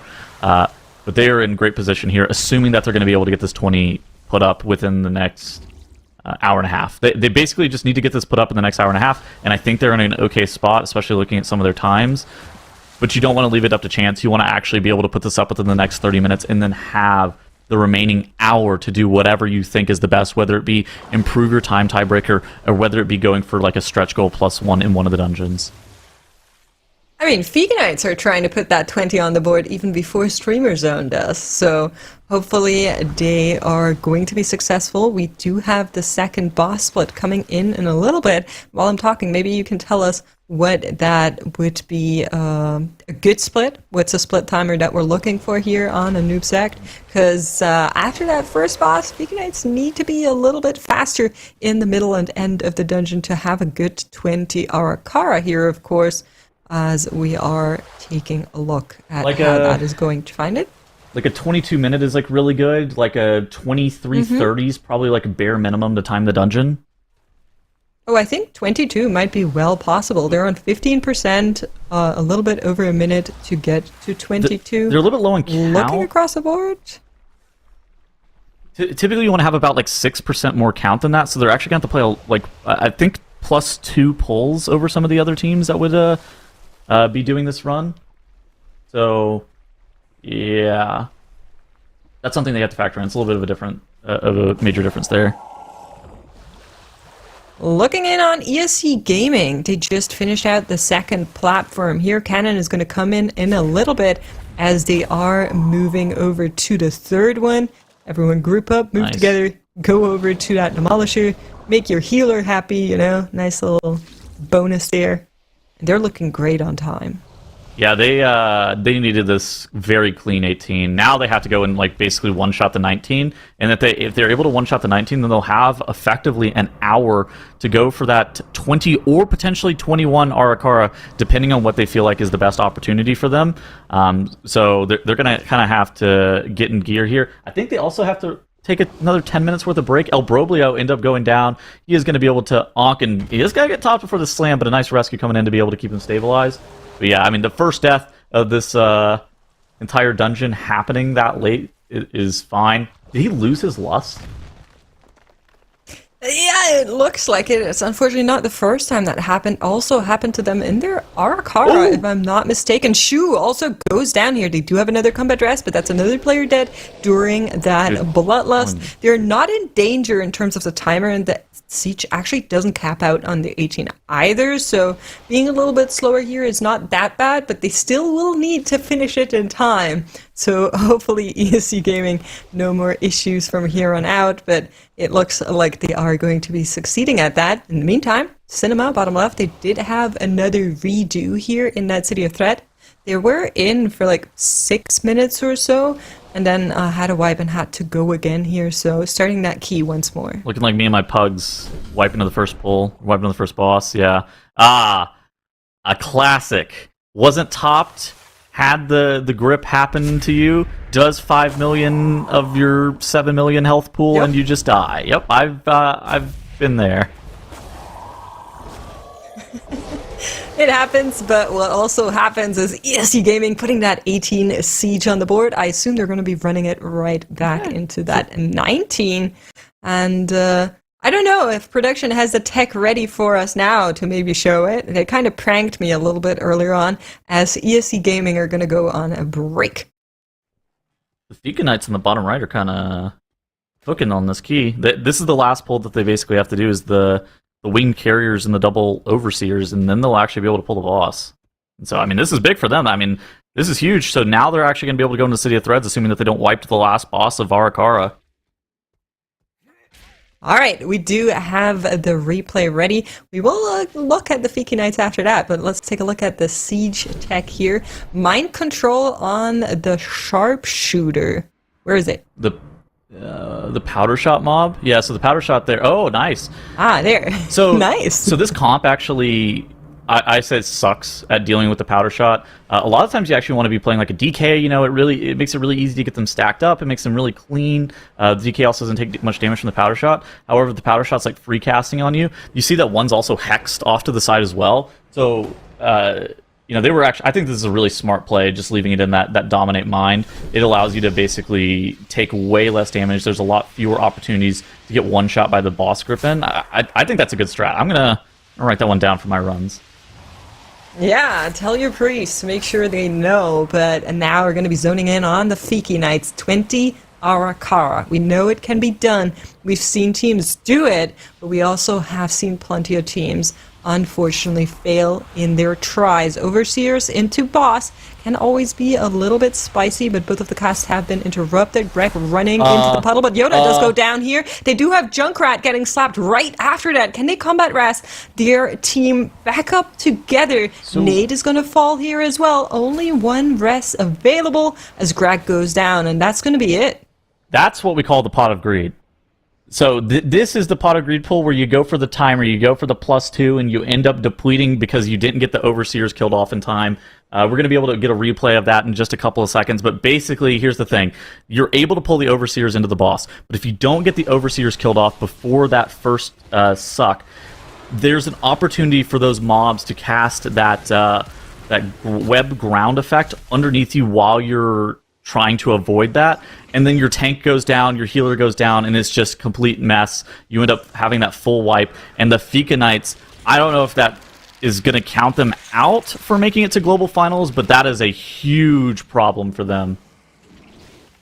It is. It's a massive time loss. They were already not in the greatest position. As you can see, they haven't done any of the City of Threats. Now, we do start them at 17. So in an ideal world, it would be 2 runs in the City of Threats to get that on the board.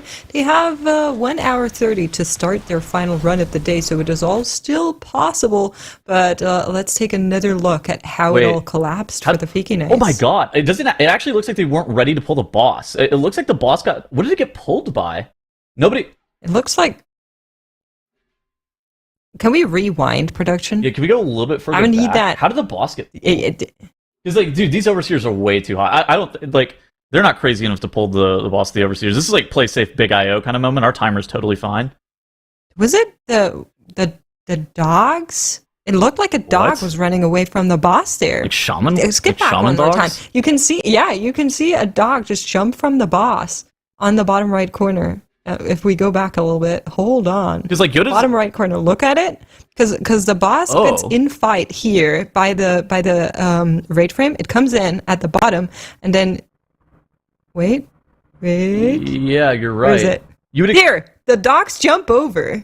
Because you'd expect the opening global to be judged by Yoda. That's like 100 times out of 100, your tank is the one who's pulling that boss. Your shaman would never pull them. Oh my god. Yeah, these overseers are just like... I mean, this overseer is like 40% health. Wow. I mean, that's just tragic, honestly. Oh my god. Oh my god. That is so tragic. Yeah, and then the erupting webs is happening at the exact same time as the cosmic singularity. Greg does a great job of being able to get out of it, but you know, Junkrat and Yoda aren't afforded that luxury. Depending on like where some of the black blood puddles are, it's just... I mean, that is just, you're just in shambles. And now the Fika Knights are on a 10-minute break, but I think with that deplete, I don't know if they're necessarily out of it, but that's going to be a tough comeback story for them, because now they have to basically put up 3 dungeons in the next hour and a half and hope that no other team is able to improve anything. And they don't have great siege time tiebreakers in the 19. Well, they're faster than Cinema, so that accounts for something. Okay. If they're able to put a fast City of Threats and a fast 20-hour Kara in, there is a world where it could still work out, right? But they're definitely slower than ESC and Streamer Zone, so they need to be faster or have higher points than these teams in the other 2 dungeons. Mm-hmm. That's so unlucky. I mean, that's the thing. Like, I don't know. That's one of those things that happen. If it happens to you on retail, you're just like, oh my god. You just like, your eyes get really wide, and you're like, the boss. It's not the boss. Yes. That's yeah. Why are we? Hold on, boss coming. Why are we in fight? Yeah. But that is the last break that our teams are taking for today. They would have around 27 more minutes to take final breaks, but everybody else has been taking their breaks already. So once ESC Gaming and the Fiki Knights are back from that, all teams will have successfully taken the breaks that they need to, and that allows us to check back in with the 20-hour Kara on Streamer Zone, because they are right now finishing off Avanox, 0 deaths, and hopefully they can keep it that way. So come on. Yeah. Their first boss split's really good. They also, pretty much all of the teams that I've seen do the 20 thus far have actually lusted the first boss. However, Streamer Zone electing to lust the first pull, which there is some added advantages of doing it on the first pull. You know, it's just way safer for that first pull. It's going to give you more consistent runs than the first boss. A lot of teams play for the consistency on the first boss, so they end up lusting that. I wonder what Streamer Zone is going to utilize, like how they're going to use this additional lust timing to their advantage. What are they going to lust on? Because most teams just go first boss, second boss, third boss. That's a very standard, really, really bleeding edge key level lust. Is Streamer Zone going to be looking to do something different? They are also notably a little bit low on count. I think most teams are coming out of this area around 42-ish%. They're at 38. I've seen some teams be as high as like 46% coming out of this zone. So they're going to actually have to make up a lot of their trash in the second area and in the third area.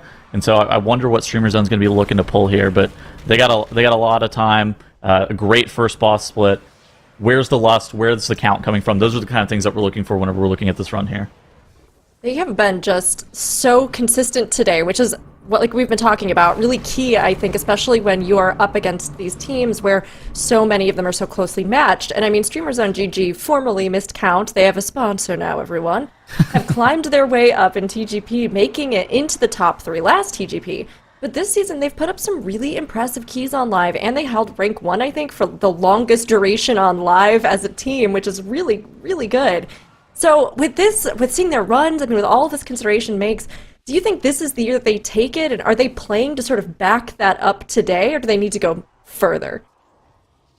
Well, I think they definitely need to be able to get the 20 on the board, and we just saw that that can go real bad real fast, even at the very end of that dungeon. So I wouldn't call it all decided just yet, but they're definitely looking incredibly good today. And I actually saw Yargi, yesterday in Arx's chat, just, a little bit of bantering between the two teams, both Cinema and Streamer Zone, telling each other how great they are. It was a very wholesome time there, and I'm just loving to see this team finally get to a very consistent pace, because in the past that has been something that we criticized them for, and that they themselves criticized them for, is that they had problems with being consistent all throughout tournaments, and today they've been nothing but. So absolute masterclass from Streamer Zone. The big screen here, we figured out where they're pressing the Bloodlust. Bloodlust, no Ascendants used on this Hulking Bloodguard. This is pretty standard. Whenever you're doing like 17s, 18, 19, you're lusting the first pull and then you end up lusting that Bloodguard. Typically you want to actually be heavily playing around your 2s though. Whenever you actually end up pressing that lust, that Shaman having that haste amp is able to do just unlimited damage. A little bit unfortunate that they didn't have the Ascendants up, but I think this is a good problem to have, right? The thing that you have to know is that it looks like they're too fast. Now, they also didn't pull that trash pack that's next to that tailoring web wrap stun. Are they going to be going and grabbing that pack? Are they going to be... they're actually continuing to move forward. So they're going to be a little bit lower, even lower on count, coming out of the second area than most other teams are. So they're going to have to get a lot of count in this third trash area. Interesting. We'll need to keep our eyes on them and see how they actually pass through it. I'm sure they already did that on the 19 as well, but I was on, so I didn't see it. We're going to be trying to figure out what exactly their route looks like. In the meantime, Cinema have made it past the Orator, so finally moving on in that City of Threats. What's up, Tells? ESC not electing to actually do the 19 Borealis, instead going straight to the Aura. Oh, I hate that. I hate that by a lot. So the thing is, you need the 19 Borealis. There is no way around it. And they were pretty fast on their 19 City of Threats. So having a fast Siege of Borealis would set them up for a good situation on the tiebreakers, so that they actually had a world where they could have just slammed the 21 that they have access to. I think it just means that they're never going for the +1 in the Aura. I think it's fine. Like they're going back to the Borealis after they did this Aura card. They just wanted to do they wanted to make a pit stop here. It just means that the +1 I don't think is necessarily on the table. So I think that the teams are going to end up rerunning times for time tiebreaker, and just going. There's not really a +1 that's like super likely on the table. Maybe Streamer Zone, if they want, they can put some honest attempts in on the 21 Arakara maybe. But I don't think that any other team has realistically a ton of time to throw at that without maybe losing a time tiebreaker somewhere. See, but I thought ESC was a team that would be in a great position. If you're looking at the tiebreakers, they have an incredibly fast City of Threats, right? They're faster than Streamer Zone, and they're obviously faster than Cinema and Figure Nights because they haven't done the 19 yet. Then when you're looking at the 18 Siege, that also looks rather fast. Of course, it's an 18, but when we add a little bit more for when it goes up, it would still probably be faster than Cinema's 19. So I feel like they, with the access to the 21, were in the perfect condition to just lock everybody else out and say, yeah, we're actually going for the +1. We're going for the first tiebreaker. We're going to get a 21 on the board, which will be an extra point, and which will be a tiebreaker in all eventualities because it's highest key. But unfortunately, ESC Gaming playing it a little bit safer. They don't agree with me as of right now. They just want that 20. I think it just means that they haven't timed the 21 in practice, or they don't feel confident actually being able to put up the 21 without it taking just a ton of reps, which it makes sense. Again, it's kind of like I was talking about with Zyro earlier. I mentioned it a couple of times. 19, 20, 19 City of Threads, 20 Arakara, 19 Siege of Borealis seems to be that qualifying level. I think that there's a chance that we have 3 teams at that level, at all 3 of those levels, going into the end of the day, and then it's going to kind of come down to time tiebreaker. I don't think that there's going to end up being a +1 put up anywhere. I hate that you're not a believer into the 21, but I understand it from a logical standpoint. But the heart wants what the heart wants tells. Okay, well, you're going to have to... I want the 21 Arakara. All right, just pencil that in for like end of day questions whenever we're talking to the teams, whenever we get those interviews. Ask them if anybody's timed to 21 Aura during practice. I have to get in here too. Well, they wouldn't tell you. I just have to say, Mix, I agree with you and second you, and that's all. Please continue. Yes, +21. Thank you very much. I appreciate it.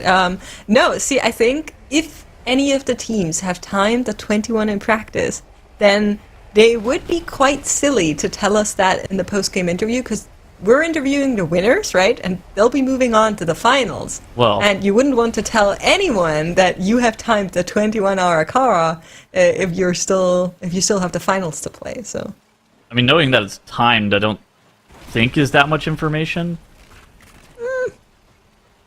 I think it's some information. As of right now, we only know of one team that has timed it, as we do have Junkrat go down bottom left. Greg dies as well. It's going to be a go again for the Fiki Knights as they're in the 17 City of Threats. But I do think it tells the other teams that we're better than more you. than one team is able to do it. Yeah, well, it's a drive. You better lock in for Global Finals, I guess, is what it tells you. But I mean, the people already know that's been done, right? So it's not. you're going to know that you're going to need to be able to do it at some point. Kind of same with the 21 Wake. I think the 21 Wake is going to be on the table for some of these teams too. So you're probably going to be able to have to practice that for global finals. Those I think are the big plus ones that we haven't seen during group stage that I think that are really on the table for global finals. Yeah, I think so too. But I would have just really liked to see it today. So maybe potentially looking at Streamer Zone, if they're successful in their car here, there is a world where they could do it if they decide to just give it a shot, just spend like 30 minutes or so trying it and then go back to running your other keys faster just to set yourself up for good time tiebreakers. Potentially, dreams never die, but Streamer Zone looking really good here on the second boss.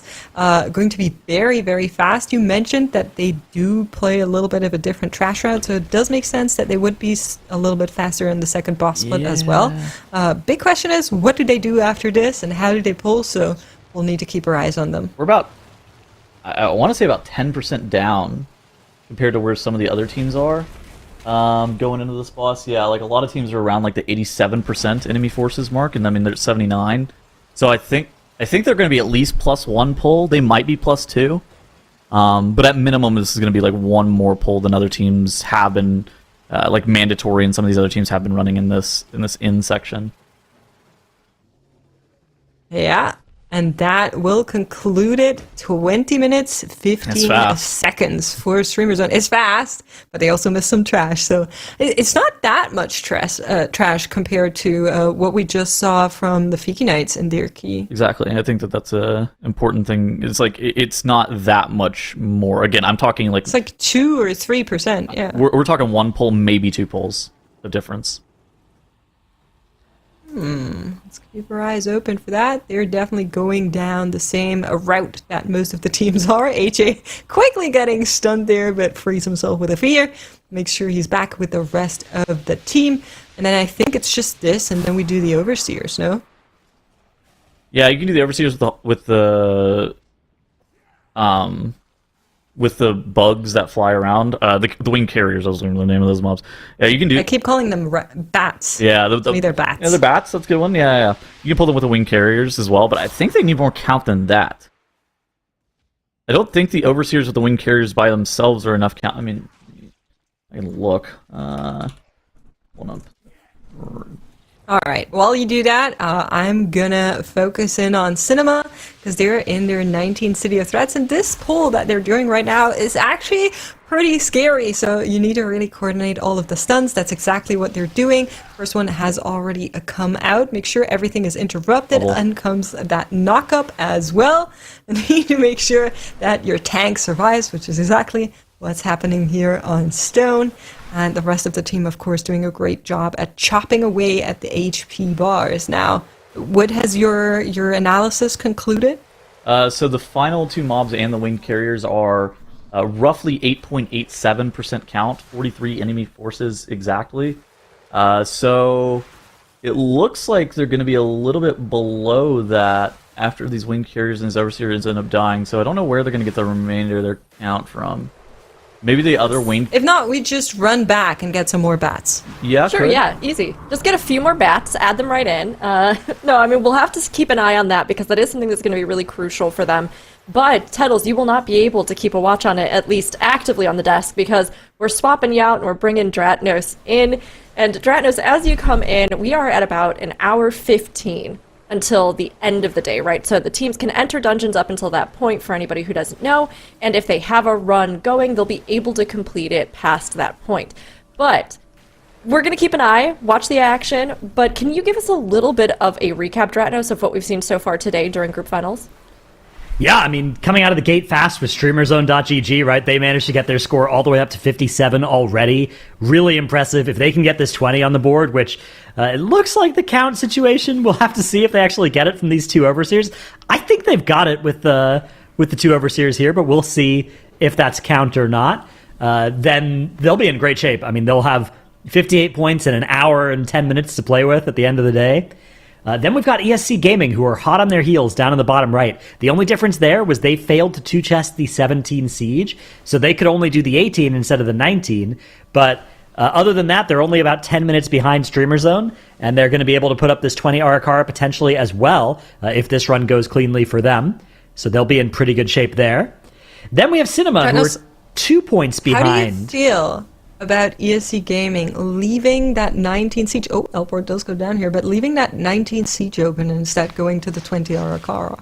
Yeah, I mean, 20 Arakara is definitely, it's more tiebreaker value, right? 20, 19, 18 will beat 19, 19, 19 on tiebreaks. And Tettles was 100% right, by the way. Streamer Zone do not have count. They are 2 count shy of being done here up in the top left. So they're going to have to pick some count up after the last boss. Now, lucky for them, the timer is fine. They can go and do that, but that is a little oopsie. Certainly inefficient there, losing a little bit of time. And yeah, ESC Gaming, I mean, I suspect that after they get this 20 on the board, they'll go back to that siege, because that is going to be the next easiest point for them. But they are going to lose their players here, so they're going to have to lose 10 minutes here in this Arakara and restart this key. And yeah, at this point, there's not much time left in the day, right? With an hour and 12 minutes, teams can complete the keys that they're currently in, and they can get probably 2 more dungeon runs on the board. Like, Streamer Zone could maybe get 3 more, right? Start one just before the end of the day, but at this point, they don't have a lot of keys left that are likely to get done on the first try anyway, so I think at this point, yeah, it's starting to get really rough, especially for, like, Fiki Knights down in the bottom left, because Fiki Knights need to get 17 and then 19 city done, but that's going to take them an hour, so they'll only have time for 1 more key after that. So their ceiling at this point is probably, you know, I mean, best case it would be 19, 20, 19, which might be good. That might go to time tiebreakers. I'm not sure. Yeah. So what are the chances that Streamer Zone, who were formerly named Miscount on purpose? Yeah, it just could be. For like a nostalgia reason. They were like, oh, let's just leave 1 bat up there. But I'm not too worried about them. 50% boss, a little less than 6 minutes to go on this boss. The timer is looking fine. They have 2 combat dresses. They just need to play it clean from here on out. And then they can just backtrack and grab whatever is left over on the left-hand side of that gauntlet. So I think they should be really fine. Now, I just peeked at their timers, because their City of Threats is 4 seconds slower than ESC Gaming's, and I think their siege is actually pretty fast. No one else has a faster siege, and even with ESC's Gaming 18 taken into consideration, I think their 19 siege is also pretty fast. So what do you do if you're Streamer Zone and you have a good 19 siege and you have a good 19 City of Threats and you're now putting in a good 20 Arakara? What would you even rerun for time tiebreakers? Honestly, maybe you just restart the Arakara and you try not to miscount. Maybe it's a City of Threads. There's probably like a minute that they could pick up in the City of Threads as well. It's definitely not the siege, right? You're not going faster than 3140 reliably in a siege. So yeah, their options are probably 21 Arakara, 20 Arakara, or 19 city reruns. All of those are definitely options, and I'm not sure what makes the most sense. They probably have the best idea of internally, like, what their best times from practice are, and they'll make a decision based on that. Cinema up in the top right. Tank goes down on the coagulation. The auto attack lands now on their shaman and on their evoker and on their priest. The coagulation just rampaging through their team. Cinema are brutally slain here. They're going to lose this run. And this also now puts a ceiling on them. They can get this 19 done, but it's going to take them to, like, they'll only have 40 minutes left in the day, 30 minutes left in the day when they finish this key, if they can do it on the next attempt. That is not a lot of time left. Luckily, this is kind of all they need. Like, they need this, and then they probably want to go and get the 20 Arakara done. So there's still time for them to do both those keys, but they can't really afford that many more mistakes. This is so brutal, because like you said, it's the second time it happened that late in the dungeon. They've lost like an hour now to those 2 mistakes in a 5-hour day. They were looking so good besides that. Streamer Zone, meanwhile, need to finish off 2 of these drones to stop the clock here. A little bit of an oopsie. You can take miscount out of their name, but not out of their strategy, it seems. That's fine. It's fine. They have enough time. I did look back at to what exactly was happening for Cinema there. Not sure if we have a replay lined up of that wipe as well. The first time around, they died because they let some of these orbs through. The boss healed, and then they were like, well, now we'll just need to wipe because the boss healed. Like, that is silly. This time around, it was actually their tank who unfortunately went down, and from there it was just a chain reaction that they weren't able to recover quickly. So, same boss, different reasons while they're wiped. That is, to me, at least good news, because it's not the same issue that caused problems here. But of course, that is something you'll need to shrug off, and we are going to be taking a look here. Keep your eyes on Stone. He is kind of trying to get the proclamation out there to allow everyone else to have a little bit of space. The Vicious Darkness does come in, and that's just too much, and he dies despite that barrier.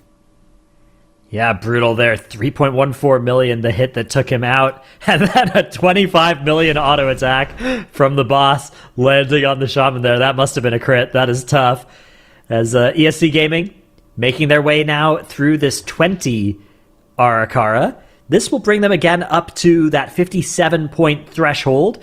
And then they'll be able to go and do that 19 siege potentially. Get up to 58 points. 58 points is probably good to go to the time tiebreakers, I think. Right? 58 is where Streamer Zone already are. Now, Cinema can get to 58 as well. If Cinema actually are deciding to go away from the city as well, look at this. They're going to do the 20 Arakar right now as well. So that'll bring them to 56. And then if they can go back and get that city on the board, they could get again up to 58.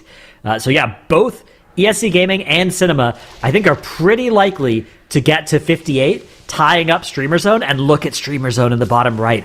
They finished that 20 Arakara, and they are going right back into 20 Arakara to try and improve their time tiebreaker. So I think they are deciding that 58 is likely to be the ceiling here. They're not going to bother with the 21 attempt in this dungeon or a 20 attempt in either of the other dungeons. They're saying, yep, 58 points is the maximum. That's the cap of the day, and we need to improve our times so that we can guarantee safety. And it's a huge advantage to be the first team to be at this stage, right? Because all the other teams might get to 58, but you're going to have had an hour to fix your time tie breaks. It means it's very unlikely that you're not going to be at least one of the top two teams on tiebreakers. Well, we did have a fear go through here, so that's going to be a go again for Streamer Zone, unfortunately, here, but like you said, they have that 20 already. We're just running it again for the time tiebreaker. Now, I did say I don't really see them going into that 19 siege ever again. They have a really good time there. I think the City of Threats could be slimmed down a little bit, and obviously their Arakara due to that miscount could be too. I haven't left my dream just yet of a 59 score day, you know. Maybe if they are successful with both the Arakara 20 and the City of Threats, or just one of the two, we'll see them attempt the 21, just so they feel like safe on the time tiebreaker, and they'll be like, okay, now just send it for funsies. You know, I gotta keep some hope. Yeah, I mean, I think the biggest chance of the 21, it would maybe be from ESC Gaming.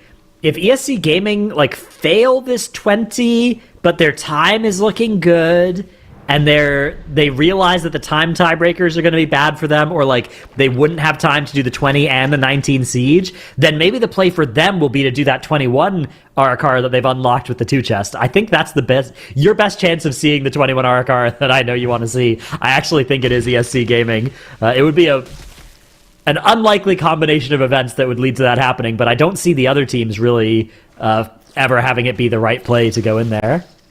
See, I would love for ESC Gaming to do just that, but after they abandoned their Siege 19, well, they haven't even started it, they abandoned Siege after the 18 and went into that 20 Arakara, they basically said, we're not going to do it, guys. We are not interested in these shenanigans. We're going to go for that 20 Arakara right now, and we'll try to put that on the board. And so for ESC Gaming, I kind of feel like they don't really have time to now do the 20, then go back into the Siege, and then come back, and then do a 20. That would be silly. Yeah. So the way that would happen would be telling us that they're not doing it. If they fail, though, they fail the 20, but they think they could do the 21. Nah, there's no way. Well, there is a way. Yes, but there is if they're looking at it and they have no other choice. They might need those 2 points, right? It would be a long shot, but it is possible that ESC Gaming will end up in a spot where they just don't have the time to pick up 2 points anywhere else, and they need to go for it. So all I'm saying is it's not 0%. I think there is a chance that they'll end up having to do that, but hopefully for them, they get to just do this 20, and then, because as soon as you get this 20 on the board, it would make the most sense to just head over to the Siege. We'll see. We'll see how much pressure Cinema puts on them. Cinema, down in the bottom left, are really in charge of how much pressure goes on ESC Gaming, because if Cinema can get this 20 Arcar on the board, and then they can go back and put that 19 City on the board, then, ESC Gaming will have to get to 58 points some way in order to contest them. This is going to be a very exciting final hour, as, 58 points is 58 points is what you need, probably, to get top 2 here, and even just 58 points might not be enough. You might need tiebreakers as well. Yeah, I think so too. A wise man called Dr. Atnos kept saying that you don't need to be first, you just need to beat 2 of the teams so you can get second. So that is going to be the name of the game for many of these teams that we have here today, because of how close the competition is here as we are looking across the board. Now, the Fiki Knights, they've been having some trouble in this dungeon. 2 wipes already, 2 at the Coglimation on 17. I'm worried for what that spells for the 19, to be honest, because that's where they'll need to go after, right? Yeah, they need to 2-chest the 17, then they need to go and do the 19. Now, if they can do that 19, and they have 19s across the board, that is 57 points.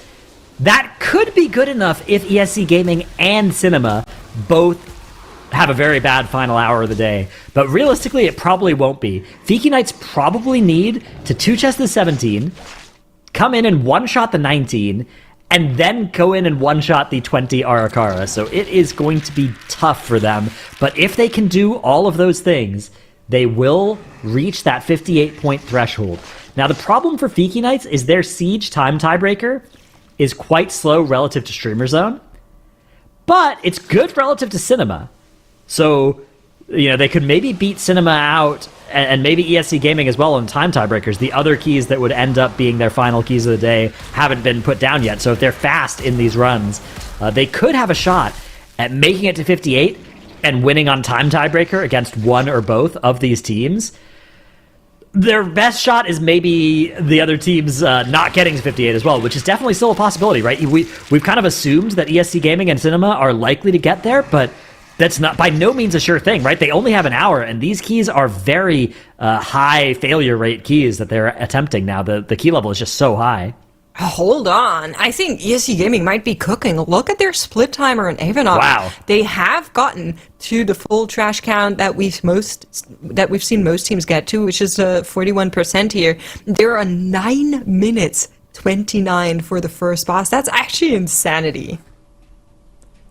Yeah, this is a nice run that they're cooking up here. Remember that Streamer Zone are reattempting the Arakawa that they just finished as well, so they might be able to speed up in here, but if this holds, there's a good chance that ESC Gaming will be able to potentially overtake the time tiebreaker in this dungeon, and it's a good feeling, if you can do in one run what another team needs 2 runs, or say that they're still faster with just 1 run than Streamer Zone's best out of 2, that would feel pretty good for ESC Gaming. Again, the especially good news for them is that they don't even need to beat Streamer Zone, right?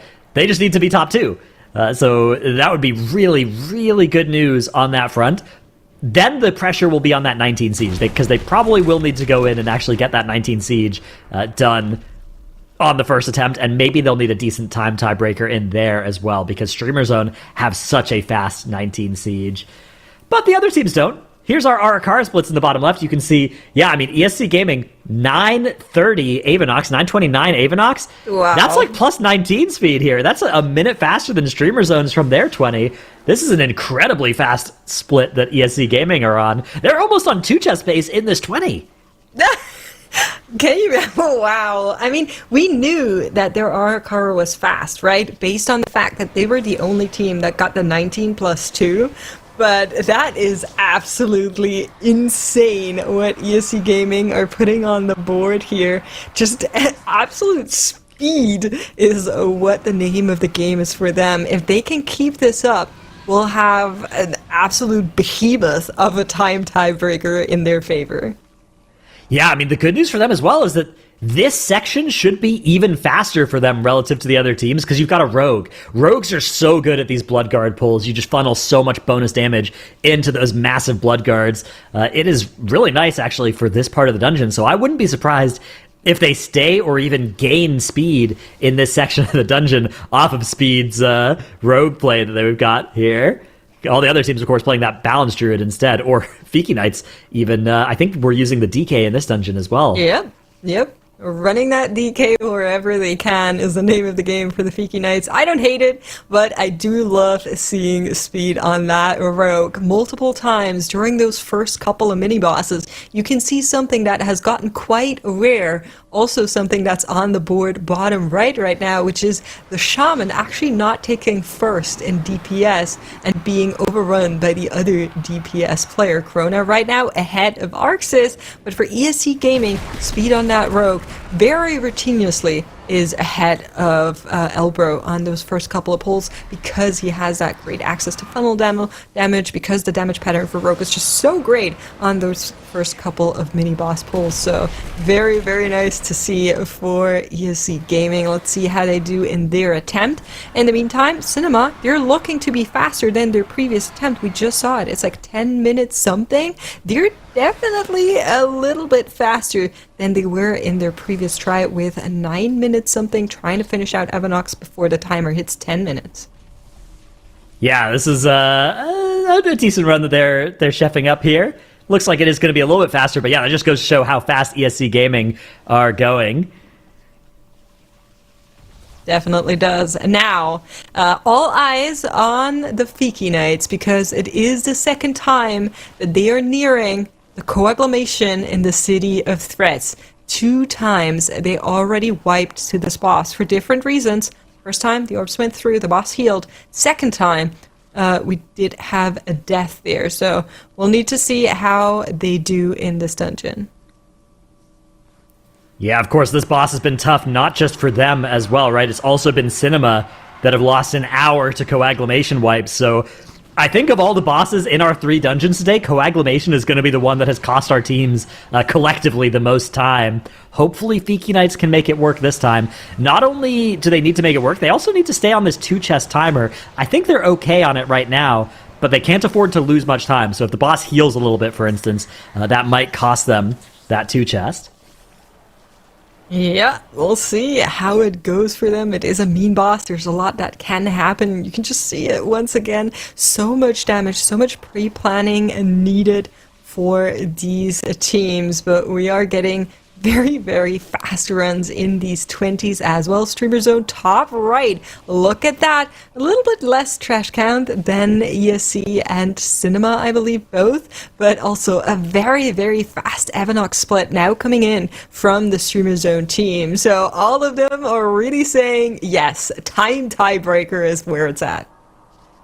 Yeah, I mean, Streamer Zone are literally rerunning this key that the other teams have run. Both Cinema and ESC Gaming are looking to add this 20 to their scorecard, but they've got that feeling that you get, you know that feeling you get when you still have some homework to do and you're kind of putting it off? Both of these teams have that feeling right now because ESC Gaming still need to do that siege and Cinema still need to get that City of Threads, which actually has cost them a lot of time. But Cinema, down on the bottom right, Stove goes down and the whole team goes down. And despite a pretty good Avanox split, this is not going to be a run they can continue. That's going to be a town portal scroll, and another 13 minutes have been lost by Cinema. This is so bad for them. There are now 55 minutes left in the day, which means there's only time for them to complete 2 more keys. Now, they have a little bit of restart flexibility with those 2 keys, but yeah, they need to get now that 20 Arakara and that 19 City of Threads. And honestly, the 19 City of Threads is actually a higher priority because it's more points. That would get them to 57, which would allow them to maybe beat ESC Gaming if something goes wrong in this run for ESC Gaming. Yeah, and I do have to correct myself. So, of course, Cinema, that has been struggling with the coagulation. They are not the Fiki Knights, but that just makes their case even worse here for the wipe that we just saw. So much time already spent in that first and second go of the 19 City of Threats, and now also that 20 not working in their favor.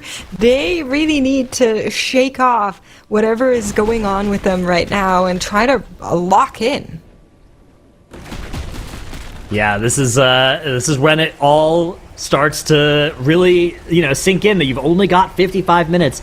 You have to make it work on these runs, right? There's no more room for error for any of our teams, but especially for Cinema and Fiki Knights, who are in the most danger at this point. ESC Gaming as well. They are looking good in this run, but if they wipe in this 20 VAR car, all of a sudden they will also be in that same position, so they have to hold on. If they can put this 20 on the board, they will be in great shape, because they'll just have to get that 19 siege, and they'll be at 58. And at this point, 58 is likely to hold. It's not guaranteed. Cinema can still get to 58 as well, but it's probably good if ESC Gaming can get there.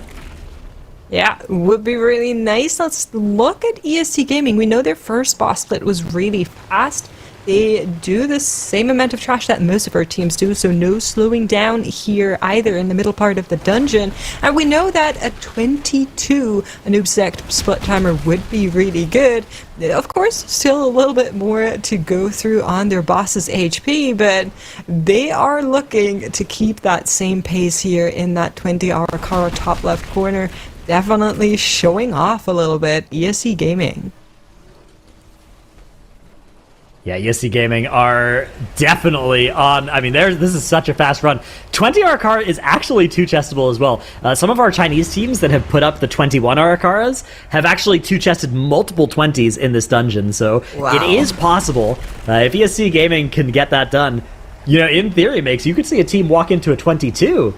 If that happens, that could be fun. Now you're just teasing me, but in a positive note, if they are able to get the +2 in the 20, that's something none of the other teams are currently looking to be able to do, which would mean they're in a great position for time tiebreakers and can go into that siege with a little bit more relaxed look, because they're looking to be a little bit slower there. So if they're like a minute or 2 faster in this Arakara 20, they can be a minute slower in the siege and don't care at all, since they're going to be in a good place. Yeah, absolutely. And, they might not even need those time tiebreakers, but of course they might need them. They're playing like they will need them. Yeah, getting a fast time in this dungeon is such a good thing for ESC Gaming, because, I mean, they'll be minutes ahead of the competition, and when you think about the difference in times in, say, a City of Threads, like, even a good City of Threads is probably a minute faster than a slow one, but a good RRCar is like 3 minutes faster than a slow one. That's much more valuable for those time tiebreakers.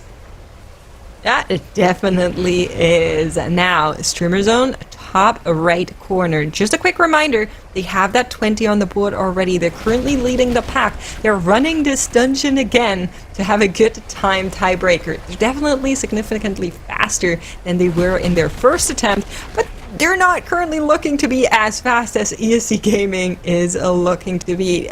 Look at their trash count. They do a little bit less trash in that beginning of the dungeon, in the middle part of the dungeon. So at the end, they actually had some count miss, which we're not sure which they missed out on, but we think that they pulled just a little bit bigger in that gauntlet, maybe a second set of bats that they weren't able to tag in that previous run. So hopefully going in favor for them right now, but definitely in a good time as well. Yeah, sometimes there's just these mobs that are, you have 2 extra mobs you're supposed to tag into a pull, and you just kind of miss that you didn't pull them in, and then you're down some counts, and you don't realize until the last boss. It could happen any point in this dungeon. There's a few pulls where, there's an extra mob off to the side, even at the start of the dungeon, that you might just not realize you've pulled in. One of the things that's valuable to do is to kind of set up some checkpoints throughout the dungeon where it's like, okay, we know we're supposed to be at 40% on this boss as HA goes down. For Streamer Zone, BRS is going to come out. Not the end of the world. But yeah, that's something that I think after we had that famous Sanguine Depths miscount incident for Echo, after that, they started developing a strategy where they would actually know after every boss what count they should be at, and they would have somebody check it. And I think that's always something that teams should be looking to do. The thing is, sometimes even if you do realize you're missing count from earlier in the dungeon, the best play is just to do the rest of the dungeon and pick it up after the last boss, right? Sometimes that is the least it's so bad. hard to tag exactly. during if you realize it. Funnily enough, for Echo in that Sanguine Depths was also a bat that they missed in that final gauntlet that eventually cost them. So let's take a look at ESC Gaming as they're now on that very last stretch, need a little bit less than 12% count. We know that they haven't missed count here before, so it should be just this trash pack and then on their way to the boss. Now, 3 minutes 40 seconds Stratnos. I think the +2 might be a little bit brazen, but they're definitely looking to be very fast. Yeah, it's not going to be a 2 chest, but remember, the time they're trying to beat here is 28:25 from Streamer Zone. Now, Streamer Zone might improve that time, but just goes to show, right? ESC Gaming still have 6.5 minutes to be the fastest 20 Arakaras so far. They'll probably get this done, with a minute or two under that. Things are looking nice for them. 0 deaths as well. That Lust is going to be coming up here shortly. Looks like they have the count that they need as well, or they will momentarily here. So I like their chances here. I really like the way this run has been going for them.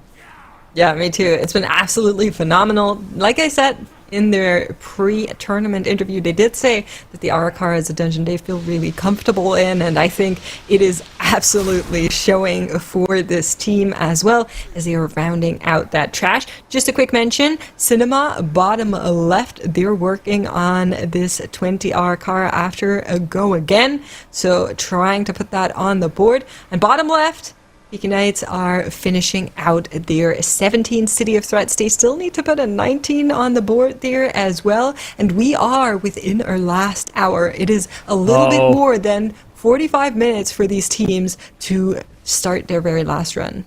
And Makes look at this as well. Fiki Knights aren't going to be 2-chesting the 17, so they will only have the ability to go into an 18 City of Threads, not a 19. They've missed that 2-chest timer, even though this was a 0-death run for them as well, just not quite fast enough.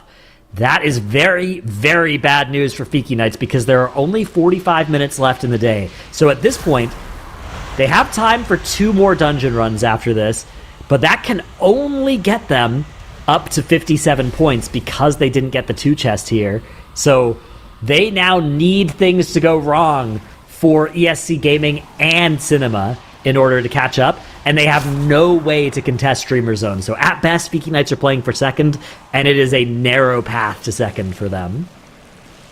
Very, very unfortunate for the Fiki Knights. But I will also say, in their group day on the Friday, they kind of came out of nowhere and astonished a lot of people, came in very low seeded into this tournament. Right, overall. This is our 16th seed. 16th seed, despite, okay, listen, it's maybe a fake 16th seed, right? Because all of these players are live key pushers, and a lot of them have experience on the MDI, on former competitions here at WoW Esports, but man, oh man, this team came out swinging, and I think now they're kind of in a position where maybe you're missing the competitive constellation experience, where as a team, they haven't run too many tournaments together just yet. There's been a couple of issues all throughout the day, but they will still try to get into that second spot. In the meantime, ESC Gaming on their way to clock in that 20 Arakara with a super incredible time on Kikatal right now. 55% to go. Bloodlust has just finished. Now we need to watch our feet. There's a lot that can go wrong with this boss. Yeah, look at Streamer Zone as well up in the top right. They actually are a minute faster on the Anub Zek split. Now they need a little bit more count with their strategy, I believe, than ESC Gaming, so they're going to lose some of that time back. But these two runs are both so fast from our top 2 teams here. ESC Gaming, this is their first try at this dungeon as well, so very impressive, very clean, right? 0 deaths. They should be extremely proud here.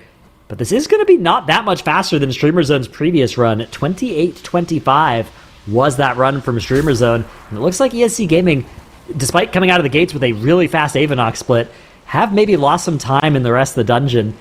Because I don't think I think they're going to be about that timer, 28:25, maybe a little bit faster, maybe 27:30, something like that.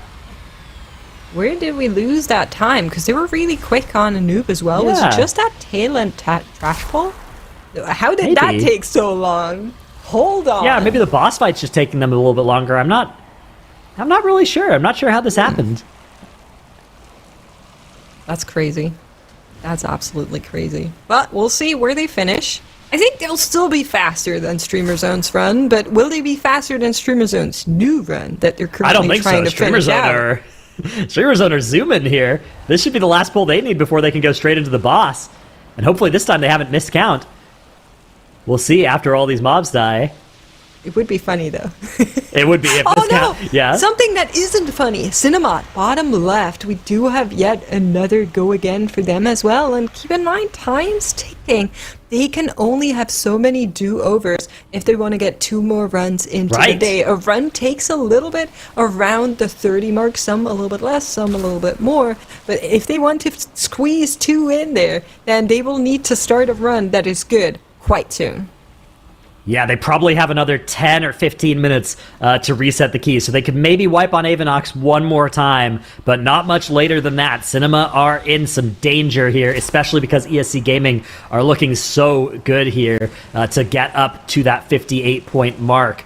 This is going to be tough. I mean, ESC Gaming will have to get that siege done, but they're going to have a lot of time to reset that key if they need to.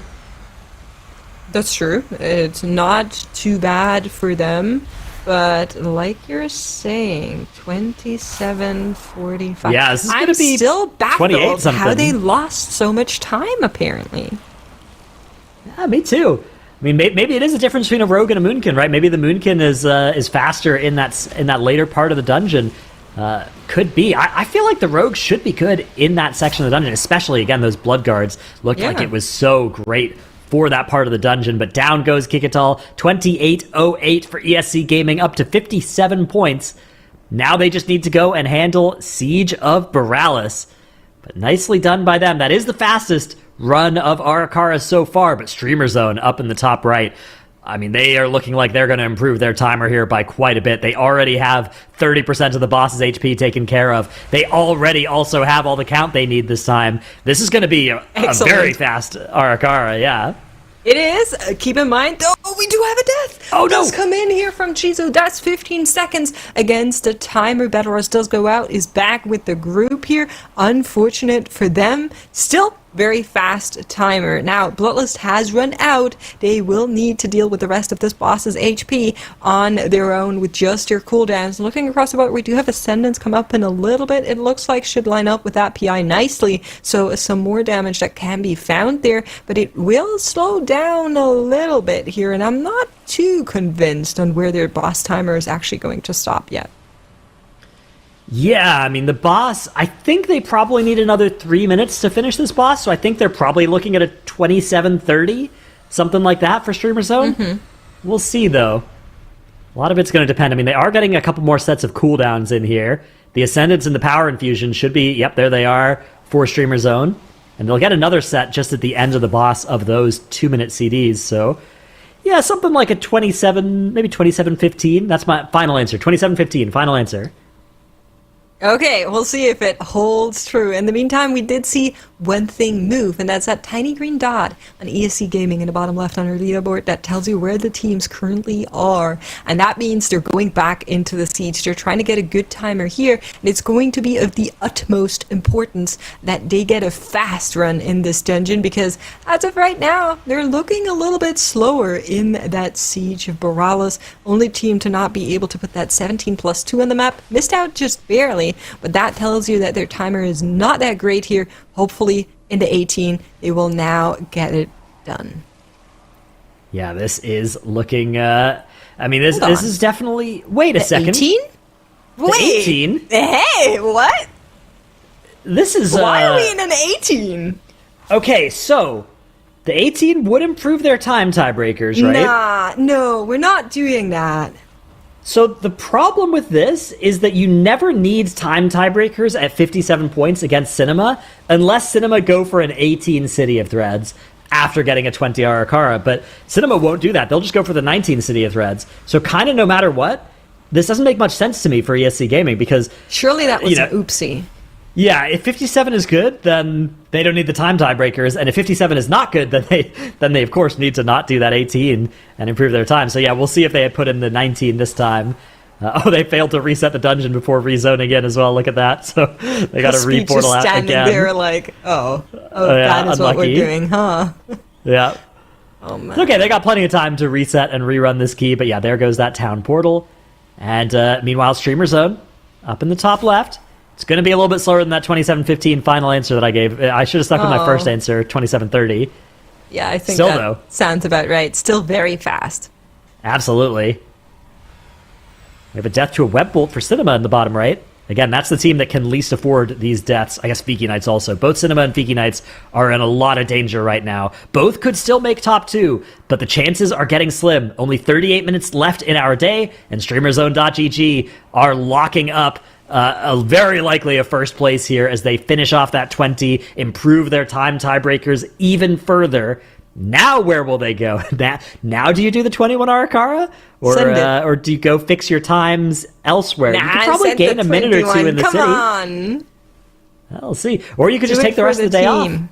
Excellent news. ESC Gaming have managed to find their way into a 19 Siege of Morales, so confirmed it was a mistake on their end going into that 18. A little oopsie can happen. Did cost them some time there, so not ideal, but with where timer stands right now, this is the big thing they need to get done in those next 38 minutes, and that is something that they're hopefully well capable of doing so. Now, what says you, Dratnos? Where do Streamer Zone go? Probably the best thing to do is just a 19 city for an extra minute. But I think the 21 Arakara, I think they should be safe enough with the current points that that should hold. So 21 Arakara could be fun. I don't know. We'll see what they decide to do. I guess there's more prize money for first and second, right? So maybe you just fix your tiebreaker in the city. Or maybe you run the 21-hour car, because that would be very cool, and chat and I would love you, right? True. Obviously. That's also valuable. That's a big argument there. It's a very good argument. I'm sure that's at the front of their minds right now as they decide where to go. Of course. Chat's opinions always matter the most. I thought you knew that. All right. Oh, we have a death for ESC Gaming here at the start of this siege. They can reset this dungeon a couple of times, though, if they want to. We'll see if that's what they decide to do. It looks like they're actually just going to keep this dungeon going. In the meantime, I have a little Warcraft logs look here at some of the strengths and weaknesses. Well, really, the strengths of the rogue here. So this is damage to the blood guards. And you can see in the groups without the rogue that those shamans are doing 170 million to take out those blood guards in the middle section of Arakara.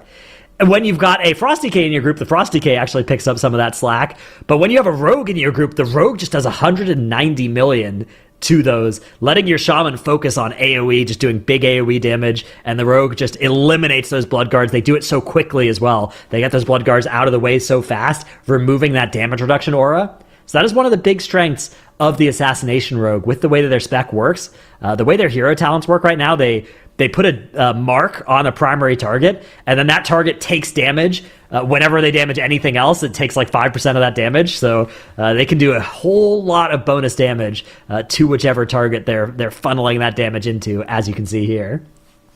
Yeah, very, very cool oversight. Thank you very much to production for preparing it, and thank you so much, Dratnos, for asking them to prepare it, as we did get that overview on the board there. But Fiki Knights, they do have Yoda go down here, unfortunately, due to the Webmancers and Marauders. Can they still salvage this? Looks good. Yoda's back. Yeah, so it looked like a res into a bubble for the bubble taunt. Has saved this pull here for Fiki Knights. They do have time to reset, complete this key, and then run the 19, but they only have a minute or two more to make that call. So if they don't do that right now, then they are locking in this run as being the only way for them to get 2 more runs done in today, because there's 34 minutes left in our day, and City of Threads is about a 34-minute dungeon. So if they reset right now, they could maybe do 2 more runs, but it looks like they're locking in the plan being finish this run and then start that 19, and that way we can get to 57 points. And then the plan is, well, Actually, Hope, that plan right? doesn't work anymore. Yes. It doesn't work because ESC Gaming have a 20. So, actually, Fiki Knight's plan has to be different. They have to do this 18 city, and then they have to go do the 20 Arakawa. And they need ESC Gaming to fail the 19 Siege, and they need Cinema to fail their runs as well. So, it's getting very sketchy for Fiki Knights. I'm going to level with you. If you're a Fiki Knights fan out there, the chances are slim, but they are not zero. Fiki Knights, either way, they need this 18 to work out for it to have any chance. Listen, they may be slim, but as long as they're not zero, there's something to hope and believe for, and that is what needs to keep both the Fiki Knights and their fans going here. Hopefully, definitely not the most ideal day for them. But once again, they came in as 16th seed. This team has been performing well above expectations as we have been looking throughout this weekend's competition. On the top left side, we're seeing They're doing it Stream again! Zone. They just said, nope.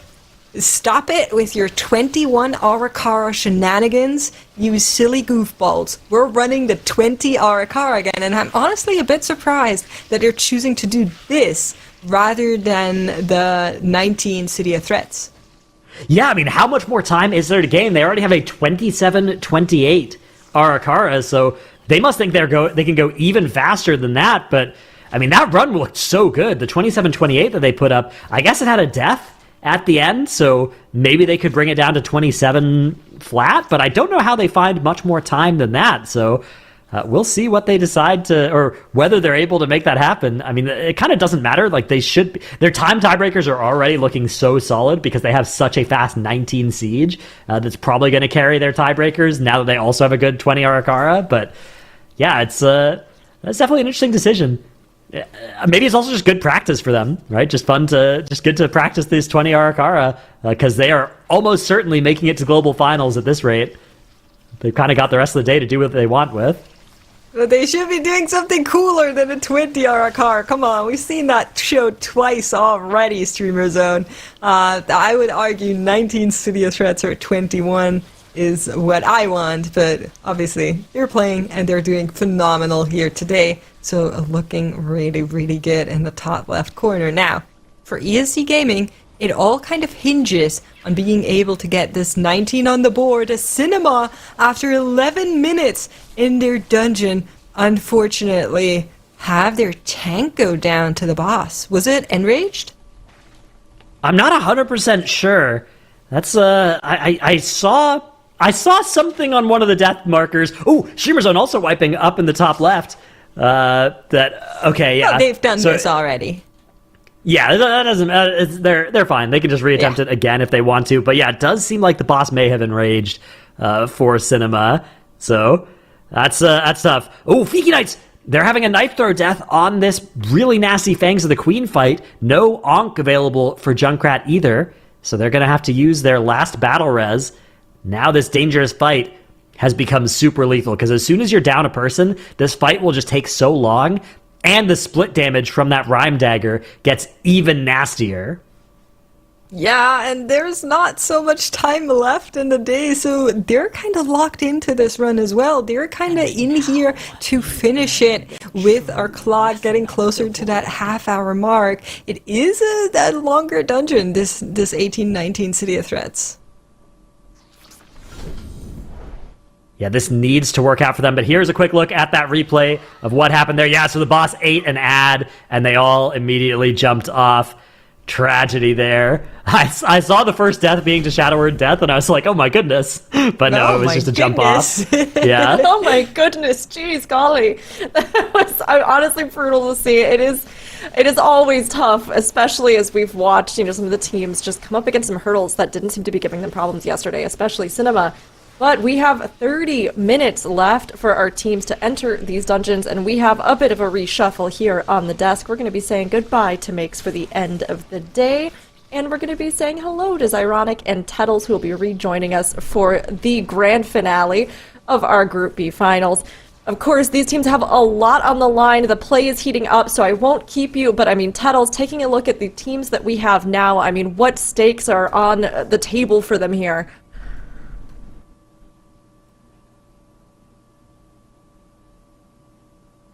out already? No, because you can get this done in 29 minutes, right? And then start the 19 city. Yeah. So there is time in the day, but it needs to be this run for Cinema, and they need to be a little bit faster than the timer as well. Yeah, I mean, I think they can just barely get it done, but it literally has to be on this attempt, right? Like, we've seen that the 2-chest timer is technically possible in this 20, but the way they've been playing, I don't know if it's something that they can fall back on. So, I mean, this has to be a very fast 20 for them to have a chance. And remember, they still have to go back into the city afterwards and one-shot the 19 too. In the meantime, you can see ESC Gaming has to cover their tracks as well by getting this 19 Siege of Borealis, just in case Cinema's able to get those two done. So either of these two teams has a good chance of making it through, but it literally has to be perfect for Cinema. Like, do they have that one last cinematic moment left in them? Yeah, I mean, it's just a tough spot. Like, they had a perfect day 2. I think they had the best day that I've seen so far in this TGP, and then it's just like a few unfortunate mistakes during their day 3. I mean, it really sucks, because if the maps that they played yesterday or the way that they played yesterday happened today, they would be making it to Global Finals, but instead it looks like they're on the outside looking in right now.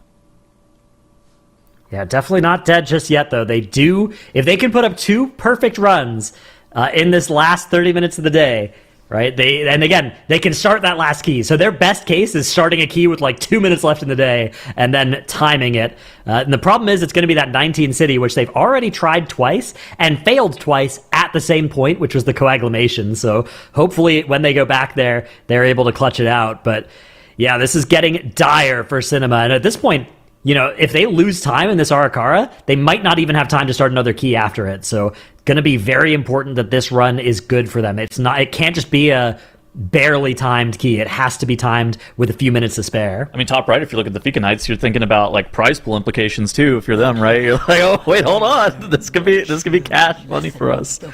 I mean, Fika Knights could still also make it to top 2 in theory. ESC Gaming in the bottom left are wiping in this 19 Siege. They're going to have to reset. If ESC Gaming don't put this 19 Siege on the board, then the path to victory for Cinema and Fiki Knights gets much wider, because Fiki Knights can still get to 57 as well, right? They can finish this 18 city, and then they can go do 20 Arakawa, and that would allow them to have the same scorecard as ESC Gaming, but with a slightly different configuration. I'm not sure if the tiebreakers would work out for them, but at least they'd have a chance. I think they'd lose some time. I think DK is a little bit too slow. I mean, both of them do eventually have to go get the 20, right? They have to get the 20 down, because that is, of course, the first of the tiebreakers. They need to match the 57 and then also have the 20 Arakawa and then the 19. Or actually just the 18 of the city for Fiki Knights, because they already have their 19 Siege of Borealis. So yeah, once they get this city done, if they do get it done this attempt, they'll have a couple attempts at the 20 Arakawa, which theoretically could actually get them in if the time tiebreaker is right for them. What's up with Streamer Zone? Why are they not in the 21? They're just fixing they're just going for time tiebreakers, right? They're playing for, you know, our best chance is because they're already basically locked, right? There's no way that 2 teams will get to 58. As Cinema having a tank death, the toxic rupture there hitting him, looks like maybe going to be able to recover this, but no bubble is available for the bubble taunt. So you can see Krona having to kite here as those flyers are hitting him. He's going to die the same way here. The call of the Broodmother might just kill him off. Bear form rescue paint suppression will save him. Nice work by Cinema. Yeah, I swear, I thought he was dead. Hit every single button just to save one person. Yeah. No Moonkin left behind. I think Aura 21 is kind of interesting. I think that if you could actually make it through the first boss, you can actually pretty reliably time it. Of course, the first 10 and a half minutes getting through that first boss is by far the hardest part of this dungeon, though. Yeah, I think if Streamer Zone, you know, they could go for it, but there is more prize money for first than second, right? So just fixing your tiebreakers is probably the most reliable way to lock in a first versus a second. I think looking to Global Finals, though, I think the teams are going to be really prepared with the 21 Aura. And so I mean, that's something where our first seeded Chinese team, right, has they've done 21 Arakawa and 2 chests of 20 Arakawa. Exactly. Right? So yeah. Streamer Zone going to be resetting. Yeah. It is a little unfortunate that we don't get to see the 21 showed off here, but like with how well Streamer Zone has played today, even if they did have the 21 in their back pocket, there would be no reason for them to want to show it off, right? Like you mentioned earlier, there's really no path for any of the other teams to hit 58 today unless they play perfectly, so Well, I mean, ESC Gaming are going to get to 58 they if could get hit it, this yeah. 19 siege. For two other And teams, Cinema I could meant to as well, say. right? I thought, Yeah. For two I other thought we teams were gonna and to three-way beat the tie. time tiebreaker. I thought. Yeah. I mean, that's the thing. The tiebreaker, yeah. when we last were casting the settles, we thought that it was almost like a certainty, based off the way the teams were playing, that at least ESC, Streamer, and Cinema could get to that 58, but ever since then, it's just been inconsistencies for ESC and especially Cinema, who we were kind of surprised by, because for the first 7 hours of competition this weekend, they were pretty much lights out. Oh, ESC Gaming are wiping in this 19 siege again. And now 24 minutes left for them to start a run that they'll be happy with. So it's not lethal for them just yet, but they need this 19 to work out. Unless Cinema and Viki Knights fail to improve, which is possible as well. I mean, the thing with Cinema is it was like one run that kind of started to spiral them out of control, right? If they actually time that 19 City of Threads, I think that we're viewing this very, very differently with what's going on. Absolutely. Like, we're basically Cinema versus... Like, it's going to be time tiebreaker, and, you know, your team's going to have to put up the 20 Aura. If you're Cinema, you would have to put up that 19 Borealis, but I mean, I think that there would have been a high degree of likelihood that we would go into the time tiebreaker. But unfortunately, Cinema wiping, what was it, 25-ish minutes? I think they ended up wiping to the coagulation, just twice. eating some of the orbs, which is just crazy. If that doesn't happen, they probably finish one of those runs, and I mean, the landscape of this feels very different. How do we feel about the differing lust strategy for Cinema in this 20 Arakara? Notably different from what we saw from Streamer Zone and ESC, where they both commit the Bloodlust to the very first pull. Cinema saves that first Bloodlust for when they actually pull Avanox.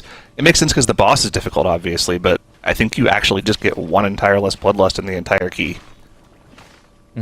I mean, you go boss versus just like some random trash mobs. That's true. Yeah, it's 3 good lusts versus like 2 good lusts and 2 mediocre lusts. Well, you don't even what's get better? You don't even get the last one because it's like... Yeah, exactly. You finish the key, and so true. it's kind of 3 good lusts versus 2 good lusts and a mediocre lust. Yeah.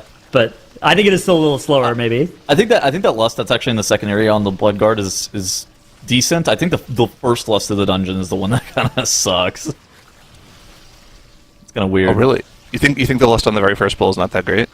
Yeah, I think that's okay. the one that's like not as good. Whereas I think that lusting Avanax, this boss is. I think that this is like again the big limiting factor for even 21 to be done. Is just being able to get through this boss. This boss is actually so hard on a 20, and so I think that that's like the differentiator. Yeah, and Cinema need this run to work out. They need it to be fast as well. Remember, if Cinema have even a couple of small problems here, they won't have time to also go and do that 19th City of Threads. There are only 21 minutes left in our day. Cinema have to finish this run in those 21 minutes, so they basically have to be 30 minutes or faster in this Arakara. Not counting death timers, though, so they can have a couple of deaths as long as it doesn't slow them down too much. Yeah, we're back to the real timer versus in-game timer comparison exactly. here. We're back. Although back. there's a chance that time tiebreakers may matter, in which case those deaths all of a sudden start mattering again. It's a fun dynamic here at the end of the day here at TGP. All right, Streamer Zone resetting once again. Good news for them is they put up 2 really good, really fast Arakara 20s, and now they are wiping at the start of it. It's good to do it in this order. Better to time the key first, then wipe afterwards, rather than wipe first and be under pressure. Really? Maybe they're going bigger and trying to go faster as well at the start. Yeah, maybe. I mean, they can go for a broke, right? They're sitting pretty right Yeah. now. And with the faster times that they've put on the board, I think even if we do get that perfect scenario where ESC Gaming and Cinema, like, reach their full potential, get the 58, Streamer Zone's still very likely going to have the time tracker because they I think put so as the well, good yeah. times Is on the ESC board. locked? And now Locked for what? you learn that Second place here? No. Not necessarily. no. Right. Cinema can get to 58 still. Oh, they and- have to finish this dungeon under. Yeah, ESC Okay, Gaming I see have what's to going get the Borealis on the board. Yeah. And even if they do, they, in theory, could still go to time tiebreakers against Cinema and Streamer Zone. Streamer Zone probably having the better time tiebreakers. Streamer Zone have a very fast Siege and Arakara right now. Okay, but if Cinema ever wipe in this run, then it's over, right? Well, if Cinema wipe in this run, Oh, then they yeah, can they're do toast. They would have to go to the Because city even if at they that go to point? the city, they get to 57, but their tie breaks Okay. are 19, 19, 19, and ESC Gaming would have 20, 19, 18, which beats that. Yeah. Okay, so that makes sense. yeah, Cinema needs to not wipe to stay alive here. As soon as they wipe, they are eliminated from the global finals Dude. contention. Oh god, they got terrible egg spawn here for Cinema. They have to move the boss. They're immediately piecing out and trying to move the boss. That was probably the worst egg spawn that you could possibly have. Yeah, they're countering it though with some excellent kiting of the boss away. That's horrible. Their first boss split is so long, though. You guys I put a little pun in there. I'll explain it later. A lot of the top runs were like 10:30 for the first boss split, and Cinema's about a minute behind that. I wonder what happened. Yeah, this has been a slow start of the night, especially given the lust on Avon. Maybe that is just a slower lust, even if it's safer, but I'm not sure either what happened. Oh, they are going to be able to finish the boss off here, not having to deal with 2 sets of those crawlers, but like we are talking about, slow split. And the timer is a twofold problem, like we already talked about, right? If they are able to finish this off and start another key in time, it's really going to come down to time tiebreakers more than likely. But also, it's the question of whether or not they're going to have time to start another key. We are sub 20 minutes until the final runs of the day are locked in here, and Cinema need to get 2 runs in to have a chance of being one of our 2 teams to qualify for the global finals. Remember, top 2 teams today qualify through, bottom 2 are going home, so it's what's on the table for these teams to play for.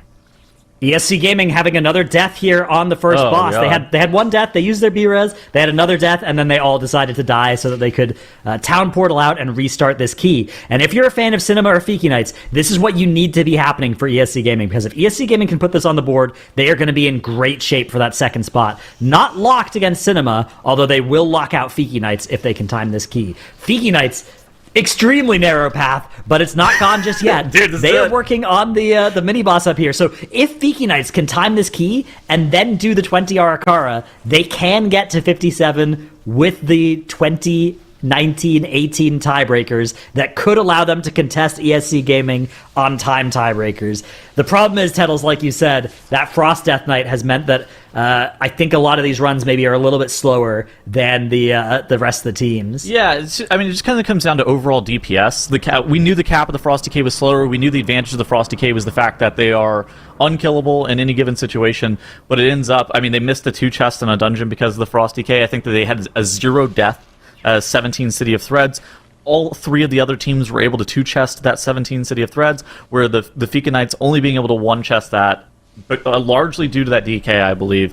It's a little bit unfortunate, but it increases their consistency. If it increases their consistency by enough, there's advantages to that DK. Even still, I do worry about their time tiebreaker, though. Yeah, I think that's something you have to be looking at, and because they're going to put up a pretty slow time in this 18 city even.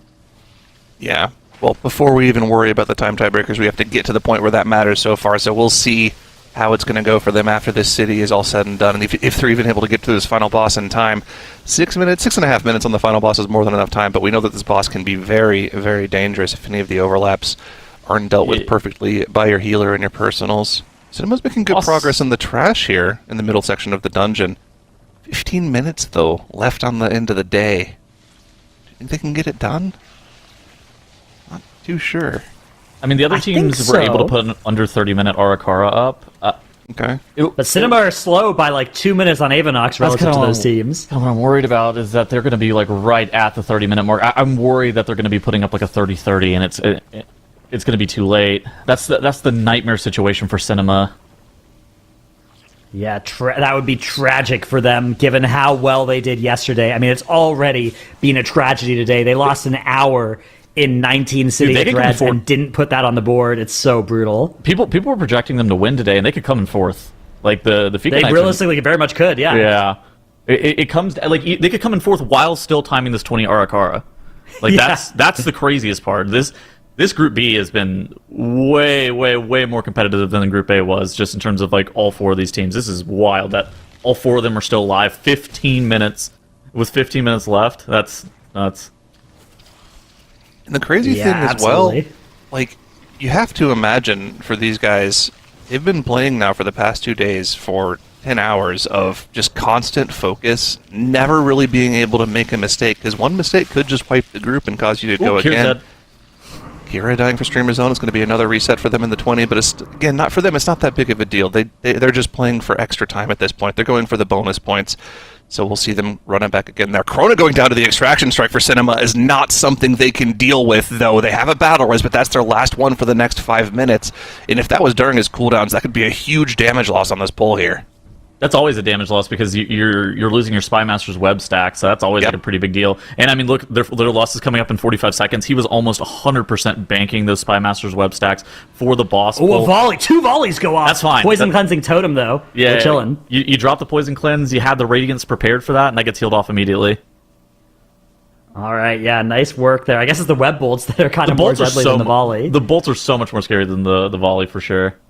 Yeah, these web mages are living so long though, as they have had that death slow their damage down. Another volley does go off, but it does look like the Dispels will handle it quickly. And Cinema seem to have recovered here, but again, remember that they have to not just time this key, they have to be a couple minutes under the timer so they can start another run afterwards, as they now start the double Stag Shell web mage pull. Dude, this is going to be so close. They have to, so basically here's the situation for Cinema to actually be able to qualify. They have to time this, and then they have to one-shot the City 19. That is their win con. Okay, there's potential that they could go City 18 and still win, assuming that ESC Gaming doesn't put up the 19 in.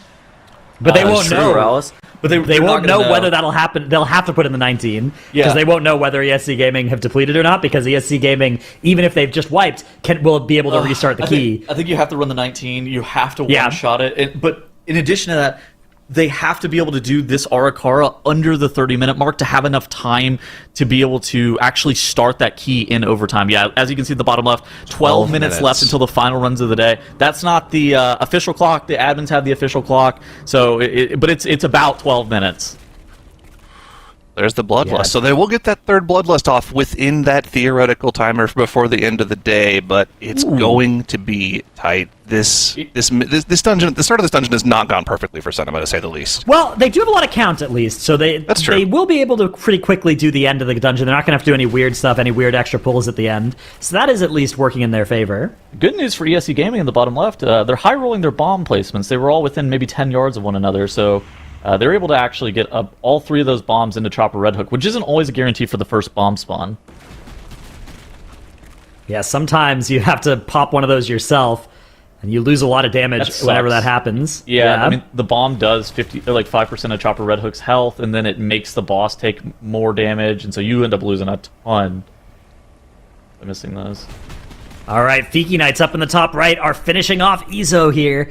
This is great for them. Their narrow path to a second place finish is still open. They now need to head to Arakara plus 20 and secure that keystone. But if they can do that, and if Cinema and ESC Gaming both fail, then Fiki Knights will be able to go to time tiebreakers against ESC Gaming. So that is their plan. That is almost certainly what they will do now. Good news. There's a lot of crazy questions and like concepts that don't normally factor into just playing World of Warcraft as a normal push team that you have to think about in the waning moments of the day here, right? Like, if you are Cinema and you get this 20 done, what do you actually do? Do you go for the 19 or the 18? Like, you have to. You have to go for the 19. Do you think you have to? 19, yeah. Yes. Like, what if you have a 6-man that's watching the stream and they see that ESC has been constantly struggling? They haven't made it past the first boss for a while. They spent an hour and a half in here.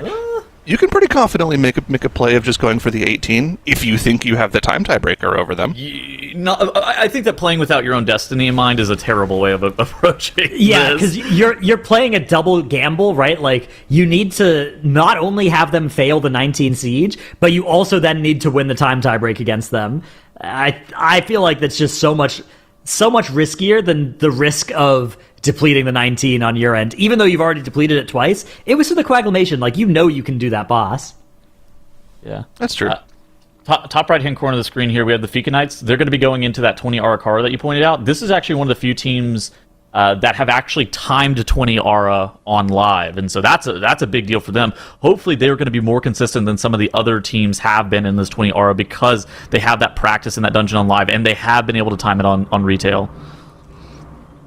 ESC Gaming in the bottom left have had a death on their shaman that's claimed their Ankh, I believe. So ESC Gaming now a little bit. I mean, they still have that B-Res. They'll have another one coming up soon. And the good news for them is that they were able to get past that first boss. Worked out nicely. Lesson of the void. Look at this. Dude, look at our timer for Siege for ESC Gaming. It says Sergeant Bainbridge instead of Chopper Redhook for the first boss. That's a relic from when the Horde had a different boss than the Alliance in this dungeon. Yeah. That's pretty cool. They must have a very old version of the Mythic Plus timer we are on this observer.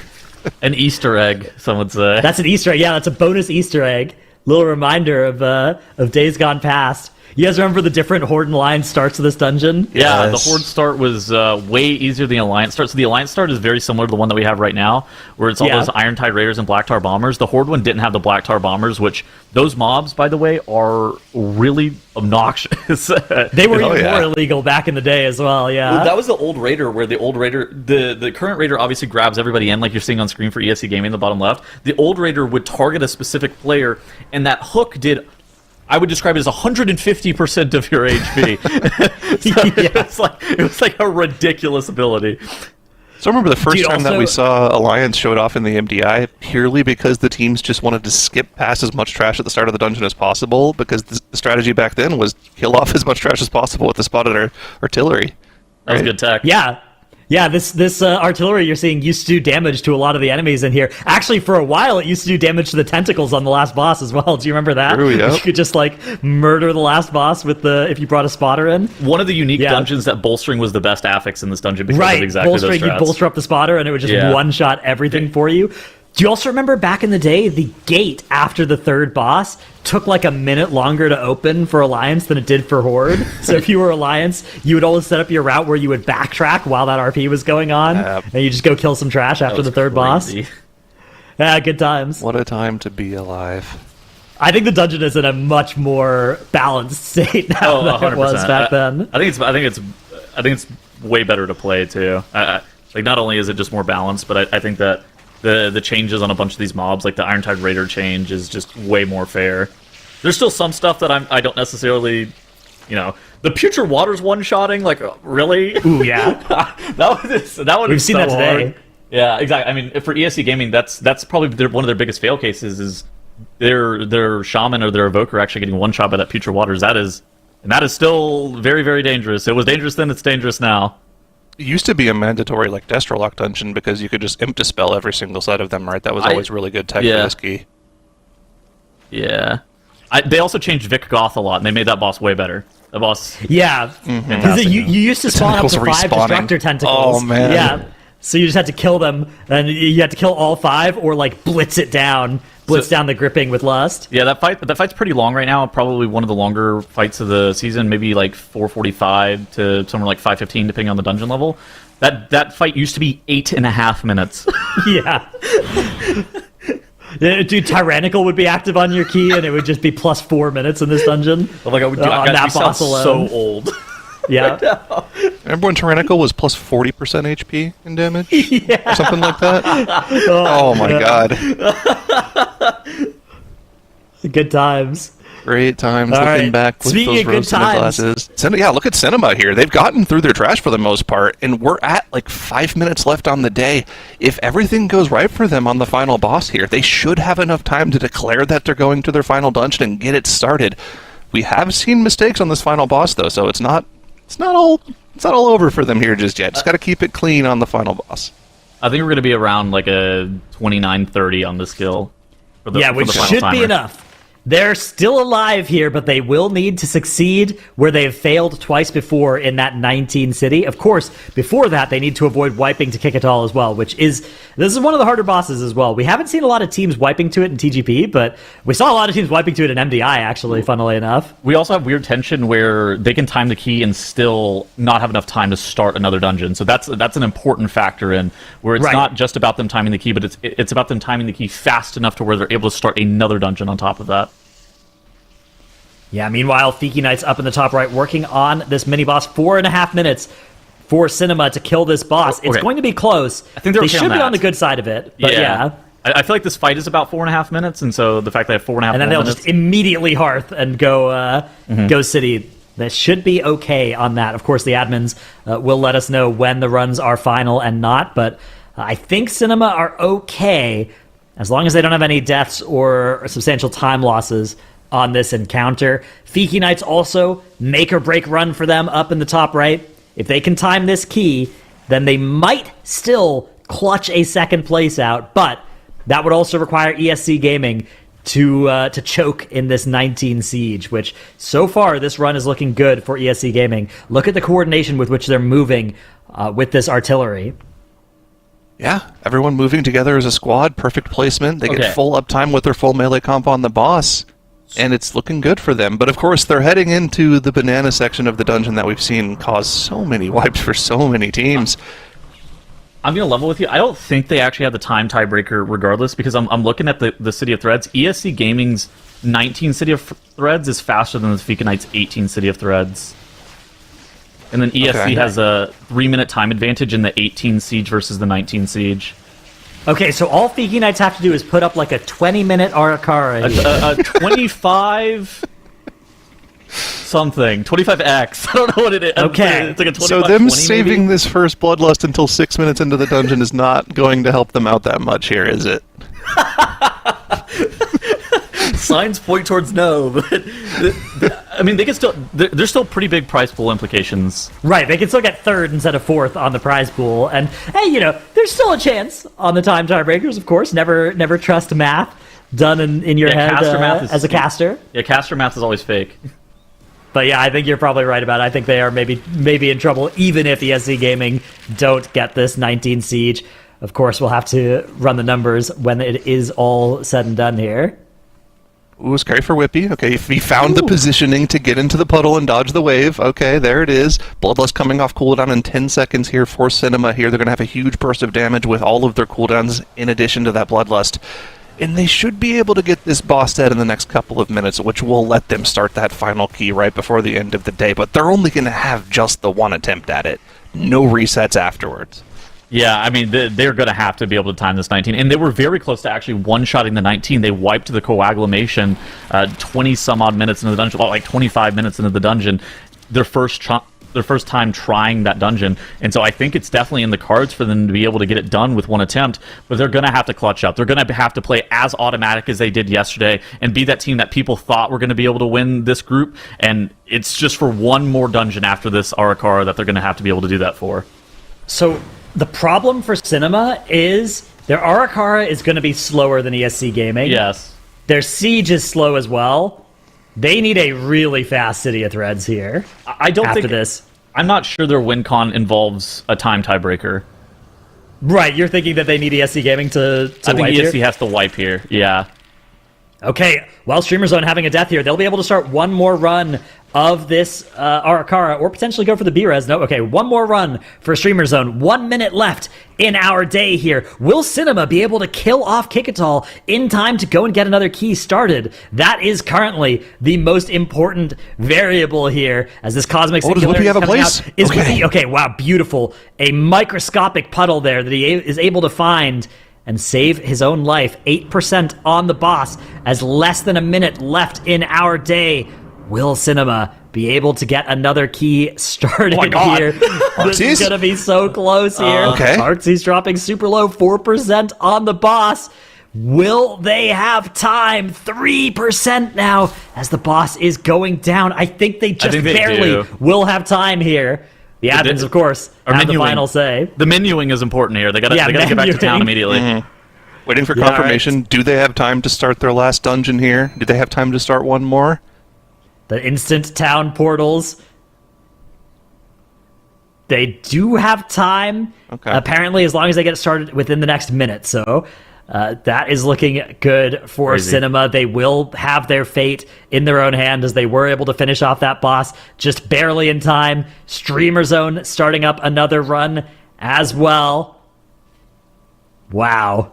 Yeah, what a close finish to the end of our day here. So the ruling is basically they have to make a declaration and be in the key, and then and then start the key within the next one, like you said. 1 Yeah, minute. exactly. Like they needed to kill the boss before the top of the day, but then as soon as they killed the boss, we give them like there's a 30-second minute grace period to kind of make it so that different loading times of different computers and stuff aren't a competitive factor. You have to declare the dungeon. You have to declare the level. Yeah, exactly. We also have to make sure they put in the right key level too. If they start this key and it's an 18 and not the 19, then they're stuck in that 18. They cannot restart it. That's the last run of the day. So really make sure that key level is the right key level, Cinema. Looks like the ready check is up for them, and they are getting this dungeon started here. So Cinema will get this one final attempt to try to tie up the potential 58 scoreline that we're expecting Streamer Zone and ESC to finish on. ESC is making good progress in the Siege of Borealis here, going for a couple more pulls. They have one last one of those Dominators to kill off here, but so far it's been lights out for them. Fiki Knights does have a death, but they have a battle res for that. Is the boss enraged? I don't believe so. So I think they're probably okay. Got to keep an eye on Yoda here, taking a ton of damage from the boss, and an alerting shrill going off right afterwards. But looks like Greg's got the team topped up for this. All right. Looks like we are probably now at the point. Oh, Cinema started their run too late. It's invalid. They weren't able to get it in time. Brutal for Cinema there. Oh my god. They didn't have time. Because they dropped that training dummy and they were trying to get those stacks. But of course, they only had that 1 minute to get that key started. And they failed to click it in time. So, oh no. Brutal turn of events for Cinema. That locks them out of being able to contest ESC Gaming for second place. Dude, look at the Fiki Knights. Fiki Knights could actually yoink third from them now, yeah. And funnily enough, ESC Gaming, I was looking at some numbers on this. I think if they are able to put up a 31-15 in the Borealis, I think they can get first place with time tiebreaker, assuming that Streamer Zone doesn't improve this aura at all. If this aura is improved, then those numbers are, I think, going to be fake. But yeah, like looking at around a 31-15 can potentially be the time tiebreaker for ESC to be able to win this group. Wow, that's huge, actually, because Streamer Zone looked so good across their runs, right? Streamer Zone have a fast Siege, a fast Arakara, and pretty much the same time in City. So that's the question is, will 31-15 be even possible in this Siege for ESC Gaming? I kind of don't think it will, because look at their Lust timer, right? They're going to get another Lust here in a little bit over a minute, and then if they press that, and then they press it again when it comes off CD, like, they won't be able to get a full Lust in before it's past 31-15 anyways. They've also pretty consistently been a little bit slower than the other teams in this dungeon, just in general. Like they failed the 2 chest on the 17. They weren't like that close to the 1 chest on the 18, but they basically need a similar time that they had in the 18 on the 19 to be able to win this weekend. And yeah, I saw a death there to Yargi pulling into this mini boss here. This mini boss is very dangerous. They are going to use the tailoring stun here in just a couple of seconds on it. Oh wow! Oh, a wet bolt. That's your onk. That's an onk. I don't know if they're going to be able to improve their timer anymore. Okay, all right. That's I think fine. they're done. They're already guaranteed through. They're locked for top 2. That's nothing too worried about here. That's going to be it for Streamer Zone GG, but they are going to be one of our 2 teams qualifying through to the Global Finals. And really what it comes down to is, can Fiki Knights get this 20 Arakara done here? And if they do they somehow, someway have a chance of beating ESC Gaming on the time tiebreakers? That won't matter, however, if ESC Gaming are able to get this Siege of Borealis done in the bottom left here. They're through the majority of the Banana Alley. They're into Hadal's room here, which is where we've seen most teams clutch it out and not have too many mistakes. But of course, the pulls here are still just as dangerous as the previous ones we had.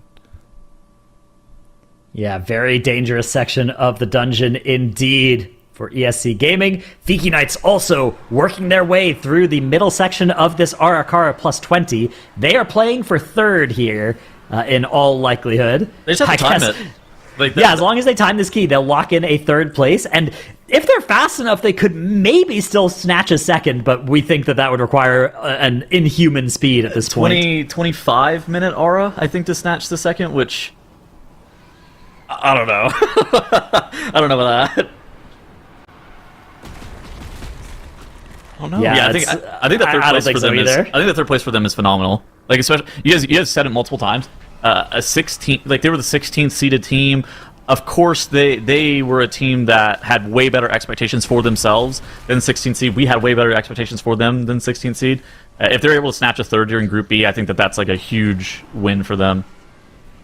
Do Web Bolt, they had their one final battle res available to res them up instantly there. And the options are running out here for the Fiki Knights. They cannot have any further mistakes if they want to have just the tiniest chance, and I think that second death might do it. No healer for the remainder of this pull.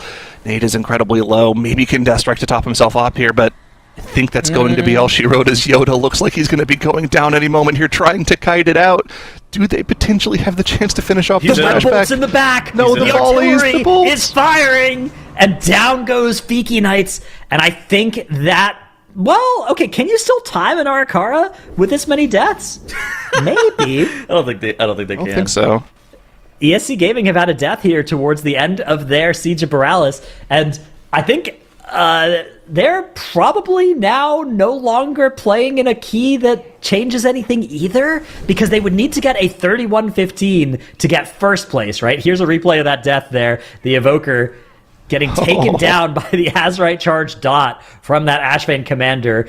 Absolutely brutal. So, yeah, ESC Gaming, when they started this key, they thought they maybe needed it to secure second. I don't think that's true anymore. I think second is secured for them. And I think first is maybe out of reach at this point. 31-15, I don't think is possible given the current timer. So this is the last hard pull of the dungeon, and then basically Hadal Darkfathom should be fine for this team. They have very coordinated defensive usage, and then it kind of comes down to their ability to be able to live Vic Goth on being able to do this. They're basically just like practicing for global finals and practicing like what would be expected of them on like tournament day in the global finals, which is a really big deal. Like you need to be able to clutch up at this given moment too on tournament day.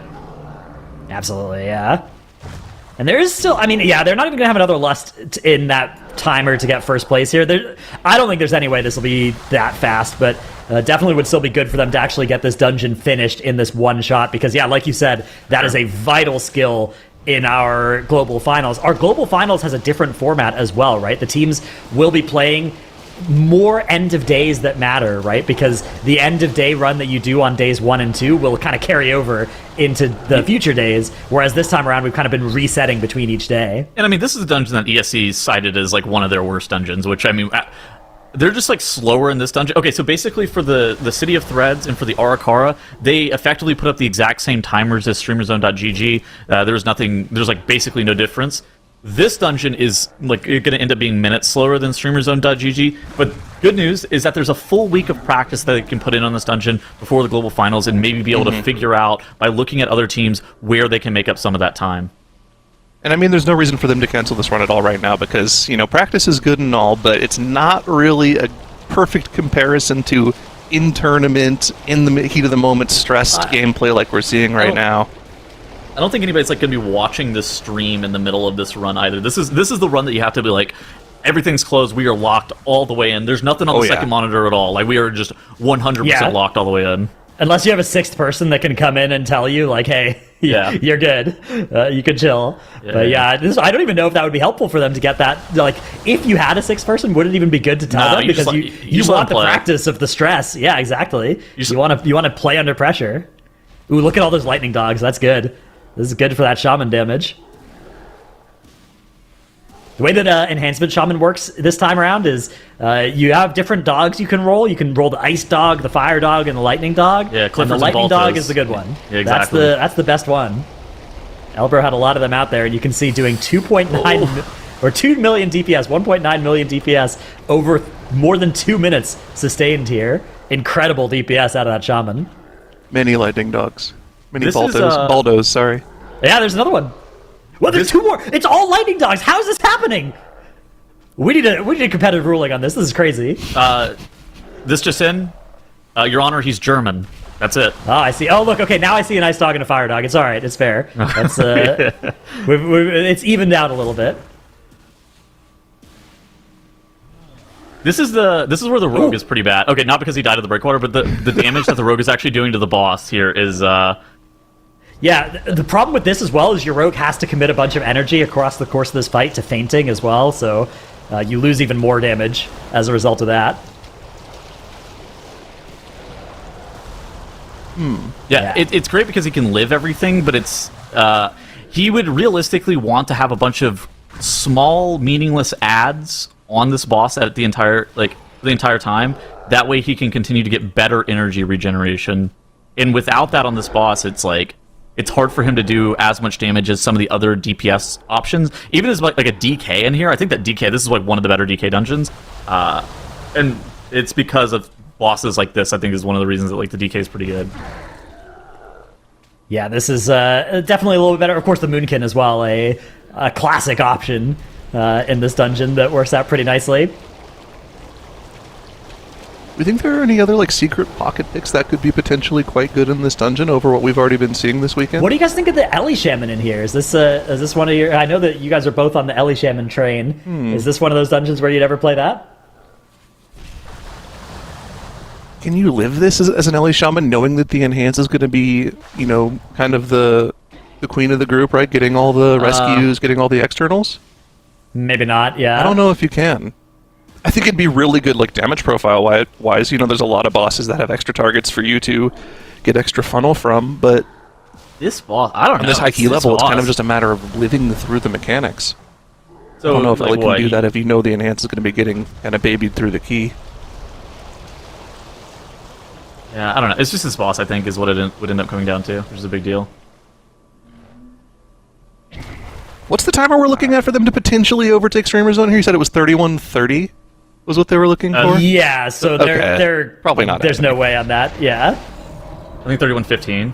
But still, this is a huge confidence booster if they're able to clutch this out at the end of the day. Like you guys were talking about, the format switch when we get to Global Finals. We're going back to the original format of the TGP, which is, dungeons introduced in a cadence every single day. Dungeon scores carry over day to day. So getting those end-of-day runs in is going to potentially make or break placements for these teams. So this is fantastic practice that you really wouldn't otherwise get in your normal practice hours, on not a competition weekend. Yeah, so I think they're fine to actually time this key right now. They're looking, this boss is pretty long. They're going to be pretty close to the timer though. Like we're going to be right up against it, but I think that they're in a position where this is going to be a run. Assuming that they don't have any deaths here to the putrid waters that happened right there on El Broglia. Oh my god, he lost his ascendance and his power infusion there. That is actually terrible news. Now that's as bad. Now our timers are going to be way closer. Yeah, this is going to be a close finish to the end of our day here. Will they be able to make this happen is the question. Here comes that next slam. Big hit of damage. And there's still that debuff out on Elbro. That's going to require pain suppression. It looks like they're going to be able to stabilize, though. I think that the damage that was lost there whenever he ended up getting killed off is like a huge deal. Oh, man. Yeah, here's a bubble. 350 on the timer. They'll get 2 more sets of 2 minutes off here, so they'll have 1 per platform, and they'll get that lust off, like, literally right at the end of the key. What do we need, like 130 for the last platform, maybe? I think that was what we saw from one of our other runs, yeah. Because we will have the full lust. So any more deaths, I think, are going to eat into our ability to get a full lust here, which would not be good. Yeah, that would be... Ooh. Because the problem as well is you don't want your lust running right up until the timer either, because there's that cannon RP that lust doesn't help with. So you kind of need the lust to end 5 seconds before the dungeon does as well. So yeah, no more deaths allowed for ESC Gaming. The next set of those Putrid Waters do come out. This time around, not going to take any more lives. It's going to take that Dwarf Racial from Pillow, though, so that's a resource they won't have for the next set of these Putrid Waters. And this Gripping Terror is not dying very fast, if I do say so. 3 minutes for 2 platforms? I think they're cooked. I don't think that's happening.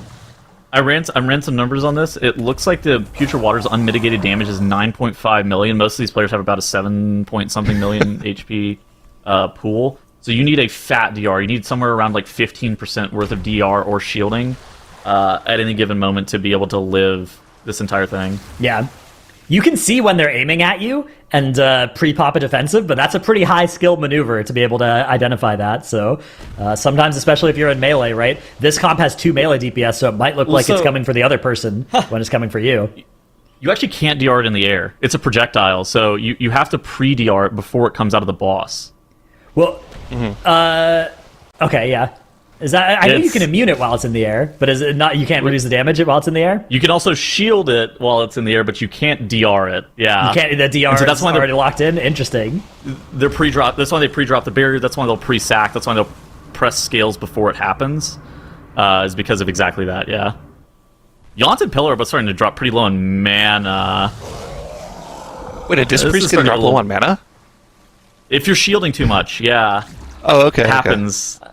The timer here is just going to be so tight. So that next set of Putrid Waters nearly takes out Pillow and their Evoker.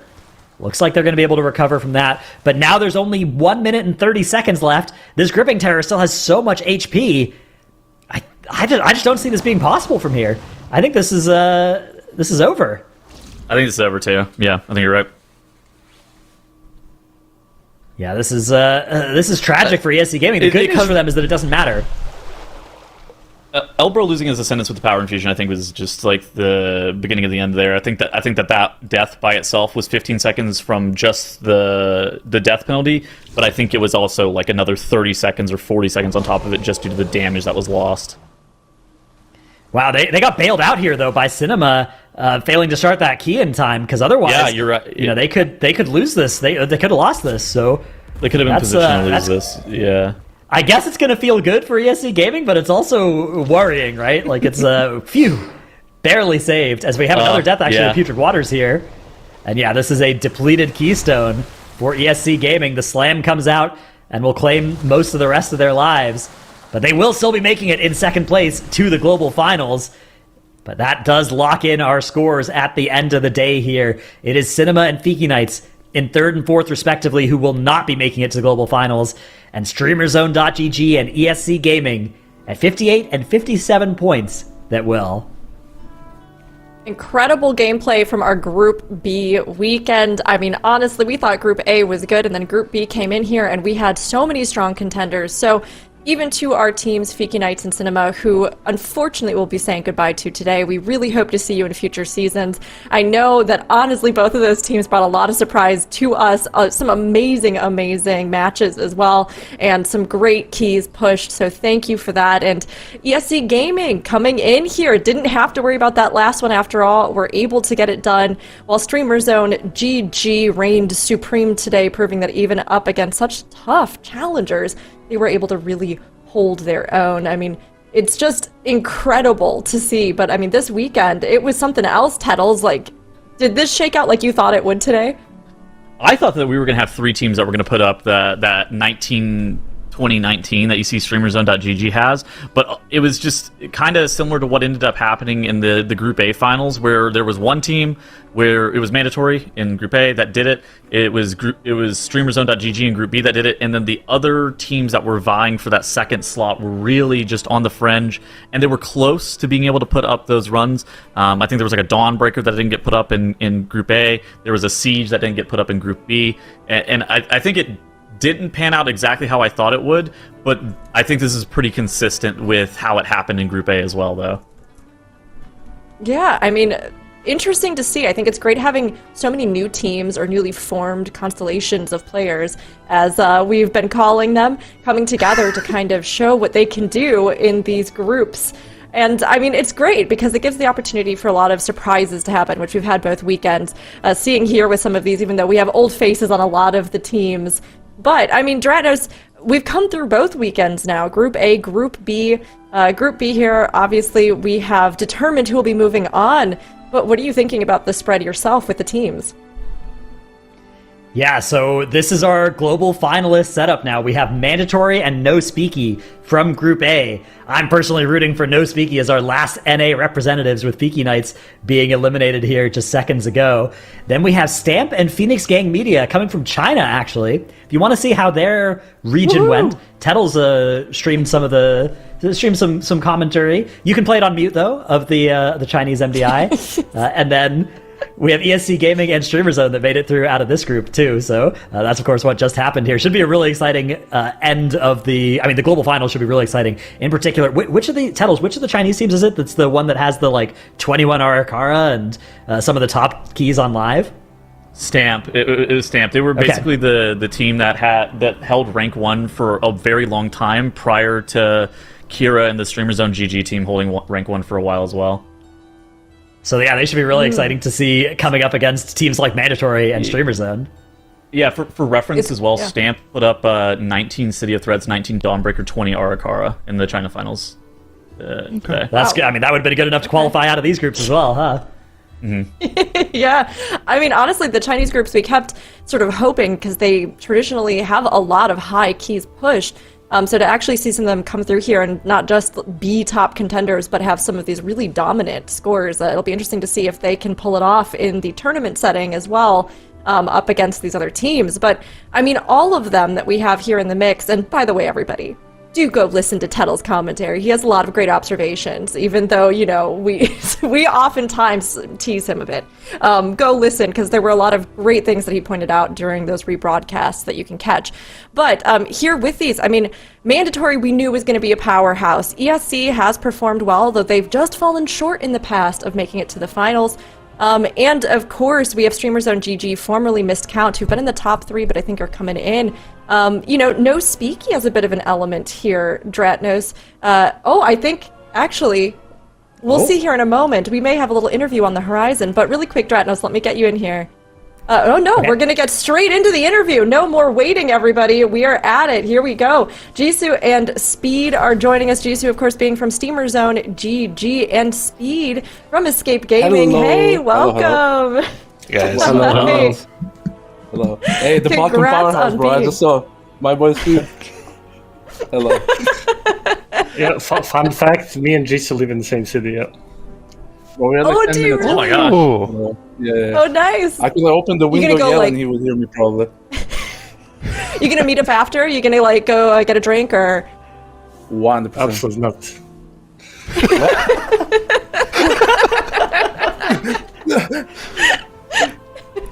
Well, honestly, congrats on an awesome day, both of you. I mean, it was not just like a close race, literally with the two of you being so close to each other, but also one that, you know, this weekend was just so close with a lot of the teams. But seeing how it all came out today was really, really impressive. You know, we'll start off a little bit with some questions, but Jisoo, I have to ask you first, because you always have a ton of fans in the chat. I see them going wild every single time. So I have to ask you, is there anything that you'd like to say to them? I love them equally. And then some. That's all I can say. And then some. They know how much I love them. It's like a strong community, and a small one, but it's mine. So, yeah, that's all. I love that. Big love. No. Yes. The support is there. The support is there. And, you know, to all the Jisoo supporters out there, that love is returned. So keep supporting, absolutely. And, you know, I'll toss it over next here to Speed. I mean, Speed, it was a big day, right? And I think coming out of yesterday, there was perhaps a bit of, like, uncertainty about how it all shake out. But given Cinema's performance yesterday, were you kind of worried about today coming in, or were you ready to just lock in Speed? No, we were definitely ready to lock in today because we knew that Cinema's best dungeons were all 3 dungeons from yesterday. So they had definite advantage there, and today we would switch it up and play Rogue, and we felt like we had the edge on them in these dungeons. Nice. Okay, I have a question for you, Jisoo, here. And if you if you don't want to answer because you're trying to keep it a secret, you can say that as well. But we noticed that you guys, after getting your 20 and your 219s done, you just kept going into the Arcar at 20. Do you not have a 21 prepared, or are you just trying to keep that a secret for global finals potentially? What's going on there? We really wanted to see the 21. I played the 5th. Nah, but I mean, obviously we want to like keep as much as we can a secret, even though while we're streaming and stuff. And we have some stuff prepared for finals that we were trying our best to hide at the moment. I think we did a pretty good job, like weak auras and all of that. And yeah, we just kept like improving the timer to make sure we stay first here, in case some other team beats us on timers at the given time. Speed, you mentioned talking about the Rogue a little bit. How are you feeling about that play? Like, you're busting it out a lot more than some of the other teams. Do you think that that's an advantage that you have over these other teams that maybe don't have somebody as dedicated to the class as you? Well, I think Rogue has clear advantage in Dawn, right? Every team is playing it there. And then we felt like we had advantage in Arcara. Today we played kind of slow and safe, then full event for the time, which are probably going to be shown in the finals. But the other dungeons we were actually unsure. Like City knew we were like equal pace, maybe better pace than Streamer Zone. But we had 2 deaths and it was not as... it was not as clean, but yeah, in other dungeons we were actually unsure how Rogue compares against Boomkin. It felt better for us, but that doesn't mean it's better overall. So yeah, our siege was definitely underwhelming. We were not consistent enough to do it, but we in practice we timed it multiple times, so we'll see in global finals. All right, I'm going to ask both of you this question, but we'll start with Jisoo. Going into global finals, have you been watching the Group A, the Chinese teams at all? Are there any teams that you're seeing as especially big threats out of the other weekends? 100% mandatory. They're also like close friends privately. Like me and Stove go way back, same as AJ and them. Then Supreme Group is like super excited to match against them, to be honest. Like I've been watching Supreme streams. He has like the best music on Twitch, to be honest. And yeah, I'm personally most excited about those two, Supreme and mandatory. How about you, and Steve? Anarchy as well. Anarchy from NA. He's amazing org, to be honest. It would be really nice to match against him. I mean, all of these teams that made it to global finals, they made it there for a reason. So anything can happen. Really, also shout out to Cinema there. I think also deserved to be in finals, but unfortunately, this is the how we got it. Yeah, unfortunate. As much as I love Speed and them, I was actually Oh, go ahead. No, I was gonna say, as much as I love Speed and them, I was honestly surprised by the outcome in the end. They were my personal absolute cinema. I know.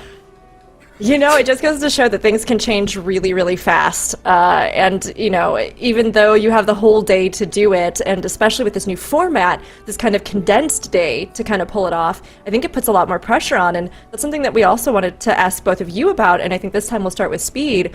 Speed, how have you felt that the new format has kind of affected things, and how are you feeling about shifting into the different format, the original format, for the finals? For the finals, yeah. I personally like the new format, but there's a big flaw, as previously mentioned by Shell, I believe, on Twitter, that team that plays on day 1 of the group, they know by the day 2 what dungeons they're going to have for the final day. So Blizzard changed this, that we cannot access the dungeons and practice on tournament round, but teams can still do it and practice on live, which is a still advantage, as the Streamer Zone did exploit kind of a little bit. And maybe some kind of changing there, but I personally like the new format because it puts a little bit less pressure with 3 dungeons, and it, in the end, team that can push the highest should win. So yeah. Nice. And Jisoo, how about you? How do you feel, or even about the kind of shift to the original format for the finals? I'm excited because it's like something we're used to basically doing, right? It's like almost like everyday pushing, right? It's like you just group up and you just start. So it's like it's going to be a familiar scenery, let's say, familiar format.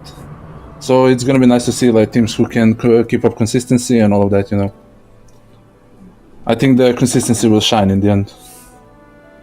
Jisoo, I had a question for you. So you're new to this team this season, right? Yeah.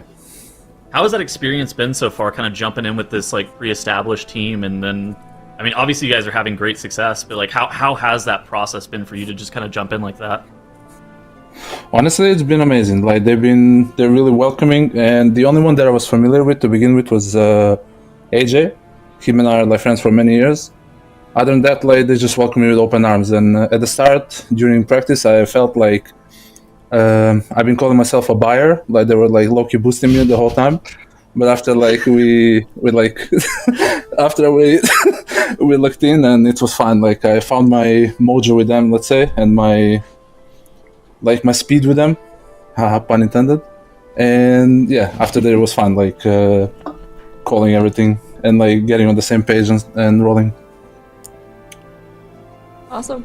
You went straight in. I mean, honestly, we wouldn't even be able to tell. The cohesion and everything, the gameplay was top tier this weekend, so we can't wait to see more, honestly. Thank you. But before we let you both go to not have drinks in the same city together that you live in, we'll No. let you. We'll give you one quick final answer, or one final question, I should say, which is, Speed, do you have any words for your competition for Jisoo and the team directly before your showdown in the global finals? Nothing specific. I mean, make the best team win. That's it. Jisoo, how about you? If you want to lean out the window to yell so that he can hear you, you can do that as well. But all I'm gonna say is like that we're gonna not give you anything and we're gonna take everything. Ooh. Famous quote. all right. Look out. Well, we can't I'm wait confident. to see. Like, Shout out to my guild, by the way.